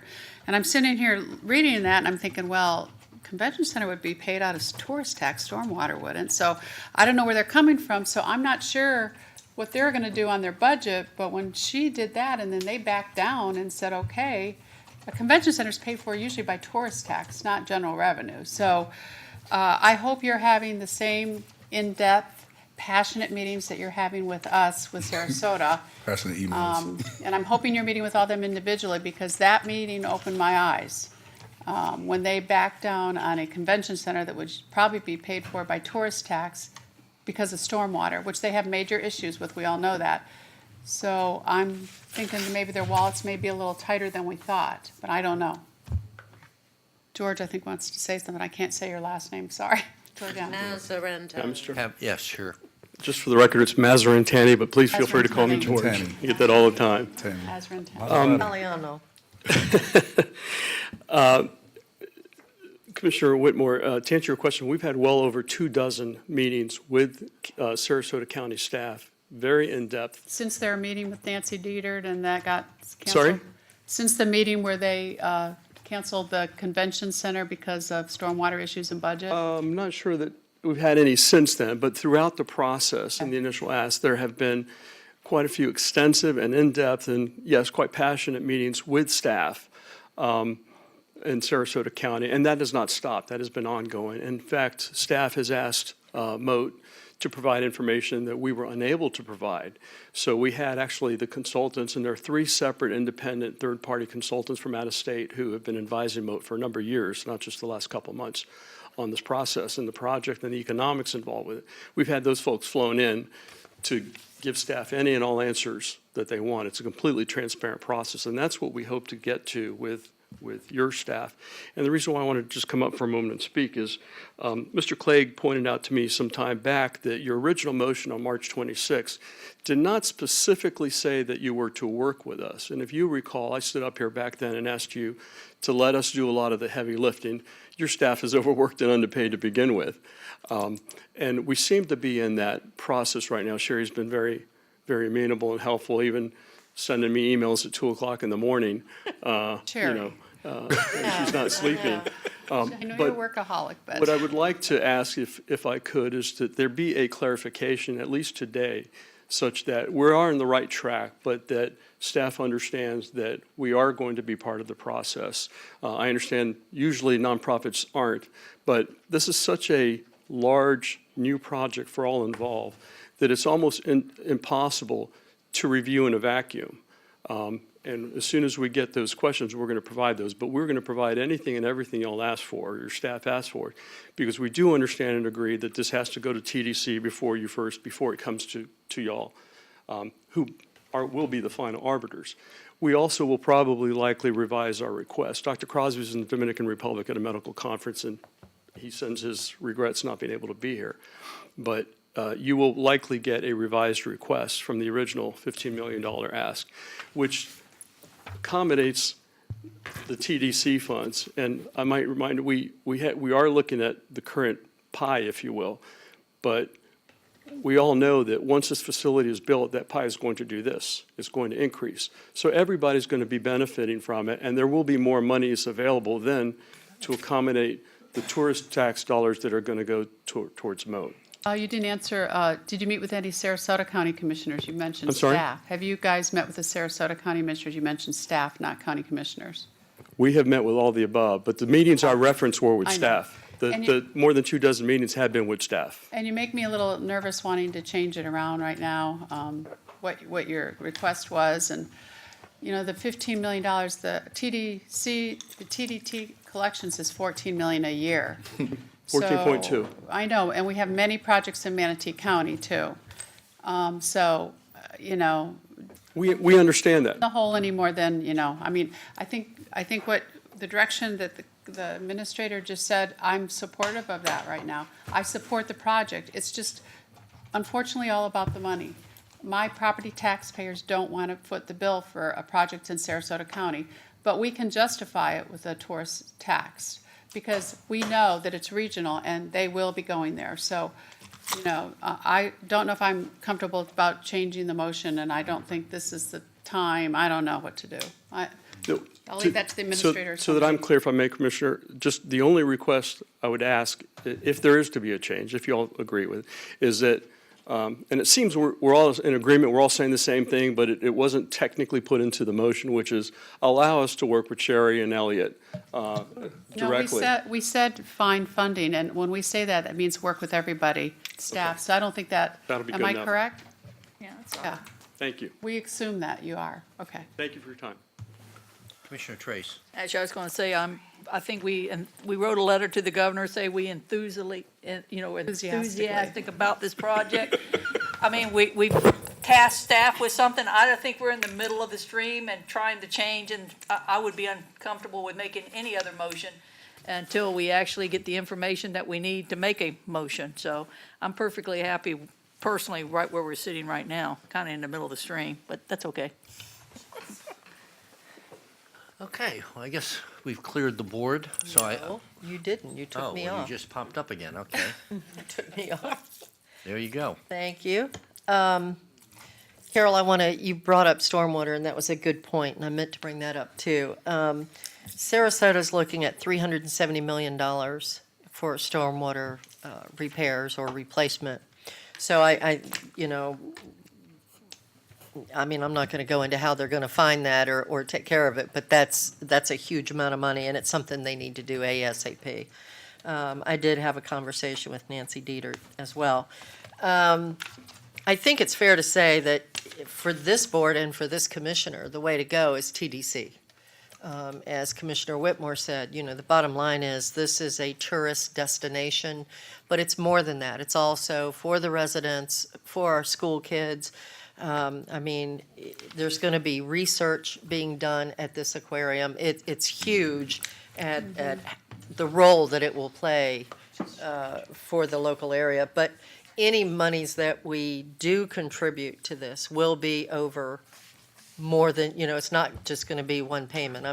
It'll be worked out over maybe 3 years or so, I would think. But that is something that at this point, I think Sherry can work toward and work with Moat to figure out. But that is the hope of this commissioner. I think that is the best way to do it. It's not taxpayer money, it is bed tax. So it's, when you mention budget, Reggie, there's a difference. Incorrect. Yeah, well, I just wanted to make sure you knew that with you just getting elected. So it's not really, it doesn't really quote unquote affect our budget as far as taxpayer revenues. It's bed tax. It's for tourists that have been here and already visited our county. And hopefully will be coming back. And actually, that's what we should be doing with the bed tax money, is doing things to make even more people come. So that being said, Mr. Chairman, do you want to open to, are there any more commissioners on the board? I'm really anxious about hearing public comment, if there is any. Commissioner Whitmore. Just real quick, 15 million over 3 years, that's $5 million a year out of the tourist tax. That's a lot of money. We don't have that in reserves even.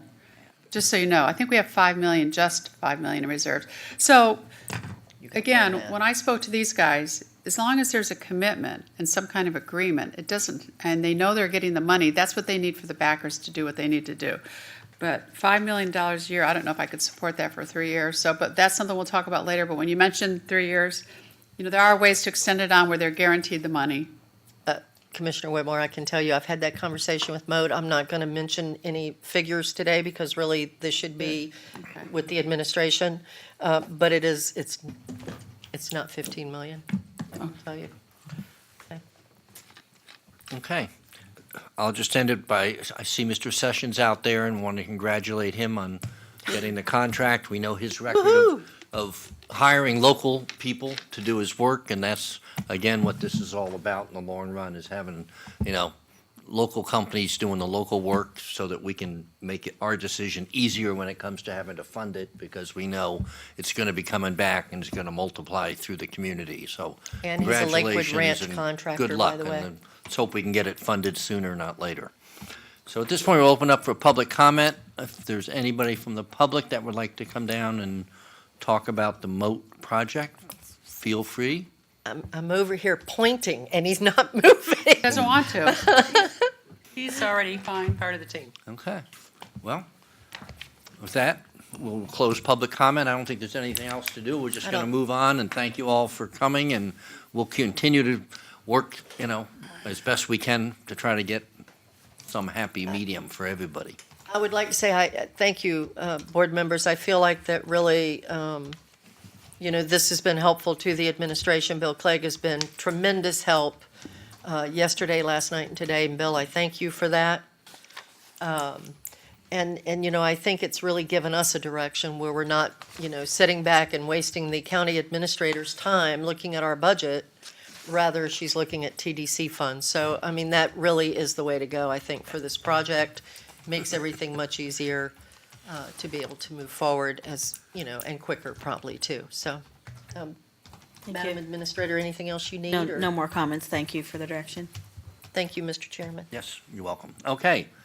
Moving along, we will now move to item 63, I believe, is the Value Adjustment Board Mr. appointment. Chairman, may I please ask if the board will consider taking item number 76 next, because we have a sergeant from the sheriff's office who came here for the item, and I know that he has to get back to the sheriff's office. Just consider it. It doesn't bother me. We're going to end up talking about it anyway. Yeah, Yeah, it just doesn't depends how matter long to it's me. going to. Yeah, it's going to be a while, so it's I up got to more you. BC I can take. I got something to say. I read it on LDC last night. But didn't we were handed out a piece of paper when we That's the came back? VAB Motion. board. This'll, yeah. Simple motion. That's just a motion. Okay. Well, let's What do you want to do? try to get through with that so we can get the sergeant So back the to work. VAB, On the road. we're on 60, where are we, Mr. Chair? 76? 76. No, I thought he just said, Yeah, the sex hotel thing. oh my God. Oh, I didn't know what this was, but I'm glad you explained. Isn't that what we're discussing here? Mr. Chairman, we're not going to be talking about a sex hotel. Well, that's part of it, unfortunately. Okay, this board meeting has been over the top. Put a peg at the end. Okay, let's go. Okay, where are we here? Weren't we at, isn't that the one you added, Misty? Yeah, it's sexual At the end. oriented Businesses, yes, 76. Yes, okay. All right, I don't think this will take very long, but I appreciate you taking it out of order. So as we all know, Manatee County has been very focused on redeveloping our urban corridors. And I really believe that we have an obstacle to doing so, especially on US 41 in South County, with the massage parlors that we have down there. And because the majority of these establishments are located in my district, and I hear from constituents often on the problems with them, I set up an appointment with the sheriff and with Sergeant, excuse me one second, Sergeant Powell, who is in the audience. And just so you know, Sergeant Powell has been working with this issue for decades, I think is the right number. But I asked him to be here if he could answer any questions. Now, what we know is that these organizations are really part of an organized crime organization out of New York City for the most part, even though you see them locally here. They are all tied together. They contain prostitutes from China and Korea for the most part. And when talking with the sheriff's department, what I learned is that we currently have an ordinance in effect that regulates sexually oriented businesses that has enough teeth in it to reduce or eliminate these uses that I'm talking about. So it's just a matter of enforcing what we already have on the books. So I talked with our county attorney about this briefly, and I would like to suggest that our county attorney's office work with the sheriff's legal staff to review the ordinance and determine that it is adequate and suggest a more aggressive approach to enforcement. So that's why I brought it forward to you today. Mr. Chair? Commissioner Whitmore? Okay, first of all, Mickey, what's the status on the lawsuit that Jim Minix was working on? Did it get settled with the sexually? No, ma'am. Our litigation with the local establishment known as Peekaboo, Right. and the local establishment that's directly across from DeSoto Square Mall known as Paper Moon, at one time it may still be called that. Our litigation against those two entities continues. It's Right. been going on for many years. In December of last year, Judge Gilbert Smith entered an order holding each of those businesses in contempt of court, Right. and as well as several of the principals involved in those businesses. Those businesses took an appeal of Judge Smith's contempt order, which was pending for a while, but then they suddenly voluntarily dismissed those appeals. And so the next step is that we are headed back to court in an effort to enforce Judge Smith's contempt order against the two establishments and several principals involved in those establishments. Just a couple other things. I was reading the LDC last night, and our current ordinance, only because we've been working on this for a long time, and truthfully, I'm not, and I'm the at-large county commissioner, I don't know about Betsy, I've not gotten one complaint about this, and I represent the whole county. But when I was reading it, there's cameras that have to be placed in the establishment. There has to be cameras in the parking lot. Somebody has to make rounds in the parking lot every 90 minutes. This is probably the strip clubs, is what the ordinance says anyway. Bathrooms, you don't have to have a camera in there, and you can't have like holes drilled in wall, whatever that, I don't even want to go there. But it's very explicit. And we do have a code enforcement officer that's also assigned to this with code enforcement, who was Pete at one point. I'm not sure who it is now. But I know we have that. And what I'm thinking, Misty, what you're talking about, because when I'm looking at these sexually oriented businesses, I was thinking of the Peekaboos of the world and stuff like that. You're talking about the massage parlors to apply that to this. Now, you made some comments that, and you're saying that you all know that this is federally organized crime and all this out of New York. If that's true, why, don't you have to have proof to say that publicly? And I don't want to get us in the middle of a lawsuit for saying that if it's not true. And if it is, why aren't we arresting these people and all that, not just because of our ordinance? If there's organized crime rings, why are we even, we don't probably want to even say this publicly if they're working on things to try to get them busted. I think you're opening something, maybe you should have talked with the administrator and a bunch of people in a closed room before you came up here. Mr. Chairman, if I may, I'm just relaying the information I received directly from the sheriff himself. So I know the sergeant is here and he can provide some more information. And if you could do so, please, we would appreciate that. Okay, and before you, am I correct, Mickey, that the current ordinance that we have for sexually oriented businesses is mainly for the dancing establishments, kind more or less, or is it for? Not sexual. Wait a minute, let me ask. And then if not, if it's for the massage parlors, do not our staff know that? Our code enforcement? Mr. Chair, Commissioners, our ordinance is rather broadly worded. It is aimed at sexually oriented businesses of a wide variety. I was informed of Commissioner Servia's desire to place this on today's agenda less than 24 hours ago. Oh, okay. I need a quiet opportunity to study this ordinance and determine whether, in my opinion, it can be applied to these kinds of establishments. The Okay. answer may be yes, but I'm not prepared to opine as I sit here right now. Okay, That's the best answer I can give you. thank you. So based on that, maybe we can sit there and maybe dispense with some of the conversation and move on, to hear from law enforcement, to give us some information that Mickey can then, Yes. process and get back to us. But we'd love to hear, what your thoughts are and what your problems or concerns you're running into. Sure. Good afternoon. Again, my name is Sergeant Jason Powell. I'm the Intelligence Unit Supervisor at the Sheriff's Office.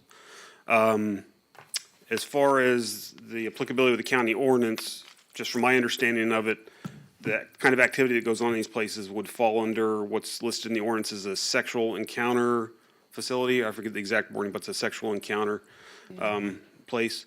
I mean, these are plain and simple houses of prostitution. Problem with code enforcement handling is kind of the methods that you would need to investigate these type of places is beyond the resources of code enforcement. It would require resources of the sheriff's office. We've been investigating these places for a long time. And I don't want to say too much on the public record, but it's very easy to go in there and make arrests, but to actually shut the places down, because as soon as we do, and when we talk about organized crime, it's not like one group of organized crime. It's a nationwide issue. The workers in these places go all over nationwide. If we shut down one place, they'll just switch out ownership the next day. So without some sort of enforcement from the county, it's impossible for us to be able to shut these places down. Thanks. Okay, Commissioner Benak. Yeah, and this has been an issue for as long as I can remember. I was here when the ordinance was written. I'll never forget listening to Mark Barnaby try to, describe, and everybody's laughing because it's a very difficult thing to do and describe and keep And they a used to be straight called face. lingerie shops, now they call them massage parlors. And the massage parlors, and you know, we're naive if we don't realize what's going on. I pass that one at Talavast and 41 all the time, you know, and it's, you know, there's names for those places. I mean, this is not something that we're not aware of. You know, the question is, do we have the tools to stop it? You know, it's all part of a, you know, there's so many things that go on in our society that, you know, it's tough to talk about. But the fact of the matter is, you know, we have people that are being, you know, brought into this country and forced to work there. I mean, these are real things. And the question is, do we have the tools and what are the laws? And so we probably do need, I don't know, I'll be able to stand a workshop if we get into a lot of the discussion, but we probably need a workshop to at least understand the state of the art and what we can do. Because it's got to be frustrating for you. And Misty, I know it is in your district. I live down there. Down where? Where? Off of Talavast Road. Okay. So I drive down there. But you know what? The reality is, this is one of the things we heard from our folks when we talk about Airbnbs. These kind of places are not regulated. So, you know, we don't know what's going on. Hotels, they are regulated. They have regulations. They look for this kind of business. But, you know, now you can rent a house and, you know, film a porno film if you want, from what we've heard. So we would like to be partners with you. We'd like to help us clarify this. So I do think it's worthy of a work session, if that's the right thing, to understand what the laws are, how we're enforcing them, so that we can make progress. It's tough to do, but I would like to see that And happen. whatever we need to do to cooperate, we'll be more than happy to do so. Thank you. Commissioner Ball. Yeah. I think probably in sitting here looking at you and imagining what your job must be like in trying to do your job, and yet sometimes you're bound to feel that, you know, excuse the language, but you're damned if you do and you're damned if you don't. You don't seem to be able to really move forward in getting anything done. And that's got to be extremely frustrating, because I know the 6 years I've been on this board, this topic has come up a few times. And it's always, by the way, the district commissioner, and most of us know this, because they're the ones that do get the emails. And most of us district commissioners do tend to get more emails and complaints than the two at large. I know the two at large and I have had that conversation before where I fussed at them because it wasn't fair that I would get the emails most of the time and they wouldn't. So it is frustrating for district commissioners as well. You should start forwarding any emails along that line to your two at large, so they don't feel left, so they know what you're going through. I truly would love to see the county attorney's office and the sheriff's office work toward an ordinance that you feel that you could enforce. Because there is no reason for us to waste our time to do an ordinance if it isn't something that you feel would have teeth in it to help you be able to do your job. So I commend the district, attorney, Commissioner for bringing this forward, because it is time that we try everything we possibly can to take care of this issue in Manatee, because we have a lot of it. I mean, I'm not going to mention the road, but all you got to do is drive down one road and you see it. It's everywhere. I think there's at least 12 places that we know about in the county. Yeah, yeah. So even though I know, the county attorney is very capable of reading through and looking at an ordinance, that's great, but I need something that's got some teeth in it that's going to help you do your job. And I think that's something that we see a lot of times. I know that the noise ordinance out in my district, out east, there has been issues because it was hard for the sheriff's office to enforce. So I understand the need and how we should work together. So I don't mind, if the board wants to have a workshop on this topic, whatever, but I do think the sheriff's office should be involved. And probably having some private meetings, the county attorney's office and the sheriff's office to try and come up with some ideas on how to look at this issue and maybe be able to move forward somewhat. And I have been looking at these places for a long time, so Yeah. there's a lot I could say to enlighten you all about it that I can't really say in this forum. Right. Thank you. Don't say it. No. No. But thank you for being diligent and to continue to try to make a difference in that regard. Thank you for that. Commissioner Whitmore. Just one last thing. These buildings that we're seeing that says massage, totally, there's no curtains, everything's pulled down, we all know. I just want to make sure on the ordinance, and you all know, I may come from a different perspective. My husband was a plastic surgeon until 5 years ago, and some of these women in the other facilities had kids and husbands, and that you wouldn't even know what they do for a living, except if you ever frequented those places, not the massage parlors, the other ones. So I just want to make sure, and you probably, and I know you've been in these places too, for your job, but there are, what you're saying is probably different maybe than the clubs, I don't know, the dance clubs, whatever. And you can enlighten our attorney that, because I don't think we should even be talking about any of this stuff publicly. But some of these people that I have met personally, and they have kids that they came into the office with, they've got husbands, they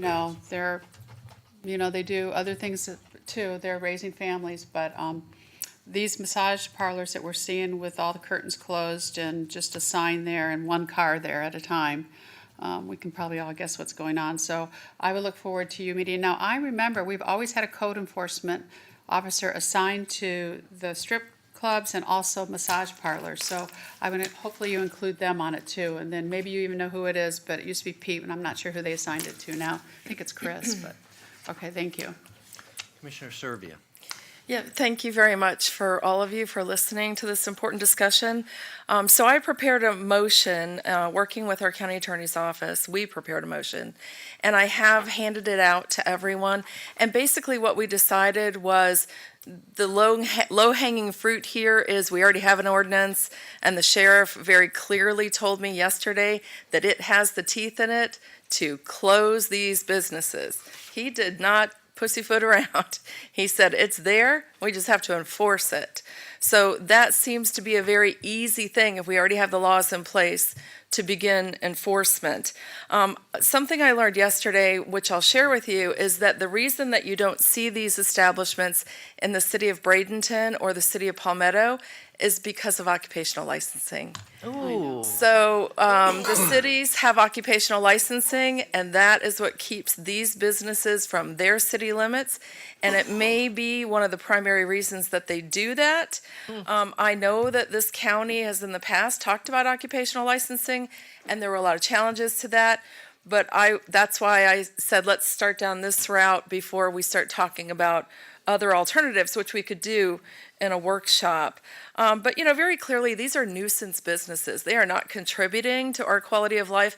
In fact, they are taking away from our quality of life, and they are putting up obstacles to redeveloping in these corridors that we so desperately want to do. So I'm really excited that the sheriff's office and the county attorney can come together and see if we've got what it takes to just begin enforcement and to see a difference. Is that a motion? Oh, I'd like to make the motion. Sorry. So our motion is have the county attorney work collaboratively with the Manatee County Sheriff's Office, legal staff to review the contents of Chapter 2 2-5 of the Manatee County Code of Ordinances, Sexually Oriented Business Code, to determine if further enforcement of sexually oriented businesses can be conducted, and to provide any other recommendations to reduce or eliminate these nuisance businesses from our community. Second. Reggie's got that second. Second. Okay, so we still got, see, Reggie, you're on the board. Yes, I just want to tell Sergeant Powell, some of the humor up here, I don't want you to think that me personally is taking your frustration on to be able to do your job for granted.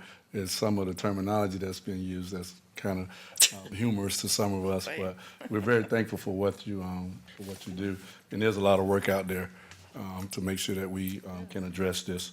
So, motion to move. Let's. Okay, thank you. Commissioner Ball.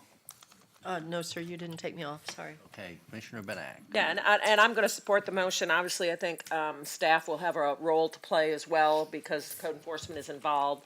So I'm assuming that the county attorney will have his ability to contact Sherry and staff to make sure that their input is provided as well. Of course, yes. Question. Okay, and I guess my only comment is maybe because it's getting late in the day that it's kind of sad that we have to get a motion to make the county attorney work with the sheriff's department on the, you know, I mean, you would like to think that they would do that on their own free volition, if you will, but that's just my editorial comment just for the this resources. afternoon, if you will. So with that, we'll open it up to public comment. Seeing nobody from the public come down, we'll close public comment. We have a motion by Commissioner Servia, seconded by Commissioner Bellamy. All those in favor, say aye. Aye. All those opposed? Motion passes 7-0. Thank you for your service. Thanks. Thank you. Safe out there. Thanks, At Sergeant. this point, we'll take a 10-minute break. We'll be back at 3:15. I feel like a middle.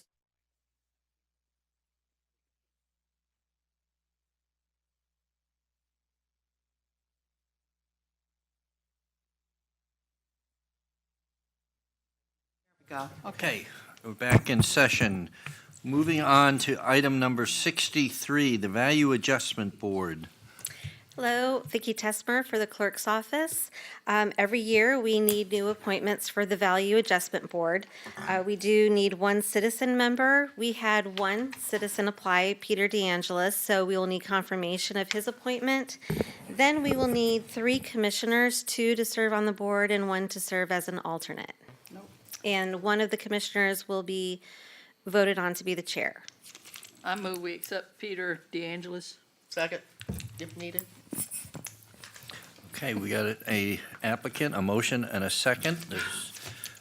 So I guess we just vote. Yeah. No All need. those in favor of appointing Peter DeAngelis, say aye. Aye. Opposed? Mr. DeAngelis wins 7-0. I think I saw him here. I don't think No, so. I don't see him here. Okay, I guess, go ahead. The next So item the is, next item will be appointing 3 commissioners, 2 to serve as the members, 1 as an alternate, and then we will need one of the members to be the chairman of the Value Adjustment Board. I'm on it right now. I'll stay on it. I will too, unless somebody else I wants won't. it. I think Reggie should do it. Who's the third one Let today? Reggie, I move Reggie's the alternate. Okay. Any other nominees? You got railroaded there, buddy. It's really pretty simple. That's what you get for sitting there smiling. That's right. First 100 names. on it 3 times. Now. Okay, we have the Motion to close three nominations. nominations You have to vote for 'em. of myself, Priscilla, And Reggie's Reggie. Okay. Reggie, Do you want a motion to close nominations? Motion, okay. Motion to close nominations. Okay, now we'll vote on the nominees, all those, do we have to do them separately, or can we do them all at once? No, we can do it all at one time to just vote on the motion. I love my job. second. Okay, so motion Stop to this one. appoint the commissioners? Do we have a motion on the motion to close? Yeah, I think we did Since We did we that. closed, there was a motion to close nominations. Since there were 3 commissioners, all 3 would be on the board. Appointed. With, the nomination was for Commissioner Bellamy to be the alternate. When this week? All we have to do is vote on the motion? Yes. Yes. Please. So all those in favor say aye. Aye. Opposed? Motion passes 7-0. And then we'll also need one of those, either Commissioner Trace or Chairman Johnson to be the chair of the Value Adjustment Board. I move that Commissioner Johnson be chair. Second. Okay, you're it. Railroaded, okay. I'm sorry, I didn't hear who seconded the motion. Thank you. Starting to laugh like you. It's not good. Okay. And then we need to vote on the motion. Okay, we need to vote on a motion, I guess, with You. Chairman Johnson as chair, and that's it, right? That's the only. Yes. Okay, all those in favor say aye. Aye. Opposed? Motion passes 7-0. Thank you very much. Much. Healthcare Advisory Board, Josh. Thanks for hanging in there all day. Good afternoon, Commissioners. You have 2 seats to be filled. We have 1 applicant for one of those seats, and of the other position, we have 0 applicants. So we're bringing that one forward intentionally. To note that retired psychologist Tom Scalota retired from the board. We've attempted to recruit for his replacement of the substance abuse seat twice with 0 applications. So by bringing this forward, we are making it publicly known that we are interested in fulfilling your vacancy of the substance abuse seat on the Healthcare Advisory Board, and will be advertising that position. The other position is business, and the 1 applicant is Mr. Matthew Lapointe, an attorney. I move we accept Matthew Lapointe, attorney. We have a motion and a second. And Mr. Chair? Move nominations closed. Nope. Yeah. Just to comment on Josh, if I remember, Tom Scalota was not a addiction specialist. He was a psychologist, right? He was a psychologist, correct? Yeah, so it really can be anybody. That's what I was trying to say. It doesn't have to be somebody just into that field. If they are, that's fine. But that's probably why we're not getting anybody doing it. Okay, we've got a motion and a second, and we've closed nominations. All those in favor of appointing Mr. Lapointe, say aye. Aye. All those opposed? Mr. Lapointe gets it 7-0. Thank you. Thank you, Josh. Mr. Chairman, before Joshua leaves, since Mr. Lapointe is a brand-new appointee, you might want to determine whether he's available on Thursday to come attend the local government law seminar. Oh, that's a And he good will point. immediately get his training in public records and the Sunshine Law With if he's Mr. available on Lapointe, Thursday. That's a great point. over at the convention center. Excellent. Thank you so much. Appreciate that. Lapointe, it's a great point. For Carol, Got that's it. an extremely I'm good tired. joke. Sorry, I didn't. Okay, moving right along. I think we're now up to number 66. These are presentations upon request. First is the expanding of the Fieldstone CDD. Mr. I don't wish a presentation. Me neither. Okay, So you just have to open it for public comment. just open it up and let's see, where am I here? I gotta find it now. I read it all. 66. Can we have staff Not introduce have to present themselves? anything. Hold on 1 minute. To read in the public record, I think. Are you there yet? Okay. Nobody on the board, so we'll open this up for public comment. Anybody from the public would like to talk about the, whatever it is, Expanding Fieldstone Community CDD. Fieldstone CDD. Seeing nobody from the public, we'll close public comment. I'll make Pleasure of the board. I'll make a motion to approve ordinance number 19-23, expanding Feldstone Community Development District. Second. We have a motion and a second. I'm sorry, who did the second? Misty? Misty. Okay. So all those in favor, say aye. Aye. Opposed? Motion passed 7-0. For all your Great job, time. Tracy. Good job, Tracy, yes. Sat here all day. Poor Can you girl. imagine having to sit there and listen to all the? No, ma'am. This is a property management Number topic. 67. This is Betsy, the, many a time. and is Joy Vacating. here, or I think a representative. And it's only if you want a presentation. does anybody care for, this is vacating a portion of a Roosevelt Road and alleyways within the plat of Mayaca City. Anybody looking for a presentation here? Nope. No? No, Okay, in I- that case, we'll open it to the public. Anybody from the public that would like to discuss this adoption of a resolution? Seeing nobody from the public, Move to approve? Second. we have a motion by Commissioner Ball, is that right? Seconded by Commissioner Whitmore. All those in favor, say aye. Aye. Opposed? Motion passes. This is great. You did a great job. 7-0. Good job, Charles. Yeah, that was really good. Man, a few Moving words. on to number 68, no through vehicles. This again is upon President. request. Anybody need anything? No, you're pretty. Betsy has a question. I don't have a, I don't need a presentation, but I do know, having dropped my kids off at Braden River Middle School, I was a little, wait, no, this is no through, I'll wait till the next one. I'm on the wrong Yeah, one. the wrong I one. was gonna say, one? what are Okay. you talking about? This is on Braden River, not this one. Okay, so we got nobody, so we will now open this up for public comment. Anybody from the public comment wish to make any comments? Seeing nobody, we'll close public comment. Move to approve? Second. We have a motion from Commissioner Ball, seconded by Commissioner Servia. All those in favor say aye. Aye. All those opposed, motion passes 7-0. Okay, Betsy. I have things to say on the next one. Me. Okay, let's just see where we're going. Is Now that we're speed going to limit? speed limits. I'm sorry, did you say you wanted? I have things to say, so I guess we need a presentation. Okay. Sorry. Well, I know we were speeding right along. We just hit a bump in the road. A speed bump. A speed bump. Speed bump. It was that speed limit. Good afternoon, Chairman. Good afternoon, Commissioners. We are talking about ordinance number 1928.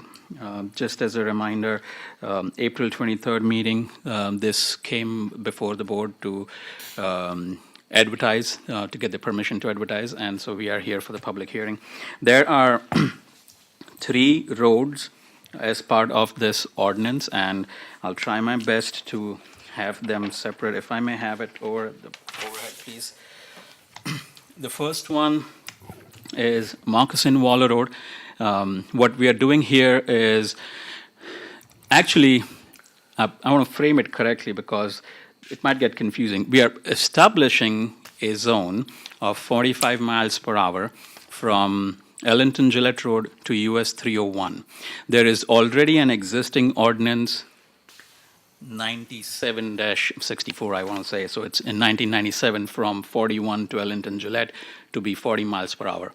However, the little piece in between, the limited access right-of-way, which is I-75, which we don't control, FDOT does, and they have already posted that at 45 miles per hour.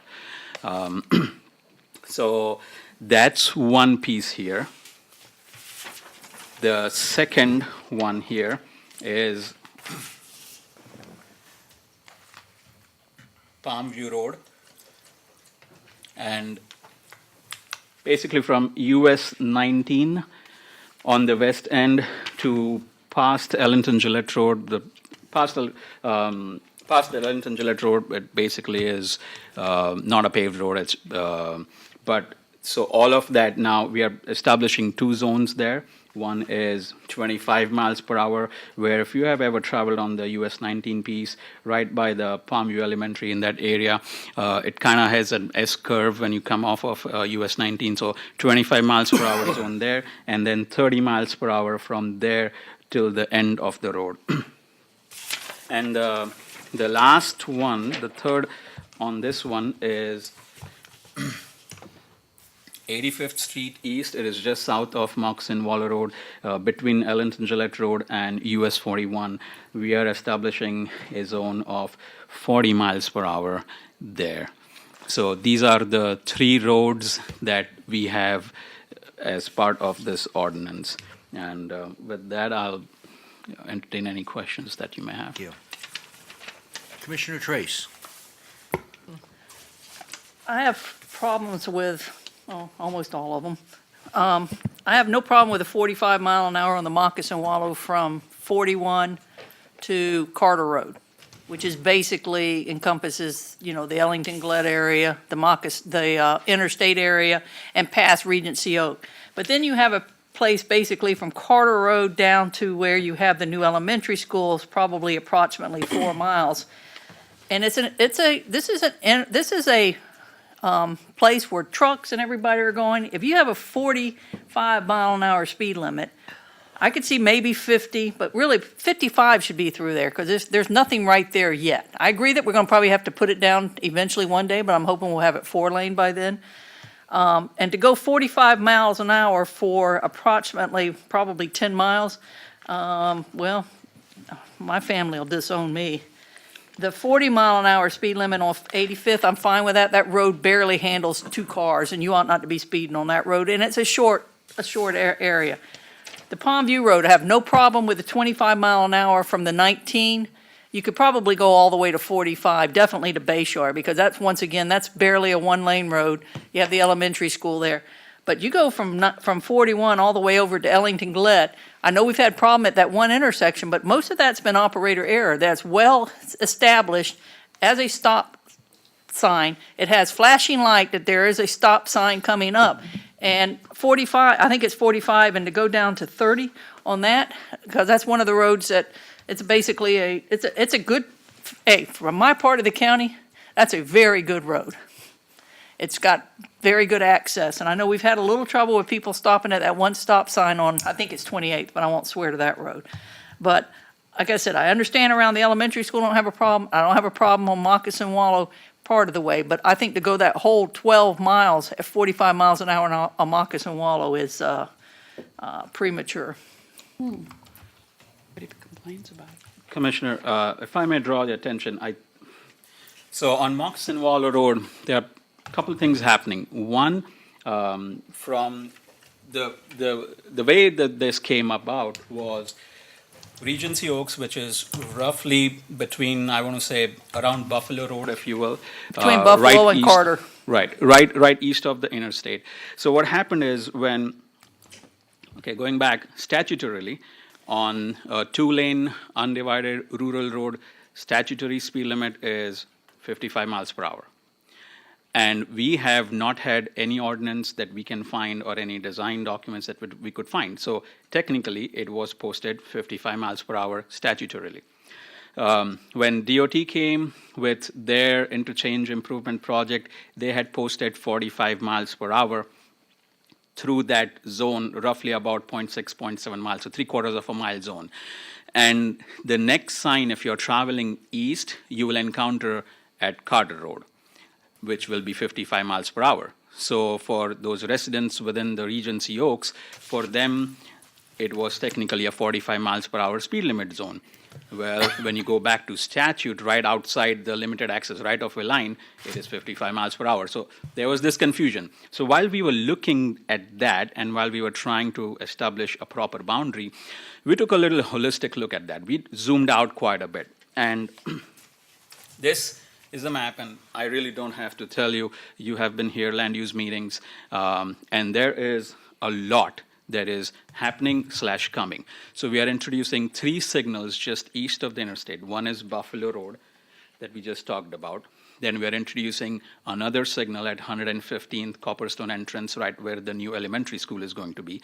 And then the Fort Hamer extension when it connects to Moccasin Wallow. That's the 3rd signal that we are introducing.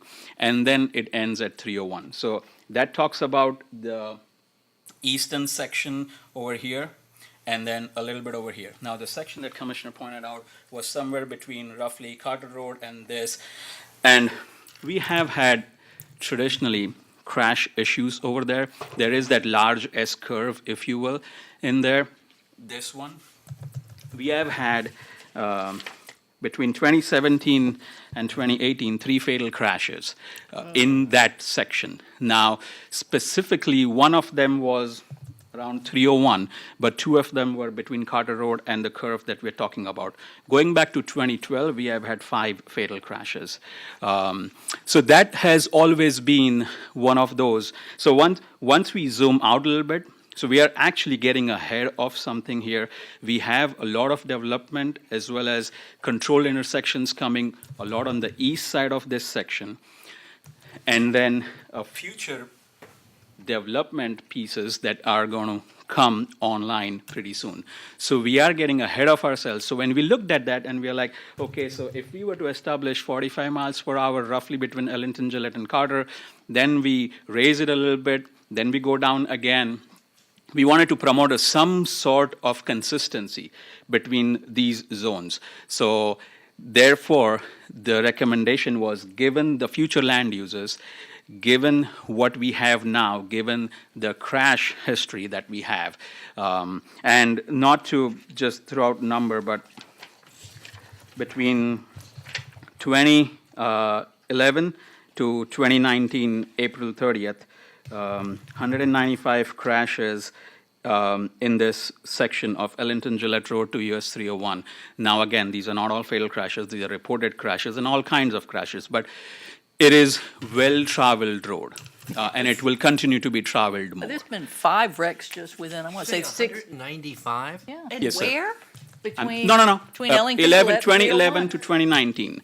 What? Say it again. 2011 to 2019, we have in this section 195 reported crashes, of which 5 are fatal crashes, of which There have 3 been of the 5 fatal wrecks crashes. in the last, this year. So need what to are we slow talking, down. 5 months? Just at Ellington, Gillette, and Bud Roden. Then they need to slow down. Well, that one we're working on and putting the light. I agree there. I have no problem with there. And I have really no problem. I understand the 45, once all my new neighbors move in, I understand that there's going to be a lot more traffic there.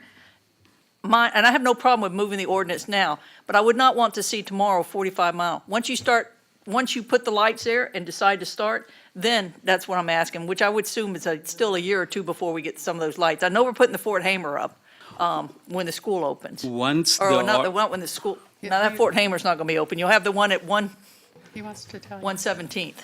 115 by Copperstone. So By Copperstone. once the ordinance is passed, Goes to in effect. able to enforce it, we will, within a reasonable time, of course, our staff, public works staff, will need to go and establish that speed limit so that the sheriff's office can actually enforce it and can stand up in court. When's the Okay, light going up? Mr. Chair, What's that? When's the light going up? for a while. Well, the school's opening in August, so But there will it's be not a, open. there will be a It'll be light up at that before copper. then. You remember the argument about what Copperstone with the Yeah. gate and everything? There will be a light there, I'm assuming, when the school opens in August. And Buffalo Road signal is Buffalo going to Road, be the as signal's well. already there, it just has, the road has not been completed, so, And then the don't light had been forget the turned on. Fort Hamer extension signal, which is also getting but I don't built think the on Fort August Hamer as well. extension will be ready in August. At least not, last time I drove by it, sure didn't look like it, but what do I know? Ellen, You know, he's trying. I understand what you're trying to do, and I'm good with that, but I tell you, that's just one busy road, and to have it 45, I would even maybe compromise and have it 50 in that middle spot, but, you know, it's gonna be hard for my folks to grasp it. I understand what y'all are doing, and once again, it's gonna be a 2-lane road, you're not gonna be able to do 45 anyway in a couple years. Well, then you'll be like the island.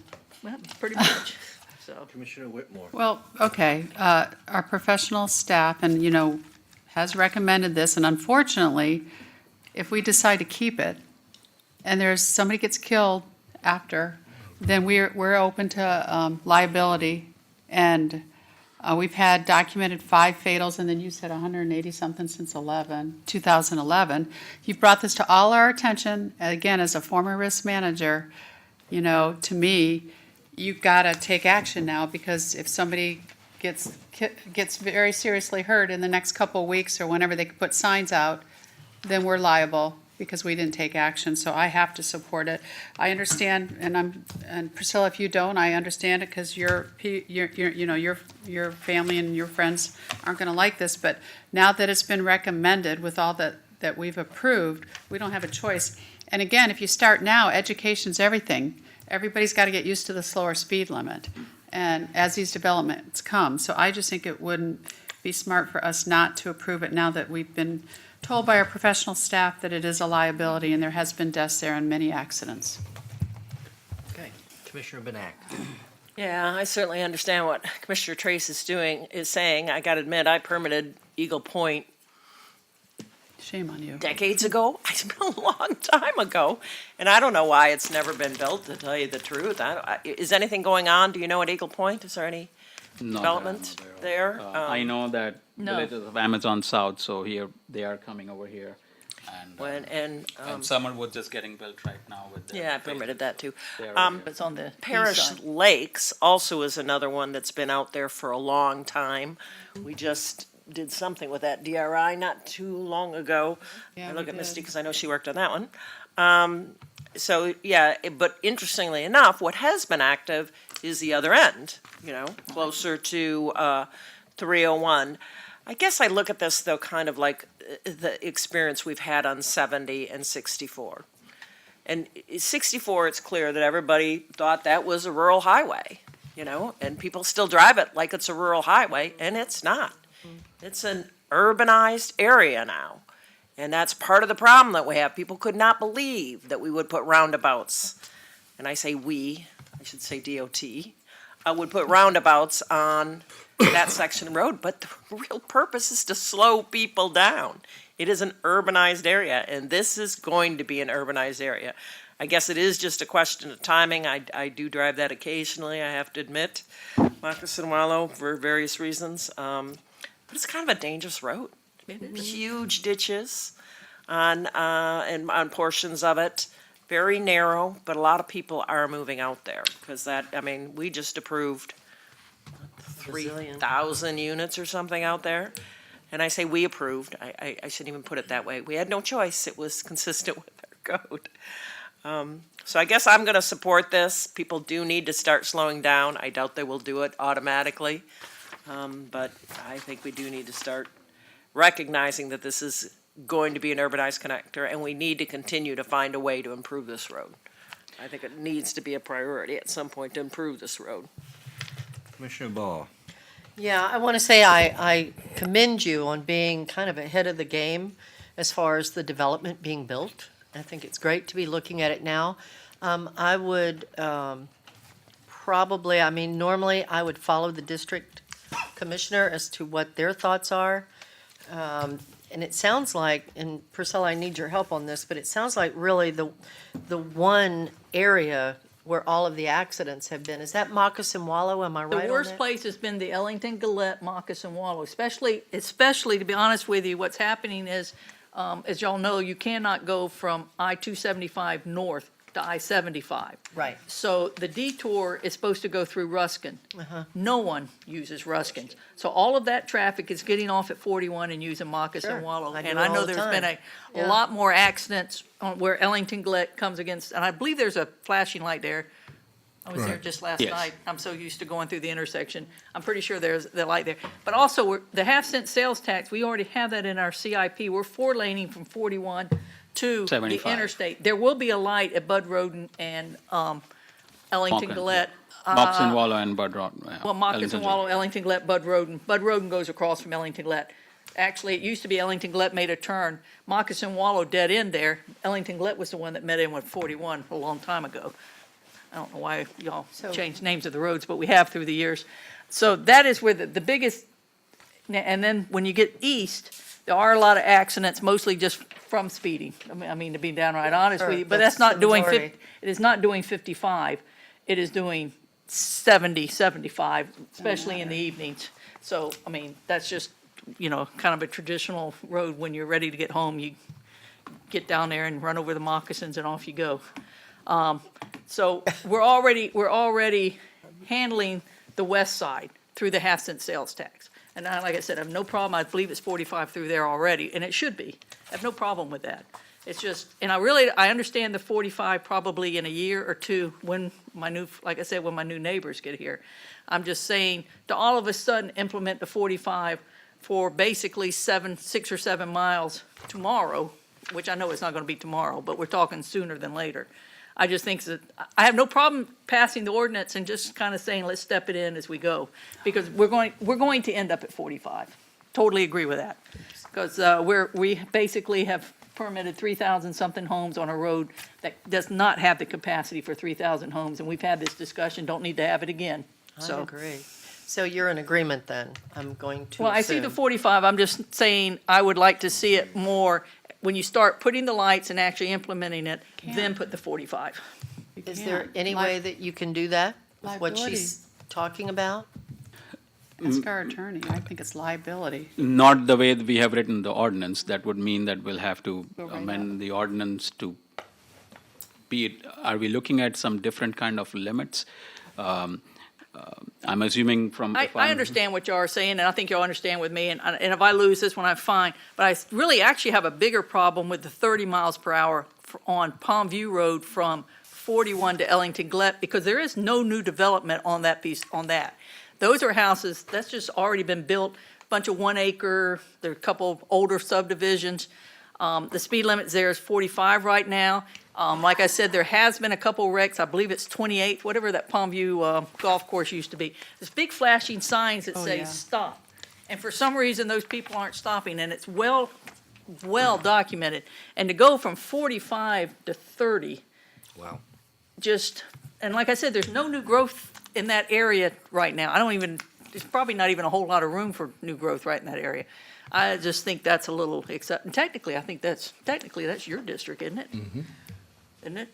It's right on the border. Maybe one side's mine, one side's yours. One side's yours. So, I kind of understand the 45, people are going to be mad at me, but I kind of get that one. But the 30, I have no problem with the 19 to 41, because you have that elementary school and really, really bad roads. But Palm View Road's a pretty good road.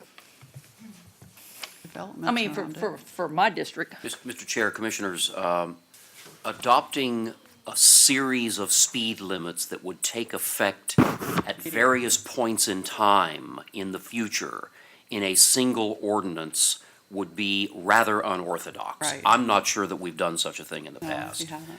I would recommend against it. It makes me nervous. So you're talking about the moccasin, you're not talking about doing all of these at one time, you're talking about the moccasin wallow. All I'm saying is, I mean, I understand, I have no I'm problem saying with is it. any aspect of the ordinance that purports to set forth varying speed limits, varying reduced speed limits to take effect at various times in the future in an ordinance adopted today would be most unorthodox. I would be happy just to make this if we took Palm View Road out and voted on the others and passed those, I'd be fine with that, and then discuss maybe Palm View on its own, unless this board all says they're going with the staff's recommendation, which I understand, and I understand what you're saying, Carol, about the liability, but I also know that when I saw this on the agenda, I talked to probably 75, 80 people in my district, probably somewhere in Reggie's, just people that I know that live there, that use these roads every day, and they told me, no, ridiculous. That the accidents that happen are almost always operator error, which we all know is kind of the truth. And so, basically I'm speaking for them because that's what they said. I did not speak to a single person that uses these roads on a daily basis that thought that any of the speed limits should be changed. So that's all I'm saying. And I do understand Moccasin Wallow is going to be a nightmare. And trust me, I hear it all the time about how I'm ruining all the roads in my part of the district. So I get that. But I could live with Moccasin Wallow because I do see all that growth out there and I know that's where we're going. But I do not quite understand the Palm View from 41 to Ellington Gillette. I definitely agree with you from 19 to 41. If I may point out, I know I'm jumping the Moccasin Wallow conversation. The rationale behind Palm View Road is I would like to decouple the fatal crash at Palm View and 28th. That was not the reason to actually even review it.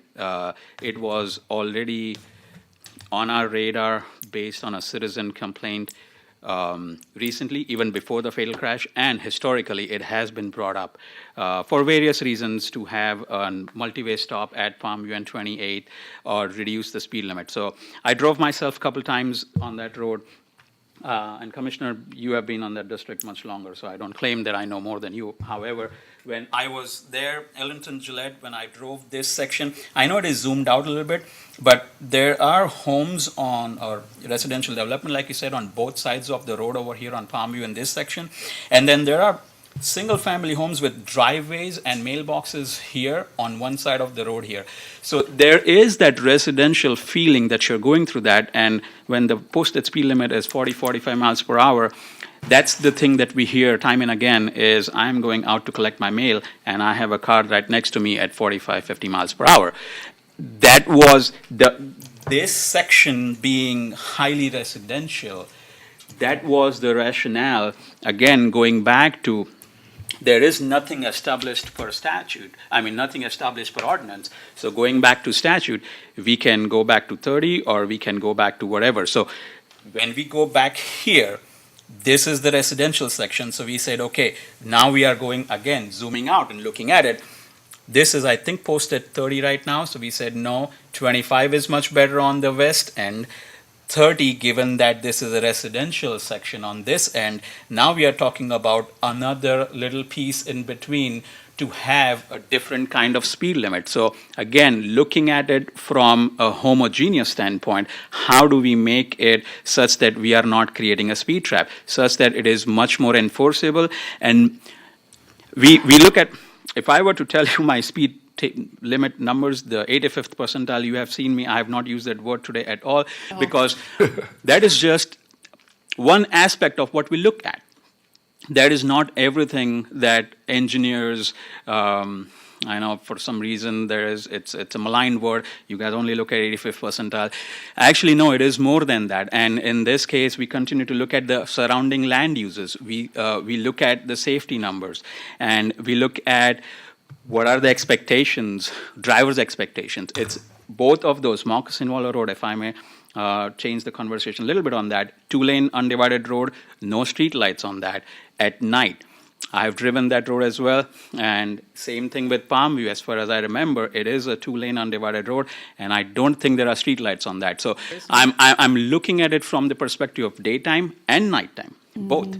And again, speed limit is just that. It's the maximum speed at which a reasonable and a prudent driver is expected to drive under the ideal conditions.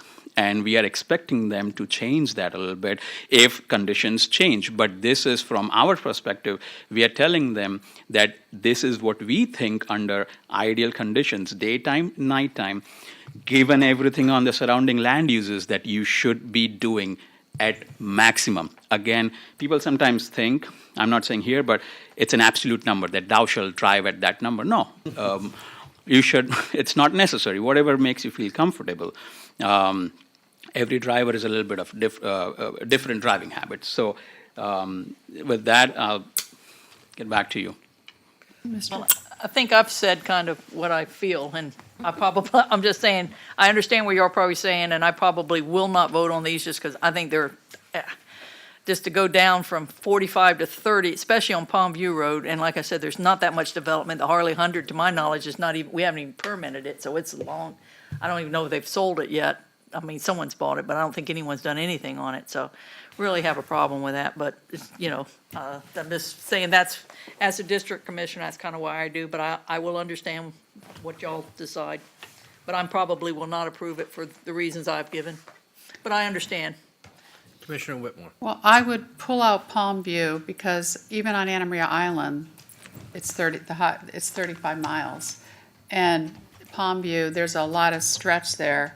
I mean, I would pull that out, and going from 45 to 30 is a 15-mile-an-hour drop. That's a big one. You know, 35 is the slow, what all of Anna Maria Island is, except for some of the residential, and the city went down, Anna Maria went down to 25. But I wouldn't support going down that far, but I would support the other recommendations. So I would ask that we pull out Palmview and vote on that separately, or bring that back again in the future, Palmview. We don't have the data that we had on Moccasin Wallow that I have to support what you recommended because of the fatalities and the accidents. But Palmview, There's been just as many accidents. well, Palmview going down 15 miles an hour, going down to 35 and from 4, you know, going down 10 to start. There's not the amount of development that we have along Moccasin. So I would at least ask the commission to pull Palmview and then vote on the other parts separately. Can I make a motion to do that? To separate it? Because I understand what Mickey's saying. That creates a problem. No, you could pull Palmview. No, you can pull it and then you can vote on it separately or bring that part out of a work session. Trust me, John Chappie did the 4-way stop on El Conquistador. How many times, guys? He kept pulling that out separately and he finally got it. But I do support the others with the documentation and the reasons why. Palmview, I'm not that familiar with it, so I'd rather have that pulled out from the recommended motion and either do it today, vote on it separately, or bring it back. I'll make that motion. Second. Okay, let's say that motion again. I'm gonna. We have four things here. I'm going to approve the recommended motion with Marcus the, and Wallow from, from Watkinson Wallow, Elkin Gillette, yes. Okay. 85th Street East, from US 41 to Ellington Gillette, okay. and speed limit to, Actually, the 25 on Palmview from 19 to Bay Shore is excellent. That end, That's right. fine, that's, yeah. So the first three, I want to approve those, and then withdraw the fourth bullet to be either voted on separately or come back at another time. That's my motion. That's my second. Can't remember anybody's name. Shaw, Ann, are you Carol and guys, Vanessa. are you guys following this? Hello. Yeah. It's not that I hard. think so. I think we're following. It's just because we've been sitting here. In the 9 hours. narrative, there are 4 bullets. I just said that. And so, as I understand it, the motion is to approve the ordinance relative to the first 3 bullets, Correct. but not the 4th bullet. Correct. Right. Okay. Commissioner Benak. Yeah, and I don't want to beat this dead horse, but that Palmview Road looks to me to be a rural collector, is that correct? Urban collector according to the classification. Urban collector, okay, it's an urban collector, but under our code, you would not be able to permit new residential development off of an urban collector. So what's there are larger lots that we're able to directly access the thoroughfare? Is that what, I mean, why do we have all these driveways on an urban collector? Oh, gosh. It's not.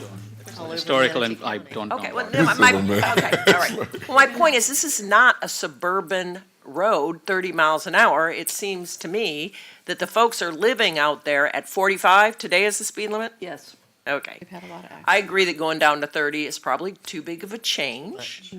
I think we should look at that and see if maybe 40 might make sense, but since y'all have polled it, I guess I won't, I don't want to dictate it, but it just seems like 30 is a little bit too drastic, so. Yeah. One of the problems we're having on this road and Experimental Farm Road, which gets in his It's not district, on here. is we've developed so much on Ellington Gillette, and what they're trying to do is get to 41.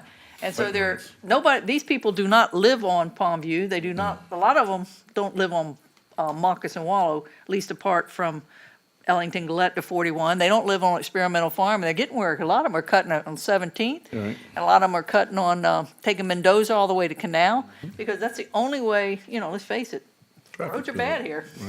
Well, but let's face it, the more you have a grid system, the better opportunity you have to get around and not get stuck on major highways like Right, so- 41. and And so so these that's a are- good thing, and we have to recognize These that are people are are corridors. traveling Yes. these collector roads. That's what they're designed for, right? It is. So, to me, posting at 30 miles an hour doesn't make a lot of sense, but that's, That's pulled. I'm using It's logic, been which pulled. isn't It's not in the science. motion anymore. It's not in the motion, Okay. so we'll have to deal with it separately or just ignore it for till a Not later ignore date. it, we'll bring it back. Okay, we'll, at this point, open this up for public comment. Is there anybody from the public that would like to come down? They're in comas. Seeing nobody, we'll close public comment. So we have a motion by Commissioner Whitmore, seconded by Commissioner Baugh. Vicky, do you have all that? Or I do do. you? You want me to read it? No. You don't need to, I just want to Okay. make sure you're okay with Count the it. fourth bullet. You okay? Okay. Yes. So all those in favor, say aye. Aye. All those opposed? Nay. Motion passes 6 to Just 1. can't make her happy, can we? No, we're just teasing. No, we're And not. Ann, you and Shaw will work on getting a corrected copy to the clerk, right? Yes. Okay, thank you. And you'll get back to us on the revision on the Palmview Road After you discuss with from whoever. 30 to, May I? At a future meeting, yes, sir. I would have no problem on the one that we just said, 25 from Palmview to Bay Shore. You could actually take that one to 41. You kept saying that that you thought the break should be at Bay Shore. To me, the break should be at 41. That's up to, Palmview is, to me, is separated at 41, not Bay Shore. so So I would have no problem with 25 from 19 to, that's Might I not the suggest that ordinance. staff regroup and maybe meet privately with the district Yeah. commissioner and come back later in time? technically, I am not the district commissioner. Well, then let Reggie be Well, talking. I take that back. I am on that side of the road. It depends on the side of the road. District commissioners, plural. So I'm just, Okay. yeah. Come back. Thank you. Sorry about you having to wait all Back day. another day, Thanks, Vishal, good job. Oh, really. and you can't stay. Thank you. Thanks, Thank you, Chad. Vishal. You don't blame the messenger. Go get a milkshake. Where are we now? Where are we now? What number? Okay, this is having to do with the Accord, I believe, Mr. Clegg, is that correct? Sir, item 71? Yes. Yes. I move approval of resolution R 1953. I second it. Yep. Go for it. I would still like to talk if I could. We saw that coming. Sorry, pal. We'll now open this up for public comment. Oh, we read the backup. We already know. Anybody from the public like to come down and discuss it? Poor Bill. We love you, Or Bill. the cancellation of the Accord, terminating, I'm sorry, of the Oh, we're Accord. tired, I'm tired, it's Very fine. Seeing nobody come down, we'll close. Like you can say. O'Shea looks like he comment. wants to talk on this 3 subject. minutes, Bill. I can have 3? Yes. We'll give you 3 minutes if you would like that, sir. if that All works. right, I can do it, I think, in 3 minutes. So, Talk fast. so for the record, Chief Assistant and County Attorney Bill Let's hear Clegg, in front of you, you have a EMS resolution and an agreement to terminate the Accord, which is comprised of 3 agreements that were put together in 2002. And it is ironic that it took a couple of hours to write them, considering the vast amount of work that the Accord threw off Like in months the last or a year. 17 years. Yeah. And that's why I just wanted to briefly weigh in on it, because under Florida law, there are ways you can create binding agreements for growth management, annexation, fiscal powers, but they're very difficult. They're very disfavored, so you have to follow some statutory ways of doing it. There's, in the annexation statute, something called an interlocal service boundary agreement. There are joint planning agreements, school agreements. The Accord didn't follow any of those. It's been said many times it was a political treaty to resolve a political dispute. And that may have been useful at the time, but the problem was that it was styled as a set of binding contracts. And so it created a lot of expectations among some elected officials and the public that just couldn't be met. And when I started here, it was about a year after it was put in place, and I was asked to look at it by the county attorney at the time, and I said, I don't think you can enforce this. And he said, well, we told the board that, but they said we're going to do it anyway as a political decision. Oh, brother. Well, that's good. They Well- have 6 cities and a county all working And together. there was nothing wrong with doing that, except that we shouldn't have styled it as an agreement that created the wrong expectation. Because Commissioner Whitmore, as you recall, within a year or two, we were in a lawsuit with the city of Bradenton over the very issues the Accord was supposed to resolve. So I think the lesson learned is if we're going to have agreements that deal with these issues, for example, like our school planning agreement, we need to go through the right process if we're setting it up as a binding agreement to deal with growth management. If we're just creating sort of a political resolution of an issue, we should call it that, and we should write it as that, so that the public and the elected officials don't have the wrong expectation. And so for that reason, many times we had weighed in and said, we really ought to get rid of this, and so we're happy to recommend that the board adopt the resolution and terminate the Accord. It is in the best interest of the county. And that's it. I Your hope I 3 did that minutes are quickly way up. enough. All right. It was I'm useless. sorry to belabor your time, but it It has is been our a long belief that saga. all of the other signatories are in agreement with your philosophy of getting rid of the Accord.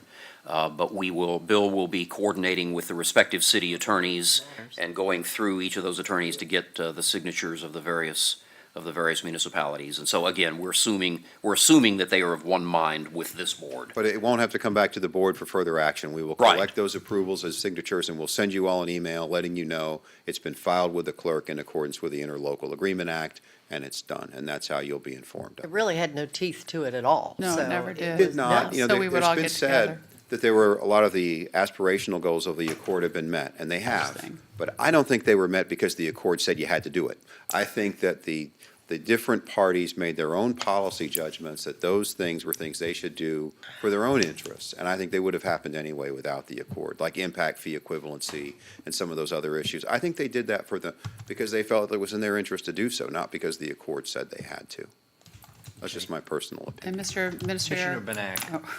And as somebody who was forced to go to a joint planning committee meeting and not having a clue what we were supposed to do, and then being kind of chided afterwards for not doing the right thing. It was really very annoying, but I do want to give a little shout out. I know Cliff Walters was kind of seen as the person that mediated this and brought it together, and there's nothing wrong with that. We need great community leaders that have that skill to mediate problems. We're just blessed that we don't have those problems today, but I don't want to in any way disparage the work that was done to try to get to this point, because it was a very different political time. Commissioner Benak, nor do I. That's why I said I think at the time it may have made sense to have that kind of resolution of a political impasse. The problem came later when they tried to live by that for the next 17 years. I don't think it was realistic to expect it to work that way. And I don't think that's what was originally intended either. Commissioner Whitmore. And I sent a email to all the cities that we passed it. Well, you're Now, all the elected, Yeah. I know, but I know you're going to, so nobody wants to go to another one of those meetings.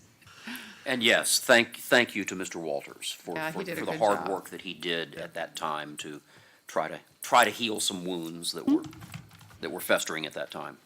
Okay, we have a motion by Commissioner Benak, seconded by Commissioner Baugh to pass Resolution R 19-53. All those in favor? We have did public comment No, free, I guess maybe we didn't. Anybody from the public like to come down and discuss this termination agreement? Seeing nobody from the public, we'll close public comment. And going back to the Motion. Commissioner Benak making the motion, Commissioner Baugh seconding it. All those in favor say aye. Aye. All those opposed? Passes 7-0. Item 72 is public safety write-off of uncollectible EMS debts. Is You poor anybody guys. presentations? Yeah. Finally. Well, I heard there might be some ideas about how to stop from running into this, so if there's some ideas, I'd love to hear them. Very expensive. They have a presentation. It's on our backup, yeah. We do. Mr. Chairman, Commissioners, members of the board, Jake Sauer, Acting Director of Public Safety. It's been a very long day for you guys, so I'm going to talk real quick and then introduce Paul. I wanted to just update you real quick on some public comments that were made earlier this morning about communications after a disaster. I am the 911 coordinator for the state of Florida, between the county and the state of Florida Board of 911 Commissioners. So that's sort of, I've had lots of dealings with that. Mr. Palmer would probably opine that cell phone companies, when we talk about public and what they are required to do after disaster, is heavily regulated by the FCC. And it pretty much takes the counties out of trying to get into interlocal agreement with cell phone companies for public communication. Real quickly, it's a three-prong approach after a disaster and hardening and improving our public safety communication system. The first part was the P25 radio towers that has been before the board. The second part was upgrading the 911 system in the county from legacy Frontier copper wire to internet and EZNet, that's known in the industry, that will allow for data and other things. And then the third part is communications with the public safety answering point, the 911 center, out to the first responders as well.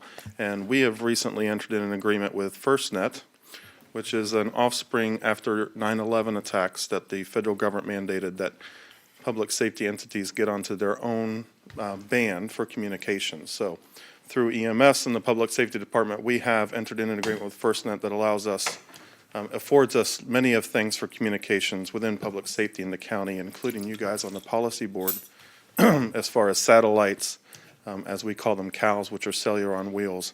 For the public, that comes last. We need to get public safety communications up first, and then the public comes secondary. And that is heavily regulated by the state and the FCC, and the governor is working with them right now for the panhandle and their response to the public's communications. Any questions on that? Okay. Paul DeSico, Chief of EMS, he does not need any introduction. However, I just wanted to say he's also a humble person. And as he goes through his presentation today, I wanted to let you know that sometimes leaders don't get the recognition they deserve. And I just wanted to say thank you to Paul for his forward thinking. It started through Ed. It's continuing through Sherry Corrier. A hands-off approach of what is good for the organization, go forth and do good. And Paul's going to talk about a lot of the things that are very exciting in public safety for EMS right now. Thank you. I need your help. This PowerPoint getting it done. What did he say? Needs help with the PowerPoint. Oh, would you help? Hey, boss, will you help with the PowerPoint?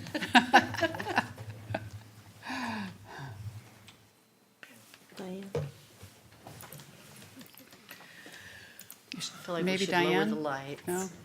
We got two public safety guys here. Two EMS guys. Yeah, get Diane over there. She'll do it.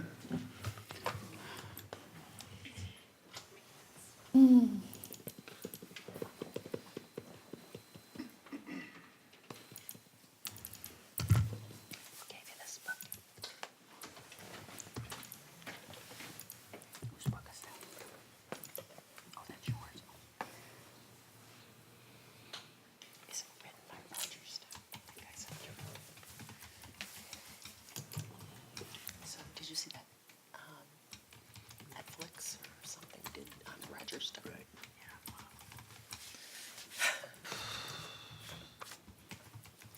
Okay, everybody do jumping jacks. Jumping jacks. Prevent blood clots. How many EMS guys does it take to turn How on? many guys does it take to do? Call the ambulance.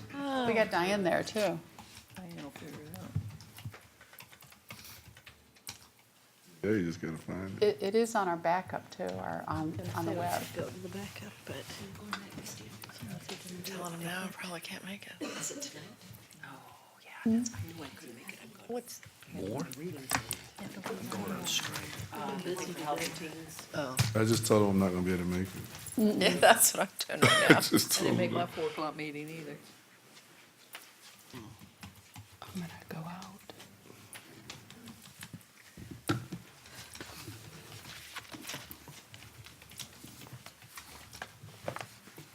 The other side. You feel it? No. Come on, Mom, leave me alone. Yeah. Jeez, I don't know, but I've just looked at the Diagnosed me from the entire, dais. it's good, good stuff. Yeah, it's on our e-agenda. I don't know what she's talking Is this about. Google, whatever? The, are you talking about? No, Oh. no, Carol's diagnosing me from the dais here. I'm kind of like turning my back on it. Probably smart. Bring your drugs tomorrow. Yeah, somebody asked me to give her a Hey. shot the other day. I hadn't done one in like 10 years. I go, are you sure? It's like getting on a bicycle.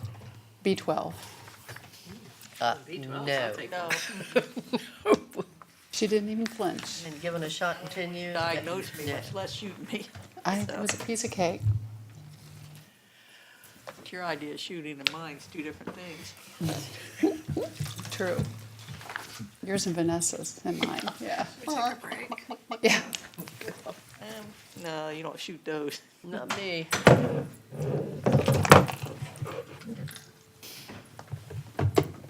Should we do a, Should we take a break? So they should we can, do the online agenda? Should we just vote on it? So I'm gonna have to go. No, it's on our online. Make a motion? Poor guys. They've been waiting all day. We can't let them down. State of EMS. Okay. For it to be worked on tomorrow. Or not. I don't know.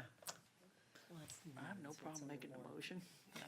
That's why I said. You can write all that stuff off, but We have to. That's nothing. Andre had to write off when he left $2 million. He never got paid because it's against the law. guys, it's So kind of that's a late. tax I would, deduction. I say we, break.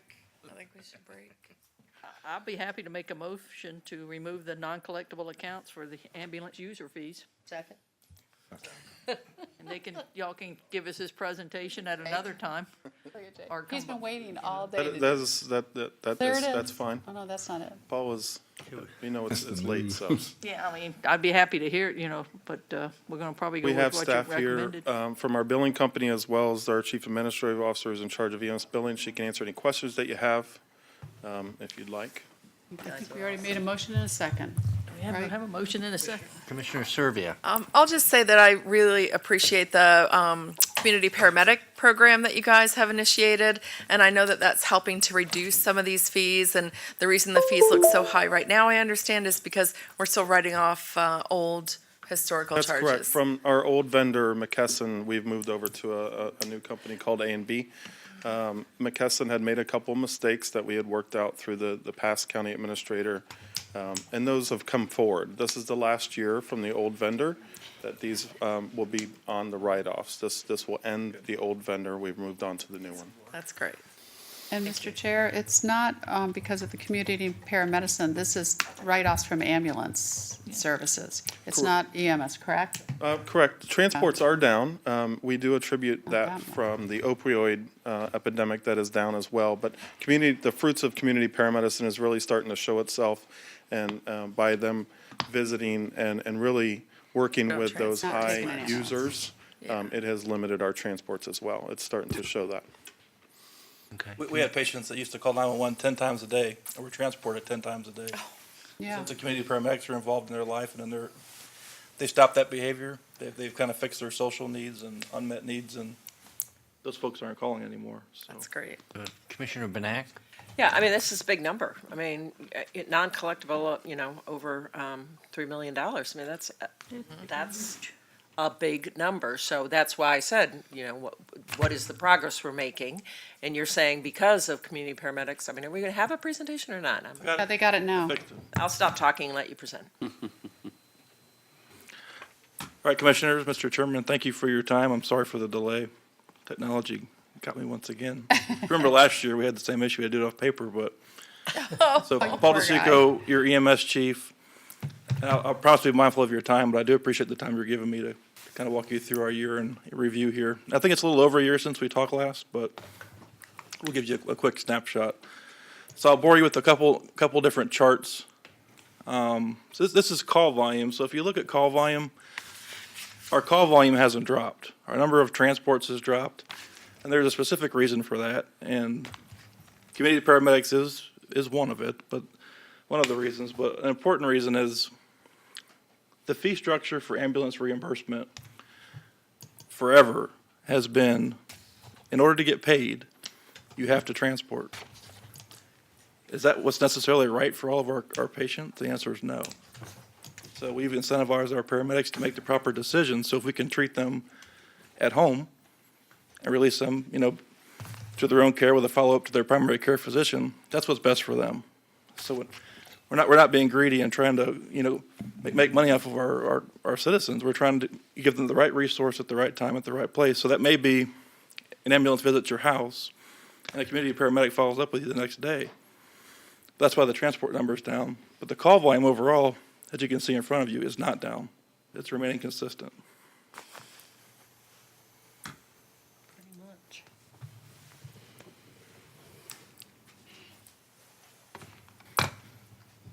Where's the mouse? There you go. So we did a briefing probably about just before September of last year. We took our service delivery model, which had remained consistent since 1972, and we turned it upside down. We basically took engagement groups from our staff and the leadership team. We said, listen, here are our challenges. And one of those challenges is when our season hits with our seasonal visitors, we get short on resources. It does impact us. We said, take the system within our current budget and make some recommendations on how we can better utilize our resources. So they came back with a kind of a reorg plan that we talked about, where before we were throwing every ambulance we had 24 hours a day in the service, across the board. The change we made was we took some of the trucks, shut them down during off-peak hours, which allowed us to put more vehicles on the road during the peak hours. We're running out of trucks. So this is kind of a snapshot of how that process looks about just over halfway through. So we started looking at the severity of calls. What you'll see in this graph here is that on the left side of the chart is the least severe. On the right side of the chart is the most severe. So your omega calls are calls that a nurse could typically handle if we had a nurse in the 911 center. We could push that off to the nurse, that call would be resolved, no ambulance response. Now, your Alpha and Bravo calls are typically BLS responses, so basic life support responses. Charlie and Delta calls and Echo calls start to tier up, with Echo being your most severe. So that's your cardiac arrest, your respiratory arrest, someone's dying, we have to get there quickly. So you can see it's a small number of calls, but those are the most important. Those are the ones that we're here for. So part of what this reorg has done for us is when we get busy, we preserve our ambulances for the Delta and Echo calls. So we'll begin to hold the Alpha calls. So if we put like a hold on those, and we have to answer those calls within a half an hour. Those are your non-emergent life threats. We screen them through we call it the Clausen code, and they're assigned that severity level. So when we get down to 6 ambulances, we hold Alpha calls to preserve them for your Delta and Echo calls, your emergent calls for service. This is kind of our bell curve. We showed you this last year, but this is our call volume by hour of the day. So we typically begin to peak between 8 and 9 in the morning, and it kind of drops back off at 9 o'clock at night. So for 12 hours during the day, our system's really rocking. During those 12 hours is when the most resources are on the road, which is what our reorganization helped us do. So we went from 18 ambulances on the road and 1 peak truck to 21 ambulances on the road with 2 quick response vehicles. So this breaks down time. It was important to measure, since we were shutting trucks off at night, the impacts that might have. So this is by week. So the kind of the orange line is last year, and the blue line is this year. So you can see not too much of an impact. And the graph, and we're talking about 10 seconds, 15 seconds between the two. So that's from 9 in the morning until 9 at night. This is from 9 at night until 9 in the morning. Again, the blue is this year, the orange is last year. So you're talking about like a 10-second difference. It's not much. So notable events. I think we all know Hurricane Michael. We got lucky with that one. But we were fortunate enough to send a crew to the Panhandle. And I think the response from the crew that went, it was totally humbling. So these folks, were the first in. They followed a US DOT like tree cutting crew. And we were the first other humans that these folks in the Panhandle saw. So we actually we were the Gulf County 911 service for about 2 weeks. As Commissioner Baldwin knows, and Commissioner Servia, our Raptor bus, through a partnership with Fleet Services and Transit, we were able to get a retired transit bus. The Department of Health Manatee donated the internal contents of the bus, the stretcher racks that are inside. And for about $30,000, we created a mass evacuation vehicle. Now, this isn't completed yet. It's not done, but we've kind of thrown as much as we can at it with our current operating budget, just to get ready for this hurricane season should we need it. But at the current moment, $32,000 has got us a bus that we could use in the case of an evacuation like we did with Manatee Memorial during Irma. We got the Tampa Bay Regional Planning Council's Award for Community Preparedness and Resiliency this year. That's a biggie. It was an honor. So we talked a little bit about employee engagement. So one of the things, you want to make your employees happy, you want them to stick around. We decided to engage them. So one of them was the big reorg that we did. The second, it's important that people always say that we're like the people that you run into when you don't want to, right? So you're in a bad spot, you're in a bad place in life when you have to call 911. So we want to be the people that you kind of meet and get comfortable with before that moment ever happens. So we developed this public relations team. It's about 10 staff members, and these folks have done this year to date 52 public relations events touching over 5,000 citizens. Vials of Life, we distributed 3,000 of these. They're like a pill container with basically you write down your medications that you take, your medical history, your allergies, your doctor's name, your emergency contact number. And we go into the house, you keep it in the refrigerator. So it's color coded. So our crews can know we go in, that's the first place we look. If you're unconscious and can't talk, we have your information. So 3,000, you can see they're in the top left picture there, they're the red vials there. So 3,000 of those, then over 20 community awareness presentations, and we're averaging about 5 events per month. The trying to think of the community. Larry. Del Webb. So we were out at Del Webb last week, a week and a half ago, and the organizer there said, I averaged like 15 people a meeting, and I had like 95 to 100 people here this time. I was like, well, Good. EMS is here. EMS, that's right. So community preparedness is big as well. So the top picture you see there, this was a hands-only CPR event that was taught at MTC. The bottom picture you see there it's kind of sad. So it's one of our paramedics in a high school teaching a student how to use a tourniquet in the event of like a mass shooter Oh, campaign. No. So we're in the community, we're teaching the kids how to care for themselves. It's pretty sad we have to do that, but it's also important they have the knowledge and education. smart. Now, Paul, could you go back to that slide for just a moment? I'm sorry. Sure. Now, this blue thing that she's applying to his arm. Tourniquet. As a Well, cat, understood, tourniquet, but that's a pre-made tourniquet Yes. that you guys use in the business, right? in the schools, there are Stop the Bleed kits. Oh, okay. Inside the kits. You've anticipated my question. Yes, Okay, so they've got the kits in the schools that have these things in them. correct. Yeah, okay, okay. We teach you how to put them on, and when to use them, when not to use them. Do they have the kits like in every classroom or? That I don't know, it's probably school dependent, but Okay, okay, you anticipated my question. Thank you. there's a lot of grant funding out there for these right now, so. I bet it is. And at one point, the school didn't allow it, and Blake called and told me that they were trying to teach it, but the school wouldn't allow it in the schools The to the school nurse nurses. couldn't. Remember? So we got together, and now the school allows it, because they weren't allowing it. Ridiculous. So, another big thing is we had an annual award ceremony that we did for our folks. It was kind of like you had to wait an entire year to be recognized for an accomplishment. We started having monthly award ceremonies. We hit the nail on the head with these. So for instance, like a cardiac arrest that happens, if our crew is to successfully resuscitate somebody, so they walk out of the hospital after they're in full cardiac arrest, they get a Phoenix Award. So they're waiting like a year to get this Phoenix Award. This picture is pretty cool. So the guy standing there in like the vest and the bow tie, you can see in your picture there, he was a cardiac arrest victim. This is Wendell. Wendell owns a barber shop in Palmetto, in Ellington Gillette Road right there. He's in his barber shop. He says, you know what, I don't feel well. He kind of had the feeling that he looks around, this might be the last time I ever walk through this place. So he gets in his car or his truck and he drives to that urgent care facility there. Walks in the door, says, I think I'm having a heart attack, and he collapses. The nurse starts CPR, we show up, we deliver one shock, we get him back. So he's lucky. But we had this survivor come present the life-saving award to our crew. So it's one thing for us to give you an award, right? That recognizes, hey, you saved a life, but it's one thing, another thing for the person you saved to hand it to you. Wow.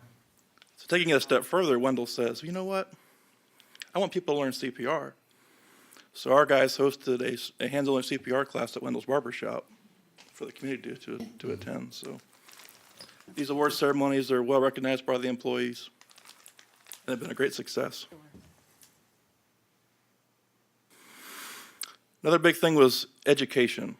So it's one thing to know what we do here in Manatee County, but we need to travel to see if there's other trends in the industry.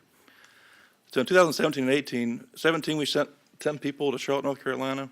18 we sent folks to DC to a national conference. So there's 6,000 people, around 6,000 of their peers.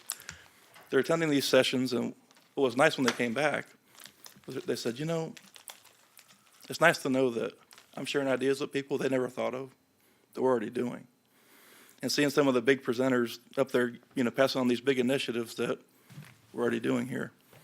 And the nice thing is they took back some information that we weren't doing that we're implementing. So a lot of benefit to these folks getting out there into the world and seeing not just what happens here, but what happens across the United States. And Larry was fortunate enough to go last year and actually ran into a guy from, was it Scotland? Scotland Ambulance Service. So we have a PowerPoint working on implementing a program with him. So employee engagement groups, we talked about the redesign. And we formed a vehicle and equipment engagement group, focus group. I don't drive an ambulance anymore. On occasion I do. I had twice last year. But it's not my office, it's their office. So why not make sure they're satisfied with the equipment they use, with the designs, the cabinets, the stuff they carry on the truck? So we met as recent as yesterday with this group. We presented the designs of the two new trucks we're ordering. Fleet Services was there, Matt Case. Nice thing about it was they were totally happy. They're like, no, we like everything. We want this moved here, that moved there. So it gives the employees a voice in the equipment that they use, and I think having that voice, makes them a little more committed to working. So the big things for this, the reorg, we had trucks like Medic 1, Medic 11, and Medic 16, that their usage was high to the point that it was unsafe. So we had to do some creative things, again, using the FTEs that we had budgeted to break these trucks into 12-hour shifts. And we were able to do that. So we converted 1 and 16 to like a split. So they're still 24-hour operational, but they work in 12-hour shifts. And Medic 11 is one of the trucks that goes offline at nighttime.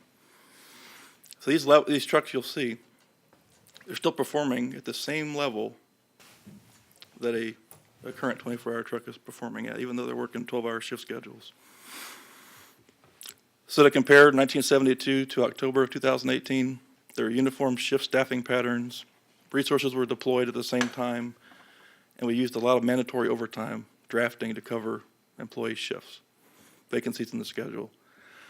From October of 18 to now, we have flexible scheduling options. Yes. We have a peak ambulance deployment platform, and we have not drafted a person since July of last year. Good. That deserves an applaud. Yeah. Seriously. Yay. Awesome. It was my folks, though, that designed it and made it work, so. Yeah. That's awesome. These are two of our guys on top of the Skyway at the big run. Me up there. Know about that one. On top of the Skyway like Is that. that how you got that picture of the Raptor bus on the Yes. Skyway? I was going to ask that. When the last folks were going over the bridge, Yeah. the runners were finishing, we were kind of following to make sure they didn't fall out. So Oh, well, that was now probably we scoop good. them in the bus. Oh, look at the overtime, yay. This chart just shows the drafting. So up until July, you can see these, and this is number of people drafted per month. So in, October of the previous year, 33, 32, we've not done anything. 0 drafts since July. So this reorg has worked. Worked to help eliminate mandatory overtime. Yes. So they have scheduling. We realize that not everybody's, used to be a uniform start time. Everybody came to work at 7 in the morning, with the exception of one peak hour truck that came on at 11. People have kids, they have families, they have responsibilities outside of here. So now we offer them, they have options. You can start at 6, 7, 8, 9, 10, and 11. Whatever works best for you. So if you have to pick up your kid from school, you might want to work a 6 shift. If you have to take them to school, you might want to come in at 11. If you have schooling that you're attending, you have some flexibility. So especially the millennials like that kind of Improves the traffic ability. too. The millennials. Oh, and Everybody, improves everybody traffic. needs to be paying attention to But those nobody goes to kind work of at 6:30. flexible start times so that not everybody is on the road Right. between 6 and 8 o'clock in the morning. That's right. I think we So should moving start meetings forward- at 6 in the morning.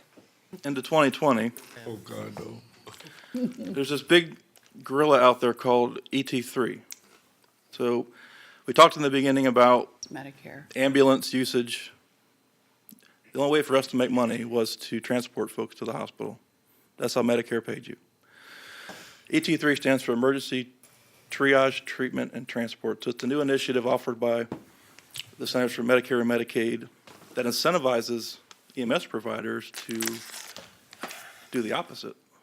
So if there's going to be about 63 communication centers in the country that are allowed to get funding for a nurse to enter the 911 center. So the non-emergency calls will be sent to the nurse, disposition that way. The second piece of that, though, is treatment to alternative destinations. So in Florida, currently, we can't do it. We're working with our state leaders to change some statute. But sobering centers, psychiatric centers, urgent care facilities, primary care doctors, for EMS agencies now, under the ET3 model, we'll be able to transport to these facilities and bill at the BLS emergency rate to collect on that, whereas before we couldn't. There's only an emergency room. The other big piece to this is, and which speaks to not so much community paramedicine, but it includes them, telemedicine. So if we contract with a telemedicine provider, the ambulance, so we don't have to go to the hospital.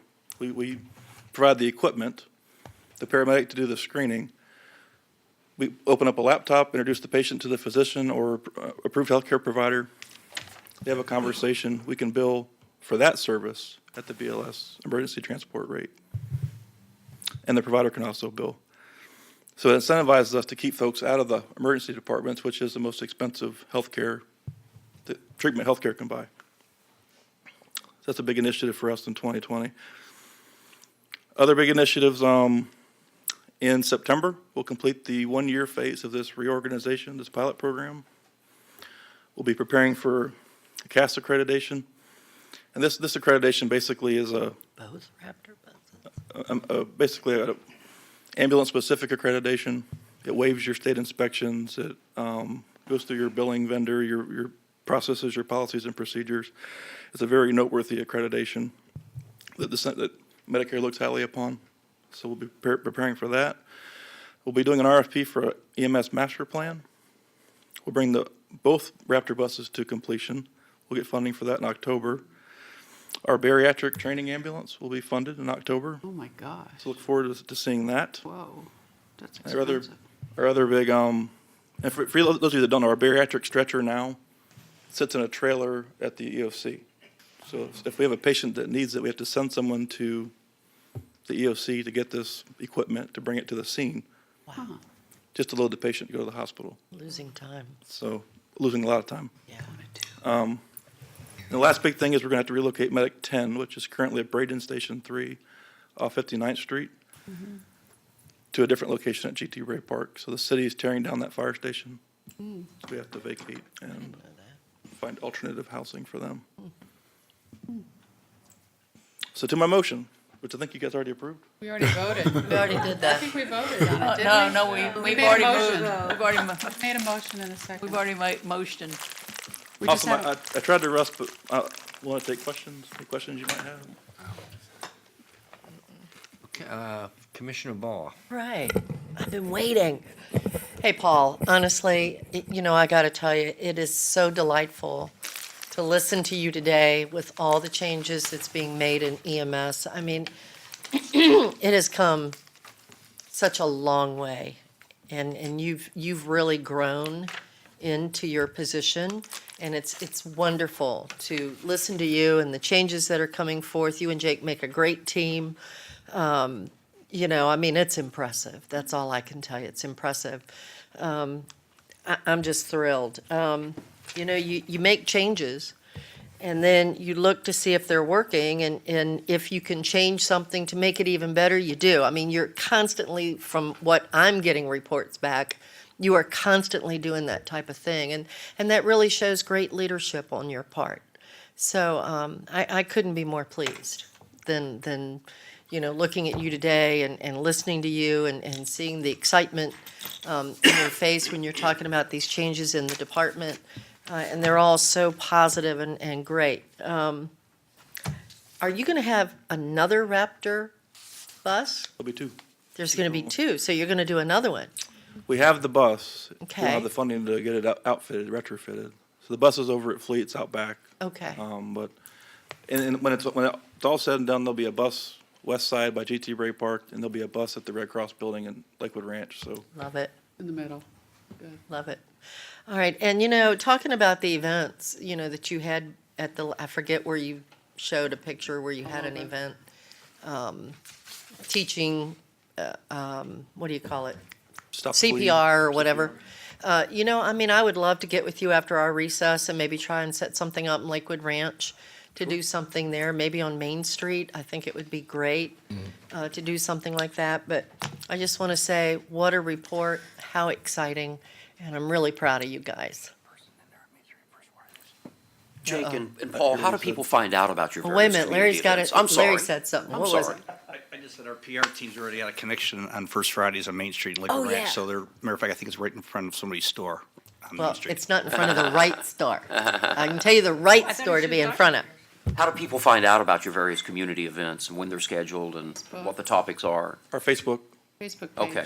we probably should do a better job of updating the But if one website. doesn't do Facebook, It'd be the website, but we need to do a better job at updating that. the county regularly. website?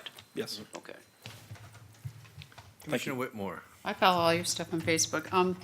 I'm meeting with Jake, I think, and Sherry maybe this week about something else. So when we do that part with CMS, can you go over that with me? Because it's too long of a day to go over it now. And as far as these millions of dollars we're writing off, this is nothing. You know, I just said my husband wrote off $2 million when he retired because what you charge or what you get paid versus indigent, all that, this racks up fast. But this will clean our books up. Taxes, huh? Okay, and this will keep our books up, and we got a different billing company, so congratulations.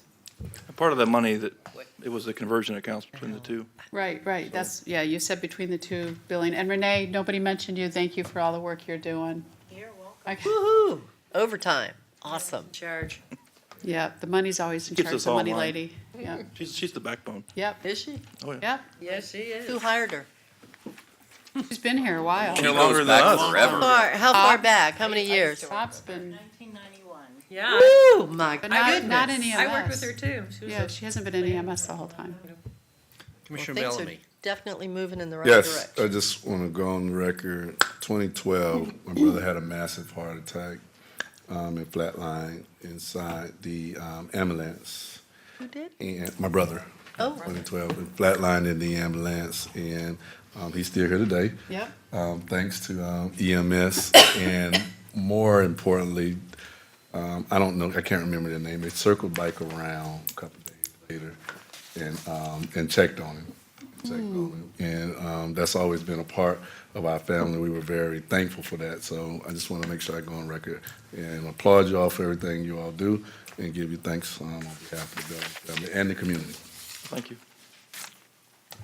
Guys just do a great job, no question about it, you know. It's always, never get many complaints about, if any, on Not what you all anymore.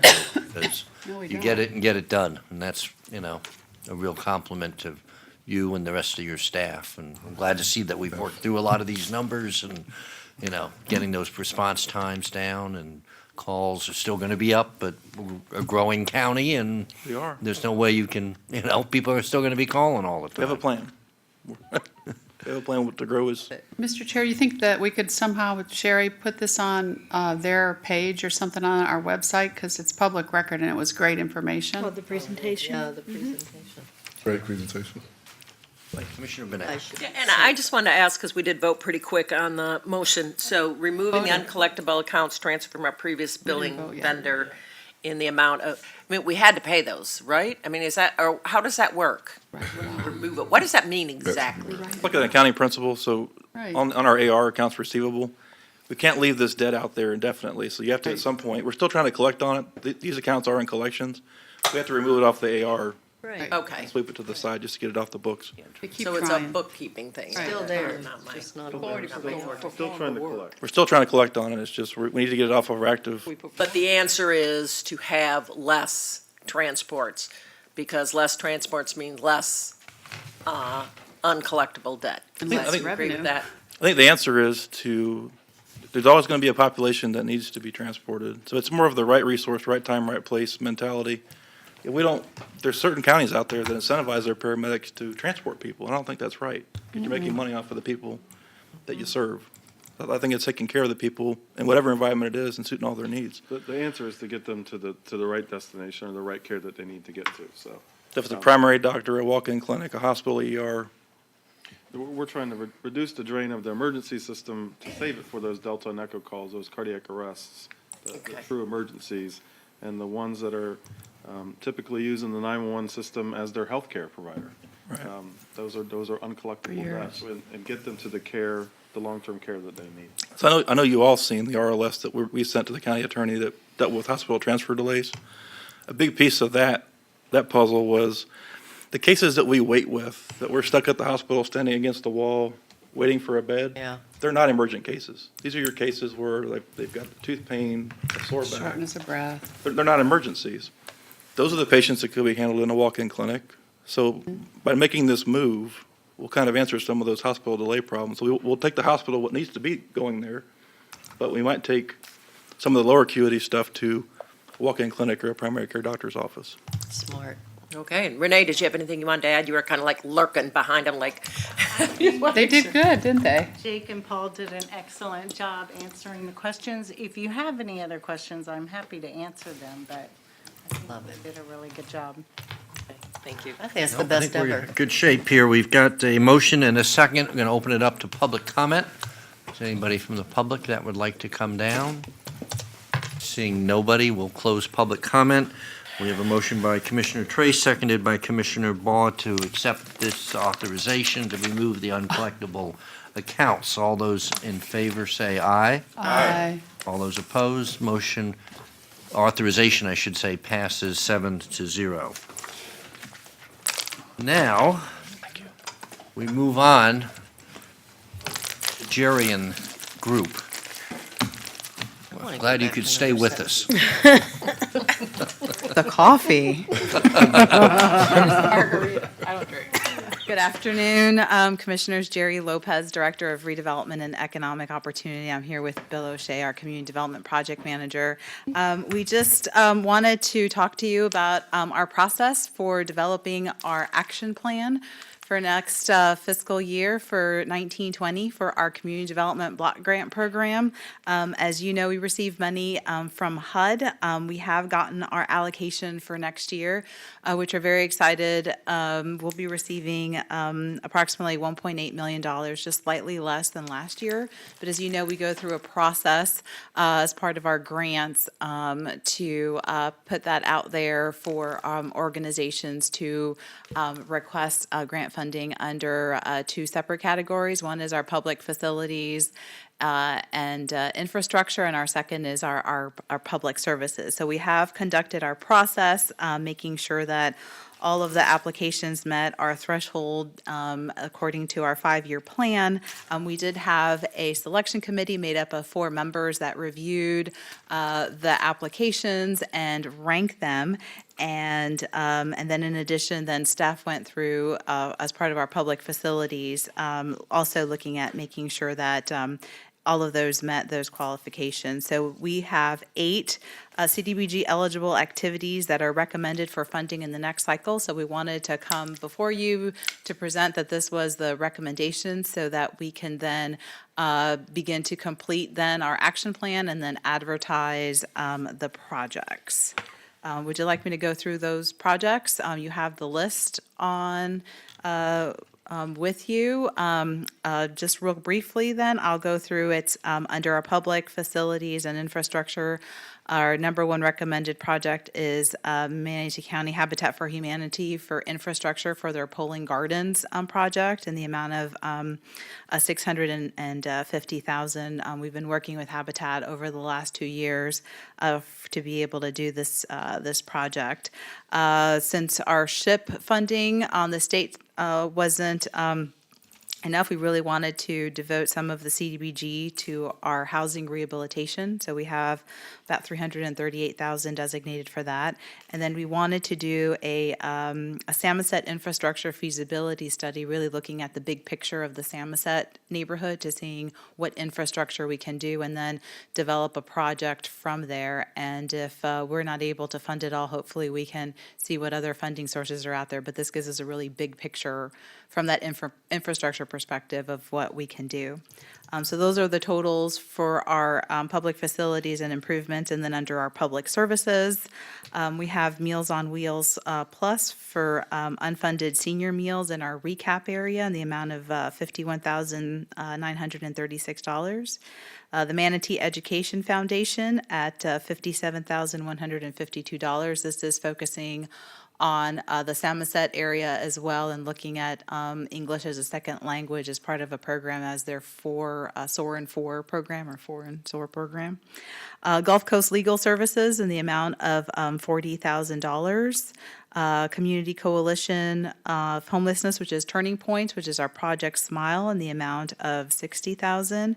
And AMFM Enterprise, Aileen's Love and Care, which is in-home care to the elderly in the amount of $72,000. And those are our recommended projects. And Bill and I are here to answer any questions. And we also do have some of the organizations in the audience too, if you have any specific questions for them.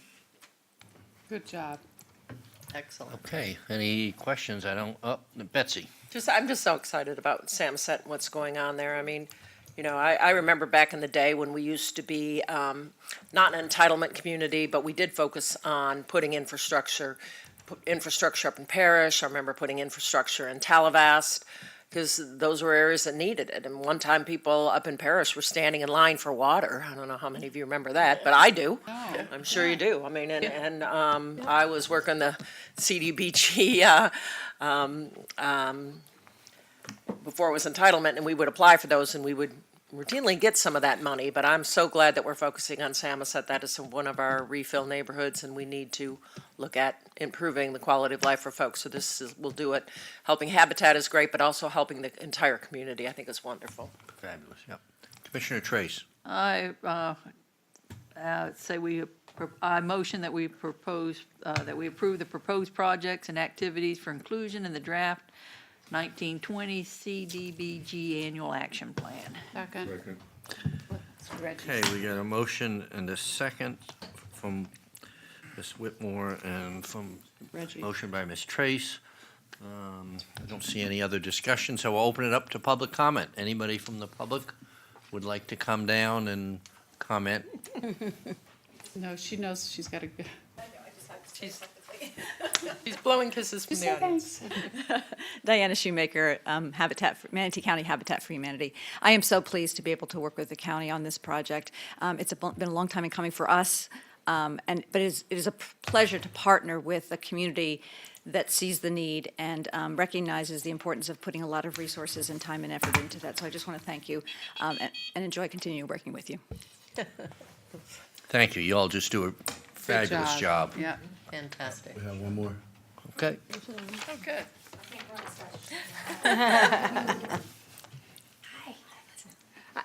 I'm Tammy Greer. I'm from Gulf Coast Legal Services, and I just want to say thank you very much for continuing to support us and for giving us the opportunity to work with the county. And I'm going to catch you outside because I want to partner with you. So just wanted to say thank you. We'll continue supporting you. Thank you. Thank You're you. welcome. Thank you for what you do. Bradenton didn't drop out. Anybody else from the public that would like to come down? Come on down. Seeing none, we'll close public comment. We've got a motion by Commissioner Trace, second by Commissioner Whitmore. All those in favor say aye. Aye. All those opposed? Motion passes 6-0. Thank you. 6? You mean 7? 7-0, I mean. I can't even count anymore. I know, I'm slapping. You're not tired, are you? Maybe someone left. Okay. Anyway, it got approved. Great work. Thank you.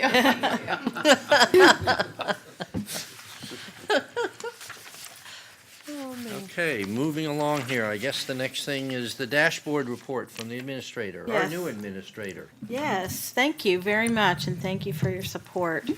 No, there are no anomalies, I think, in the dashboard report. I think when we have a little bit more time, we can take a look, and I think we told you that we're moving the dashboard reports to the Power BI, and when that happens, we'll go through them. Thank you, Mr. Chairman. Thank you.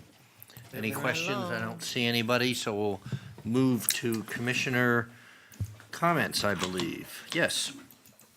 Carol? Got a few things. Real quick, state has, as you know, passed the needle exchange program, and the counties must at least bless it. It's usually done through an agency, et cetera. So Joshua has set up a committee, and I know Jimmy Crutchfield and I have been invited, but it's the health department, Centerstone, and all them, and they're going to be talking about it.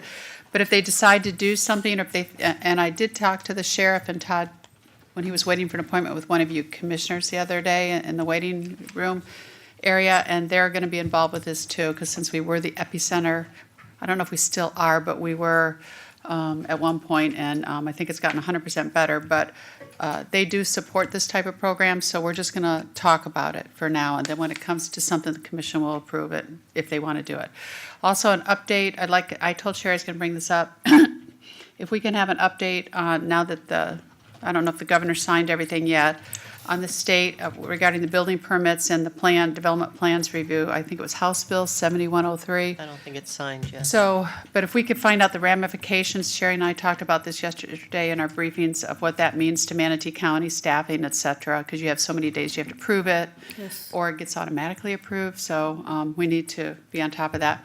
Also, I saw Will Robinson at Phil Galvano Golf Classic the other night, and I asked him about the septic tank legislation, and he said a lot of it was due to the counties in the middle of the state. They just did not want to go there. They did not see what we did.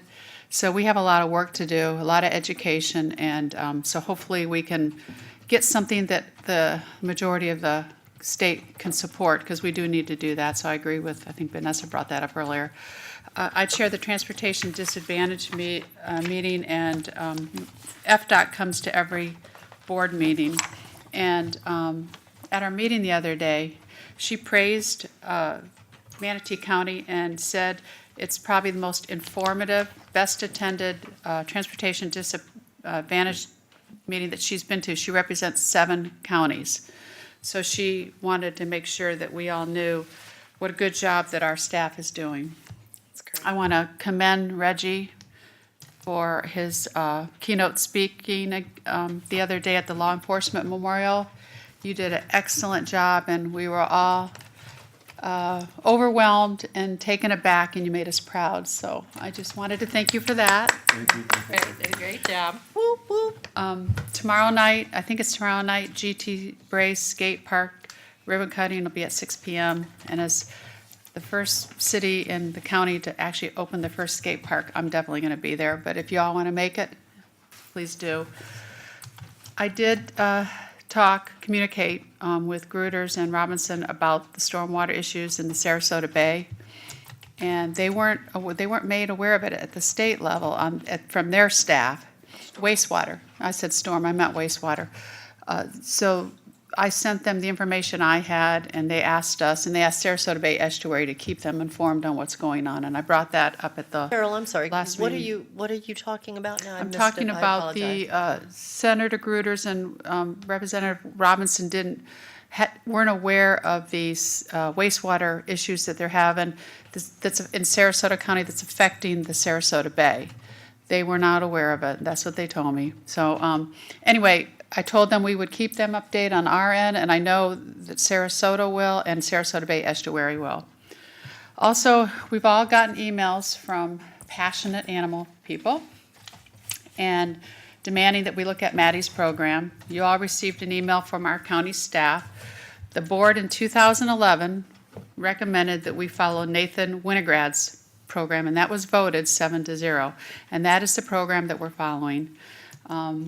The people that are, there's 3 people that are on this Facebook page or sending us emails, and the one person that you received an email from doesn't even pull from Manatee County. She pulls from Sebring. So, I wish she would pull from Manatee County. That would help our population. I did see one of their comments that they are making comments about Bob Smith. Why did he secretly disappear? And I just want it known public, because I know they're watching, and they'll be on their poison keyboards tonight. I just wanted them to know that he moved to the West Coast, and he has a great job representing a high-end corporate company in cybersecurity. So thank God for him. He got himself a good job in well, I'm not even going to say where, because they'll look it up and try to get him fired.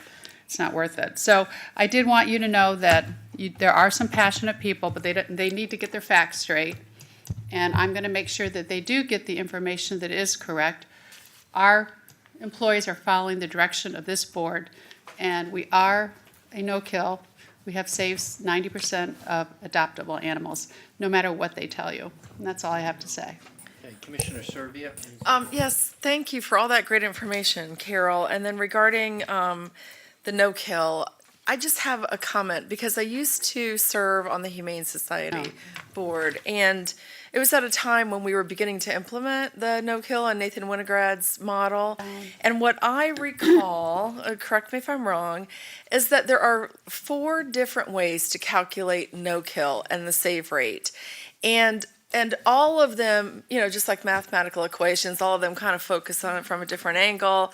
And so I think that there's no reason that we couldn't calculate it all 4 ways for transparency and announce those figures. I mean, I don't know about the Facebook post because I haven't been following that other than what you've told me.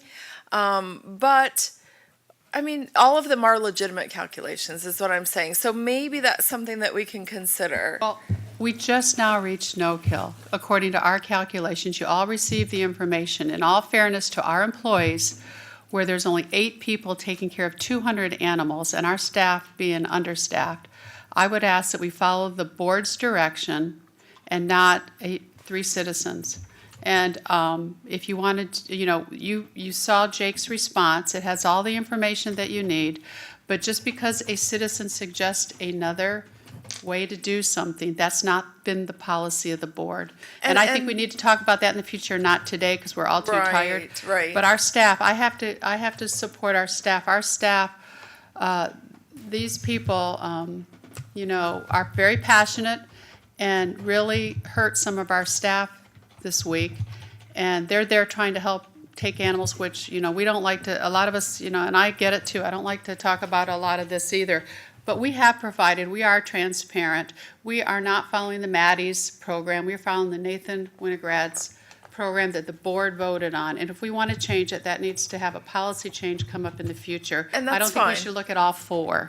Well, that's fine. I do Yeah. believe that the Nathan Winograd program looks at Right. all 4. It does, And and- so all I'm saying is, in the future, let's talk about it under the feel of transparency in government, because just because why not? It's all factual. It's all different ways. And But our staff we'll talk about it later. our staff stated publicly that we are transparent and they gave us how we calculate, so our citizens can look into I mean, that. this is not new. No, not It's at all. over and over and over and over again. No, it's just something to Betsy's on the tear us board. down. Yeah, I mean, this is such an aspirational goal. For people to be picking apart at it because it doesn't meet somebody named Maddie, and I'm sorry, I didn't read the report. Yeah, I don't know about Definition, that either. this is ridiculous, I I'm know. sorry. That's why I had to say We have an something. aspirational goal, we have employees that are working really hard, we have a great cooperative effort with many people.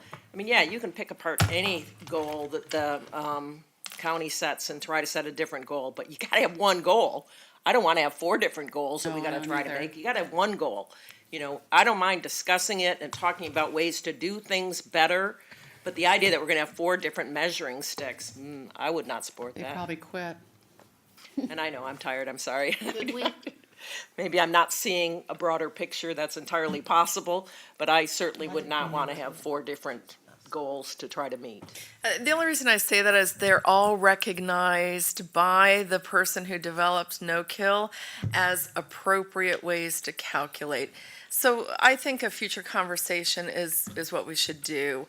And I certainly want to support our staff too. I'm trying to keep our staff from being criticized. And I have not followed the social media stuff. All I know is what you have told me. So, and I don't even think I've read all the emails. They so I mentioned your apologize. name on the Facebook, so you need to know that. But, Okay. But just so you Well, know. I'll go look yeah, at that. And picture of us Our three. picture's on it. You, me, and him are on their Facebook page. Finally, I'm glad Yeah. you're part of the Me, team you, and now. Reggie. Yeah. And okay, It's well, no kill manatee, I guess. whatever. Okay. But in all fairness, Sarah did call you, did talk to the people at USF, and you read her information that there are different ways to calculate it, and they are very comfortable, and they are very familiar with the Maddie's program. They're very comfortable with what we're doing, and that's what I'm trying to defend our employees on. Okay. But read Jake's thing again, because it is very hard to read, as you probably saw. It was very hard to read. yeah, I just have not had time to look at all that. All right, thank you. Okay, Reggie? Sherry does. Next board meeting, can we get an update on the pool and the turf? No, and the that's turf field? and Yes. the turf field. And I want to ask the board to please, again, consider for the next lighting project, the Memphis area. And I've said it a couple times, and I'm going to, now that we have a timeline that we're following for the Somerset project, and that's going in the right direction, there's funds there. I talked to the county administrator about it, so if I could please ask the board to consider the Memphis area, the next target for the lighting project. That's it for me. Just an update, we had good news in Parish. The county and the FDOT have come to an agreement, and we will have a full light at Rutland Road and 301. Something we Good job, good job. worked extremely hard on that, so. What, the light, And we're gonna have a full light, where? Rutland Road, 675, I think, to Oh. normal people, and 301. Got it. And 69. Because that was significant progress. DOT was not there, so good job. You somehow moved that needle. She did. She sure did. You know she did. Well, you know, some words. I haven't seen the bruises, but. Betsy? Yeah, a couple things. We had an MPO meeting yesterday, what day is today, Tuesday? on my list. Seems like a long time ago. And there was a discussion about the funding that was approved, and the governor was asking the question, why should he sign this, since it wasn't in the long-range plan and it wasn't a priority set by the MPO? And so we had some discussion about that. Major. Issue. Major. Funding for 44th Avenue, the 10 million that was put in by, was approved by the legislature, it's in the budget, but the governor was asking, why, if it wasn't a prioritized road. So we had some discussion about that. And part of what occurred to me, as we're discussing this issue, was, the number one priority for the TRIP funding, it's another prioritized, you guys that have been on the MPO know that you have something on a TRIP list. Well, if you look at the TRIP list, and one of the reasons why we haven't put a whole lot of projects on there is because it hasn't been funded lately. But it occurs to me, we have like $630,000 or something like that. Yeah. And the other projects altogether were, 100 million. I mean, it was just, maybe not that Manatee much. County was really not Really low, represented. but the on this top at all. project on that list, River Road, has been funded. And so it occurred to me, maybe our problem is, we're not asking. So I made a motion and it passed I to seconded. put 44th Avenue on that list. Oh. We've not received any state or federal funding, but the road is so similar to what River Road is in Sarasota. It Very goes similar. between different communities. Think about it, 44 starts out at the beach, ends at Lakewood Ranch. No, there's not an intersection at I-75, but it does cross it. So it just occurred to me, maybe we don't ask. So I made that motion, but I kind of thought about it afterwards. This board hadn't voted on that, Let's to make do a that. motion. Yeah, Make a motion. So I don't know if, I would like to make a motion that, it's kind of retroactive, that we approve putting 44th Avenue on the TRIP second. list. The MPO's already approved it anyway. We already approved it, and again, the problem with the TRIP is it hasn't been funded, but we've got to be in the game. Yeah. We've got to put our projects out there. We've got the funding through the legislature, but we got to be in the game. We got to ask in order to receive, and I said that yesterday, so. Motion to put 44th and second it. By one of those two. Okay, we have a motion, a second. Again, I agree wholeheartedly. I mean, this was a conversation I had with Nick when I was up in Tallahassee saying, we're coming up here asking for nothing. Yeah. Our highest priority has always been the Manatee Bridge. And we've talked about that for the last 2.5 years, that I've been up here. Not gonna happen now. And, we're getting more studies done, Oh. and I talked with LK later, and you're still looking at 30 years? give or take, Then it'll And fall then, down. and then we talked about the Cortez Bridge, as a priority, either at Anna Maria Island, so I think we just basically missed 44th Avenue. Right. Because we were so focused on these other things. And then I think it really came, at least to my attention, several months ago when we started talking about how we were gonna finance this next brought it up to us. 88 million, and how much was coming from impact fees and how much of it we were probably gonna look to bond off. And, and then we knew the money was going out for that big piece of property, the Kings that we bought, that, it just, talking to Nick, it was just seemed like a common sense, let's ask for some money, and let's see, and we knew, or I knew certainly that River Road, that's been a Sarasota priority for decades, I And think. we supported it on the Yeah, MPO. yeah, We type of supported thing, it. so- 3 and- years ago. I made it watched the number one MPO last priority. night, and, I thought it was great, watching you gals, in action there and getting getting everybody to unanimously approve it, type of thing, which is not an easy thing to do with the MPO Wasn't easy when yesterday. it comes to giving money away, or not giving it away, but at least putting it on the list. So, I commend you for it, and I think, I certainly would support a motion. Well, and I have to say, in all disclosure, I mean, LK's response was, that they have a budget and that this money would have to come somewhere else out of the budget. Well, I talked to him afterwards and he said, I had to say that. It's probably going to be funded, but I had to say that. Just like the So- University Parkway. Right, right, exactly, and that's what Commissioner Paul brought up, kind of like the University Parkway thing that wasn't, in the program for 20 years, and the next thing we know, it's being funded. 72 million. Yeah, Oh. so I appreciate LK saying that to me and saying what he did. He said, I had to say that.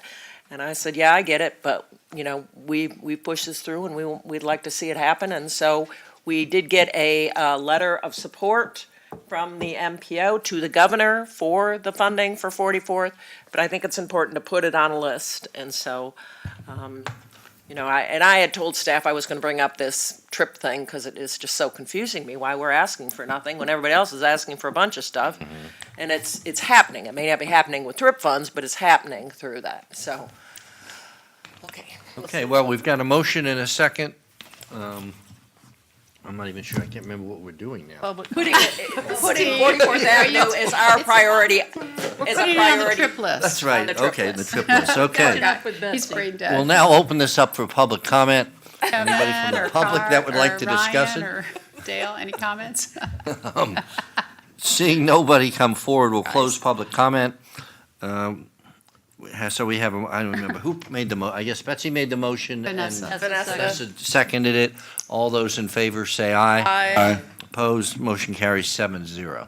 Okay, Thank thank you. you. Thank you for That was awesome. keeping me honest after the fact. Of course, it didn't stop her from going ahead with the motion yesterday. Okay, something else that I brought up, I can't even remember where, but the idea that I read somewhere that stoplights, traffic lights are powered by solar. I really think we should look into that. Yes. That was a great idea. I don't know if we need a motion to do that, but I don't Into know it. how the whole world of We'll take a traffic look. lights. Yeah, I just seemed like such a good idea to me so that they don't go out during storms. And I'd like to hear from Sherry when she does do her report about the award that you won and about what you went to last weekend, because, somebody had said about how if we appoint somebody from within, and I understand that. I certainly agree with that to some degree, that you can get stagnant. But we're doing a lot of things to not be stagnant, so I want to hear about those things when they happen. So I do want to hear a little bit more about what you went to and the award that you got, so. You mean you called me from there and you didn't tell me you won? I think that's, And she was up till 2 a.m. writing I emails. knew that part. Oh. Is that it? Okay, Misty? Okay, I have a few things. I'll try and be fast. We had a meeting at the Whitfield Valentine HOA on May the 13th. And one of the things that they discussed was the proposed ADU ordinance. And I have talked to staff, or to Sherry, about this, and our county attorney. They did a poll while we were at the meeting, and 100% of the people there are not in favor of the ADU ordinance as written. And so I don't know if the staff wants to maybe consider some changes before it's brought to the board, or maybe we just bring it onto the board and go with the public hearing. But I do expect a lot of people from my district will be there. I've also spoken with people in Bayshore who are not pleased with the language. On that ADU, accessory dwelling dwelling unit. units, the mother-in-law apartment. Sorry. All right. Sorry. Mr. Chair, on that, can I? Well, you. Yeah, I'm on the board. I have a comment. On that, just that issue. Yeah. Norm brought this up, and he's brought it up for his neighborhood, but we have 720 square miles, and we have now 400,000 citizens, and Understood. I don't know how many people attended that meeting, but I do know a lot of people that, and this board is, I mean, this original idea was to have your parents or your family members stay with you, or have your kids or whatever, and then it's gotten blown out, and Norm has taken it upon himself to be very vocal about this, and I know at your Bayshore meeting, I guess he was corrected on some stuff he said that, I mean, it was almost like he was scaring the citizens when we hadn't even decided anything yet. So I would rather, I don't know where we are on that yet, but I would rather have more meetings on this. I don't That's want fine. just one neighborhood. It's coming to the board in June, and that's fine. But I just want everyone to understand, and it's not just Norm. There's probably about 100 people that I have talked to that are 100% in opposition. Whitfield and Bayshore, because that's my area. I know. All Mine right. too. Also, Wait a minute, yes. Commissioner Benak has Yes. come up. Yeah, and Whitfield obviously has an overlay district. Maybe it would be Yes. appropriate to not allow them under their overlay district. And that's something that they Whether or have. not Bay Shore can have a similar situation, Right. possibly. Overlay. That's something that I would ask you to maybe look at. And that's something that they are actually considering, and that was discussed at the meeting. Also, the Citizens Coalition on Growth that I started, we had our last meeting on May the 15th, and actually that's one of the topics, ADUs, that they have decided to focus on, and they will be bringing a recommendation forward from their perspective. Who's on your membership board for that? I'll send it to Is you. Norm? Norm is, but I will send it to you. There's now, I don't remember if it's 13 or 14 people. Okay. Pride Park Community Meeting was held on May the 16th. It was hosted by the Visible Men Academy, and it also included a law enforcement panel who did a fantastic job. They cooked hamburgers and hot dogs. They had a bunch of local nonprofits there, and they plan to do it quarterly. And it was just such great outreach. I wanted you guys to know about that. Really excited to share with you a program that Lieutenant Robert Andrews from the Sheriff's Office has been working on, and I've been in touch with him for months on this, and that is a pilot program with Ring.com. Does everybody know what Ring.com is? The doorbell where you can see each other. Yeah, I love Even if that. you're not home, it pops up on your phone. So, through the efforts of the Manatee County Sheriff's Office, Ring.com has agreed to donate 30 of these doorbells in an effort to study if there's a reduction in crime by using this particular doorbell. And so right now, the Sheriff's Office is assembling the before crime stats, and there will be a process set up to hand these out to people that want to be in the study. But I think it's just a really exciting program. Workshop locations, I know that this board has talked about that a little bit. I just wanted to share with you that I had a conversation with the people we work with, the administrative people upstairs on the 9th floor. And they explained to me it's very labor intensive to hold meetings off-site. I know there's some discussion about holding our workshops at the Civic Center. There's some concern about, all the logistical things that happen to move a meeting like that. And I will tell you that they all expressed that there is great value in that and our staff being able to listen to these meetings live, because they get phone calls for all of us and have to really be in the know to do the best job they can. So I told them that I would share that with the board. And I also believe, after talking with Sherry, that we need to give some clearer direction to her on what the board wants to do with that. And we can do that another time. Is that correct, Sherry? We can just Okay. do a poll. And if I can respond to that? Yes, that's not my I had a discussion with Charles yesterday. Me too. At the MPO. Charles Clapsaddle is the first time I'd seen him in a while. There's a lot to it, a lot of complexity depending on where it is, the cost and stuff. So it's not going to be an easy answer, according to Charles. And he says, one thing about the convention center, and I know we're going to discuss this, is you'd have to set up the night before. Right. Because Yeah. the meetings start at night, at Right. 9, and it takes a lot to set up. So it's something else to think about. Right, and so I'm going to ask the board members to think about, I know that this setting is not ideal for a number of reasons, but maybe as we plan in the future for a new place to hold these workshops, maybe this is the best setting because of the cost considerations and the labor considerations. Okay. Wait, on that, before you Yes. leave, Mr. Chair, if we can't have them down at the people, I prefer to keep them on the fourth floor until we do whatever. I heard from staff too. I heard from Charles, and I know, Sherry, you need that room, but for the time being, until we get in a groove, I would rather just either go down there and somehow do tables down there or stay on the fourth floor.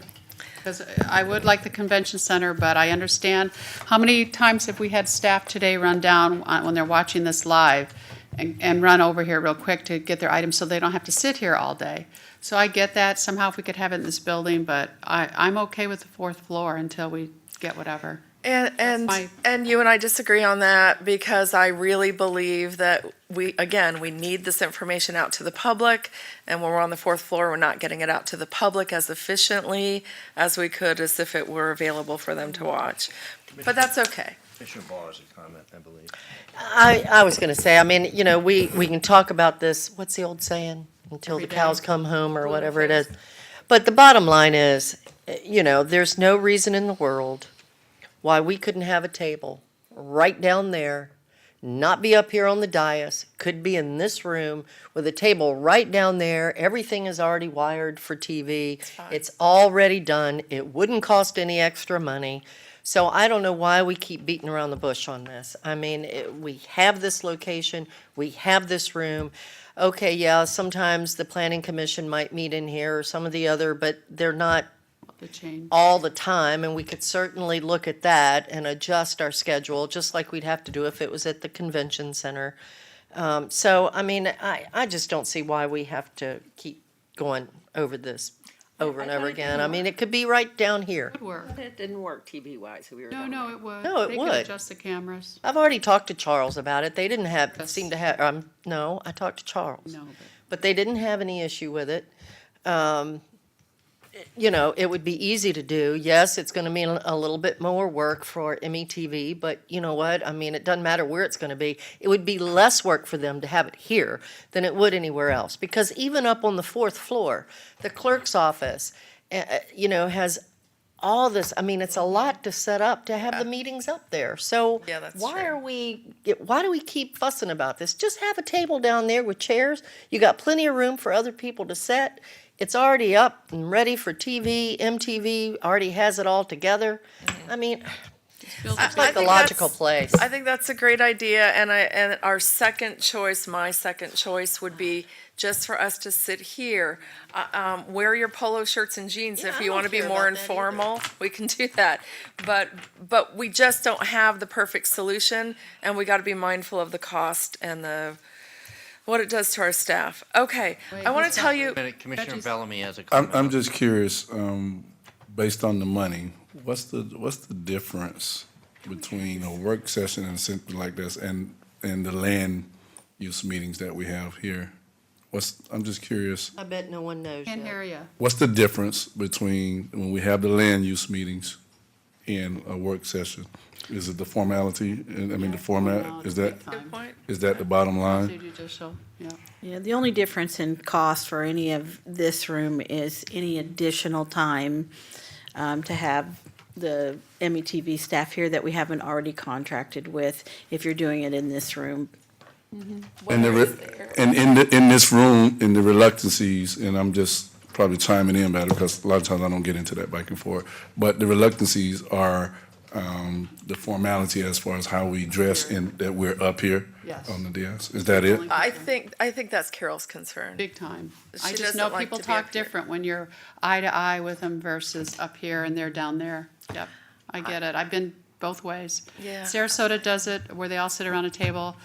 All the cities, when they have a work session, it's usually, most of the cities are down, you know. Well, respectfully, we're talking about two things. We're talking Right. about location, and then we're talking about how we're going to have the presentation within the location.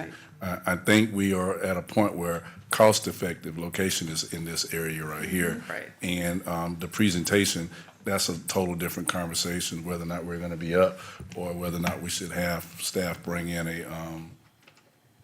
a longer table for someone like me that have long legs. But I think the location kind of, because of being cost effective, kind of takes care of itself. We want to be mindful of don't waste. Right. You know, but the other thing is, you know, are we going to be up or are we going to be down? And I don't know whether or not it's with all us, we need to go through a vote for that. I think we need to follow the guide of the county administrator on what we recommend and what she recommended. We just go from Mr. there. Chairman, you will hear in the budget presentation some additional information about facility space and use. So you're going to have an opportunity to hash this out some more with some cost and some more reasoning. So just mentioning that it is in there, and I will be talking about it next Tuesday.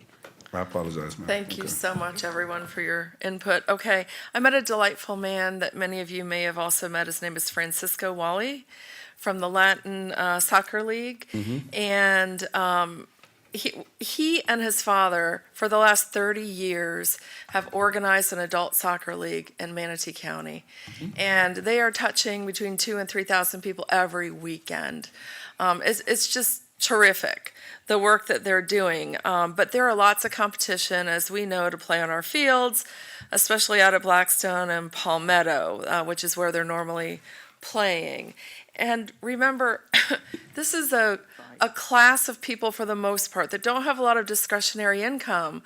You know, these are people that aren't members of the country club and maybe not even a member of Planet Fitness, okay? This is their outlet after working a very hard week to go out and have some fun and physical activity.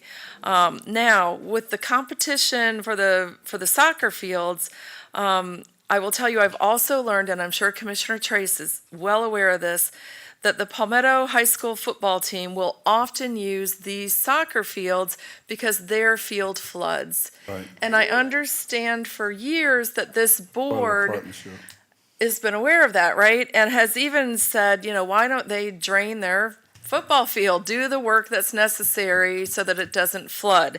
And so I was going to ask this board to consider sending a letter to the school board in an official way to ask them to invest in the needed funds to fix the drainage at Palmetto High School so that our fields aren't being encumbered more than they have to. May I Yeah, I got to address that. Palmetto football field and Palmetto High School Has issues. has been flooding since the day it opened. Right. Everybody, you never wore decent shoes. The minute it rained, I'm talking about day one, and I'm talking afternoon showers. I'm not talking big, what you want to call it, big events. I'm talking about just a shower. The whole place floods. You take your shoes off to walk out to the bus. It's been going on since 1965 or 63. That football field floods is terrible. The ditch, we have talked to them.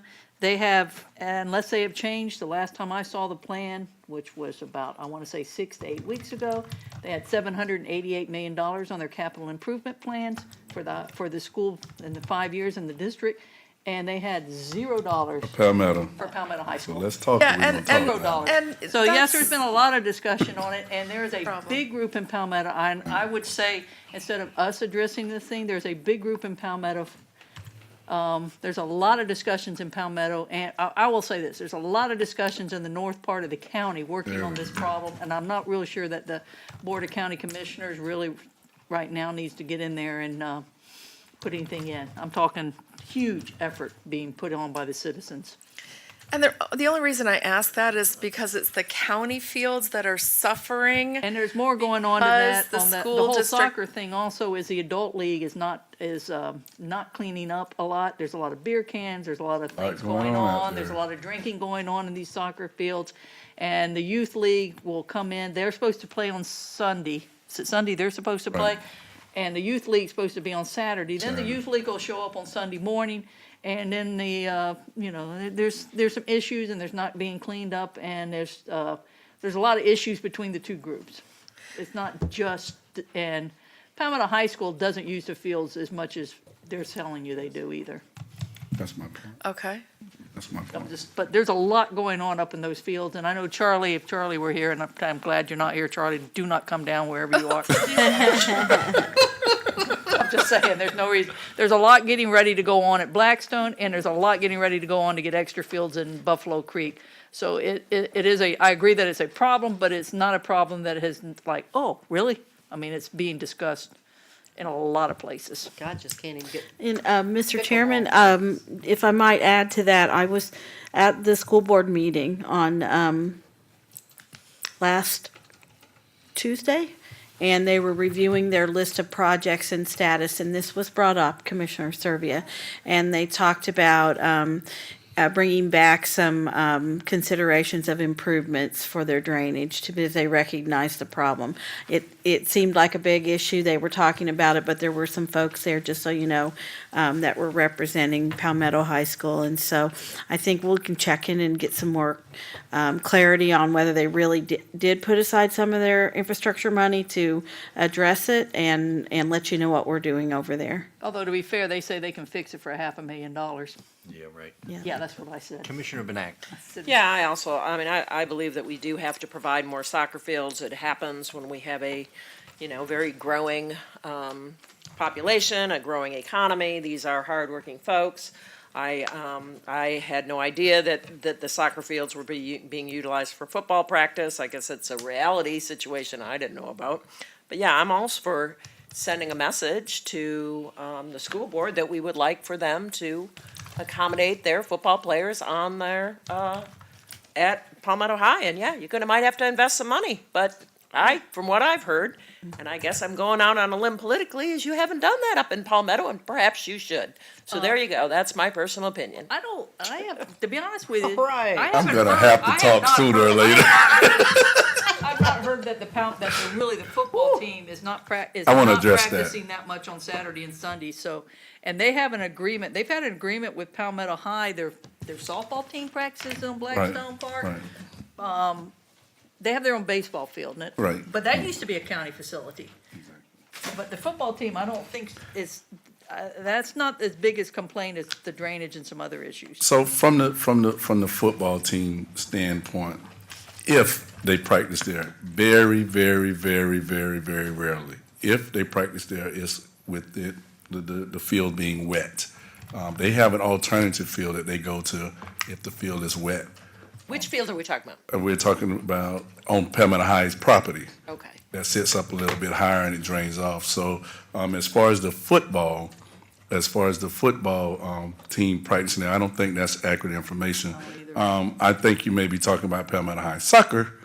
That may be practicing over there. But I know the football team does not use. They have 2 or 3 options on site that they utilize in order for them to be off the field if the field is wet. My and guess thing- is and I things bet like that. the soccer team I actually. would say it's the soccer as far as In that. all due respect, I don't really care if it's soccer or football. My kid played No, soccer. what I'm saying but- is they've had these agreements with Blackstone Park for the high school since the 70s. The softball team, that's where they practice. So my I'm just saying, that's been an agreement. And where do you think the high school pool team is going to practice? Well, okay, hopefully. No, I'm just saying. I mean, It's We gotta great that get we that have approved. agreements. I would like to know more about the agreement because I don't know anything about it.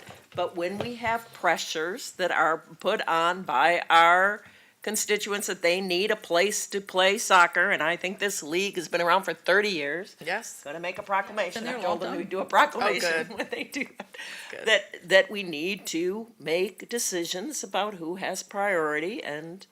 I would like to see the agreements. I mean, I'm not sure I want to make a motion that we write the letter I'm or not anything making any motions. until we actually, I don't know, I'll be honest with you, these agreements that I know have been in there since I went to high school there in the 70s. They could just have been handshakes. It could have been something Gene Witt set up. I have no idea.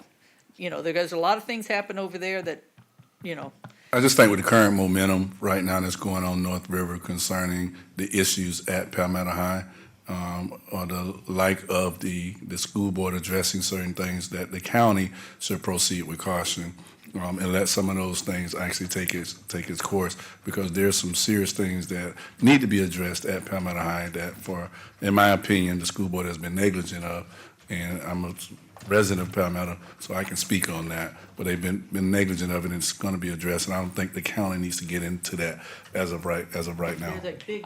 I'm fine with that, but I have heard from constituents that they do have concerns about it. So I'm just, as an at-large commissioner, I have heard those concerns. Me too. From certain residents, not to mention one that's just a couple seats down from me, about these concerns. Right. Excuse me, aren't we the Board of County Commissioners, not the school board, right? My point. Just, Proceed with just caution. say it. Based on your comments, so let staff offer to collect the information on who we see using the fields, who's asking, any agreements that we have there, so that we can get a better handle on what's happening. We'll bring that report back to you and, just provide it as information and then look for more guidance if needed.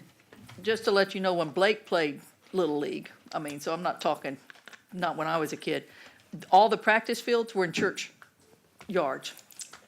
Because there's there's really no facilities on the north part of the county.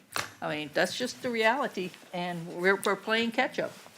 But by golly, I'm gonna get those impact fees like Vanessa. I'm gonna have Mine gets spent on 44, so it doesn't matter. not the park ones. I'm gonna have soccer fields everywhere before this thing's done. Add a basketball court every We'll now and answer then. the problem. Good job. Thank you, and then we won't have to have this conversation Exactly, anymore, man. right? Hidden Harbor, Buffalo Creek. Okay. Where are we? Okay, I'm trying to move Lincoln quickly, Park. but I did a lot this week. Anybody interested in just continuing this till tomorrow morning, No, keep going. Because No. well, it's gonna go on for another I have to go hour. to Tampa. We only got one more person and then the county Yeah, administrator. but that's and- gonna take a while. No, it's not. Hang in there. Hang in Okay, I there. just was gonna throw it out as an idea. Can't come back at Because 9 I think, tomorrow. we're hitting diminishing I returns. can't, I gotta be at the port in So I the morning. hate to see us Diminishing hit diminishing returns. returns Okay. where we're gonna be Oh, there's a meeting maybe here tomorrow. We have asked to to make continue. important So decisions. she just. Okay, does the Because board you're want to probably move not gonna on? get one out of me at this point. Okay, I had a meeting this week with one of our hotel operators, owners, who owns a couple of hotels in the county, and we all know the issue, short-term rentals, killing the hotel market. But what he suggested and what we discussed was if there's the possibility of shooting for next year's legislative session and working together with all the people who are players, the tax collector, some residential HOAs, the hotel owners, and trying to really understand the issues and the solutions, and maybe the county considers it a priority on next year's legislative agenda, or maybe they don't. For every year. But that's something that was discussed, so if everybody We'll think about it. think about that. And that's, the only other thing I had was land use hearings, staff presentations. I thought it would be a good idea, as we used to do, to include a summary of public input. We received 10 letters, 8 were in opposition, 2 were in support, and the issues were flooding and traffic. Something very simple like that for the record, just a suggestion. Isn't that on our, isn't that We'll think included? about it. Okay, yeah, definitely think about it. See, we'll think. Go ahead, you're next.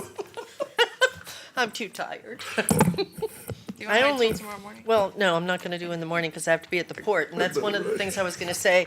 Don't forget, in the morning at 9 o'clock, we have the reef, the maritime, 10. is it, no? Yeah, laying of the reed. The laying of the reef, yeah, and I can't remember now if it's 9 or 10. I'm sorry, I'm tired now. I'd It's have an 8 o'clock and a 9 o'clock. crazy. 10, yeah. I was gonna mention the MPO meeting. Betsy did a great job on that. There was a little bit of opposition at first, but it was taken care of. I wanted to bring up Piney Point real quick. That's never quick. And all you gotta do is say, we'll think about it. Okay. Actually, I just want to let y'all know what I've done. That's it. I'm not asking you to do anything. As you know, this year, I had really met with Bill Galvano and other legislators about Piney Point, trying to get monies together. I met with Mosaic and other people to try and put a partnership together to try to come up with between 12 and 15 million to get this process done instead of the deep water injection well. The good news is that we thought perhaps there might have been something, some monies that were put in the budget, but DEP, of course, doesn't want to have to play games with this right now. They've got other things they want to do, but Bill Galvano has said to bring it back to him earlier next year, and he's going to submit funding for it. The other thing is, but there's other monies involved, and part of it's coming from the Phosphate Non-Mandatory Land Reclamation Trust Fund. So it's money's already there in the trust fund. DEP wants that too, but no. And the good news is, I think next year we'll be able to accomplish this. I know when we all went up to Tallahassee, Priscilla was pretty clear with DEP, and I was when I got to talk to him as well, that we really didn't want that deep water injection well, and Bill Galvano agreed. He said, that's the last thing we'd want here in Manatee, was to do that. So I just wanted to give you an update, because now, the session's done, the budget's done, and that's what it's looking like. So I got the email yesterday afternoon. So it looks very positive for next year.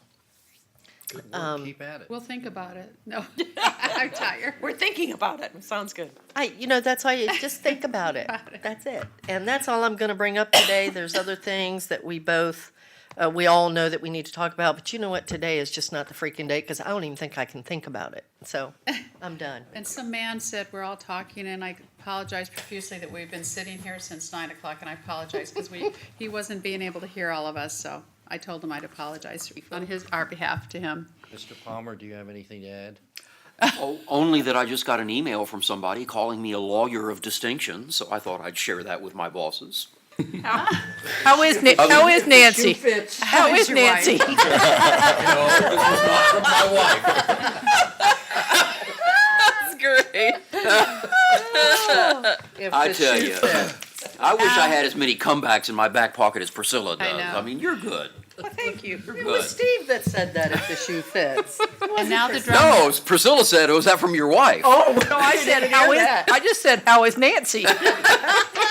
Now the drum roll from our But county that's all I administrator. have. That's all I have. Okay, thank you. Sherry?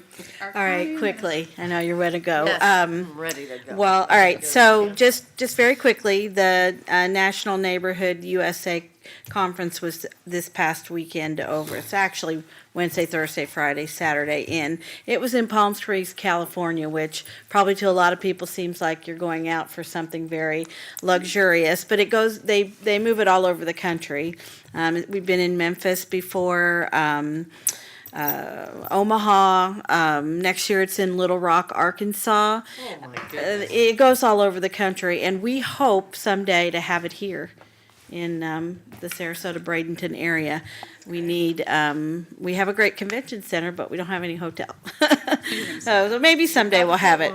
Actually, you heard me indicate through a message yesterday that Simone Peterson of our Neighborhood Services Department was voted as a board member on the National Association. That's a big honor.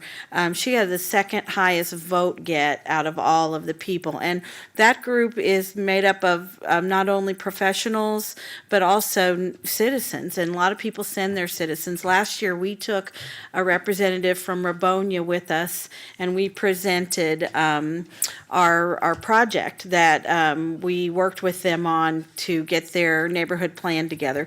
This year, we were selected to present the Back to the Future model that you all have, heard about as collecting and information from the community. So there's about anywhere from 1,500 to 2,000 people there from all over the country, and I did get surprised to get an honor. They give out 2 a year, one for the grassroots neighbor who works in their community, and one to a governmental leader who promotes leadership and decision-making and communications across neighborhood associations, from the public sector to the private sector and neighborhoods. So it was a big honor. I'm thrilled.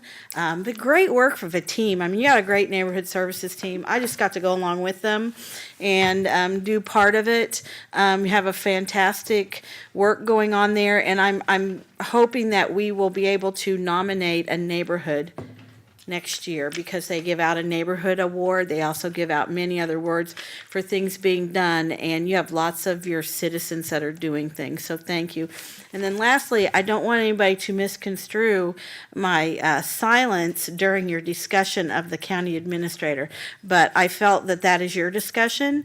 I tremendously appreciate the work you've done. It's been very difficult. I know that's not over, but I don't want anyone in the audience or on TV to think that it's not a difficult decision for you all, and that we can't all work together just because we don't all agree on every aspect. And I feel supported and appreciative, and will continue to do the best job possible for you and this community. Thank you. Can I say something? She didn't real quick? You didn't change your mind. No. You know, I just want you to know something, and I was going to say this earlier, and I'm sorry, I'm tired, but I can honestly tell you that I can feel a whole different energy in some of our departments now from what it's been in the past, and it's really good stuff. You know, I mean, it just seems, or maybe it's me, I don't know which it is, but I can definitely see many staff members who really seem like they're finally able to spread their wings and grow, and they're really doing such a great job. And, you know, they say it's because of you, so you know. So I just think, you know, you should know that.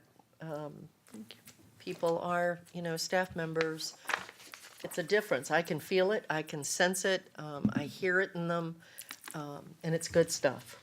Good stuff. Thank you. Done? Okay, we are adjourned. Hey, good stuff.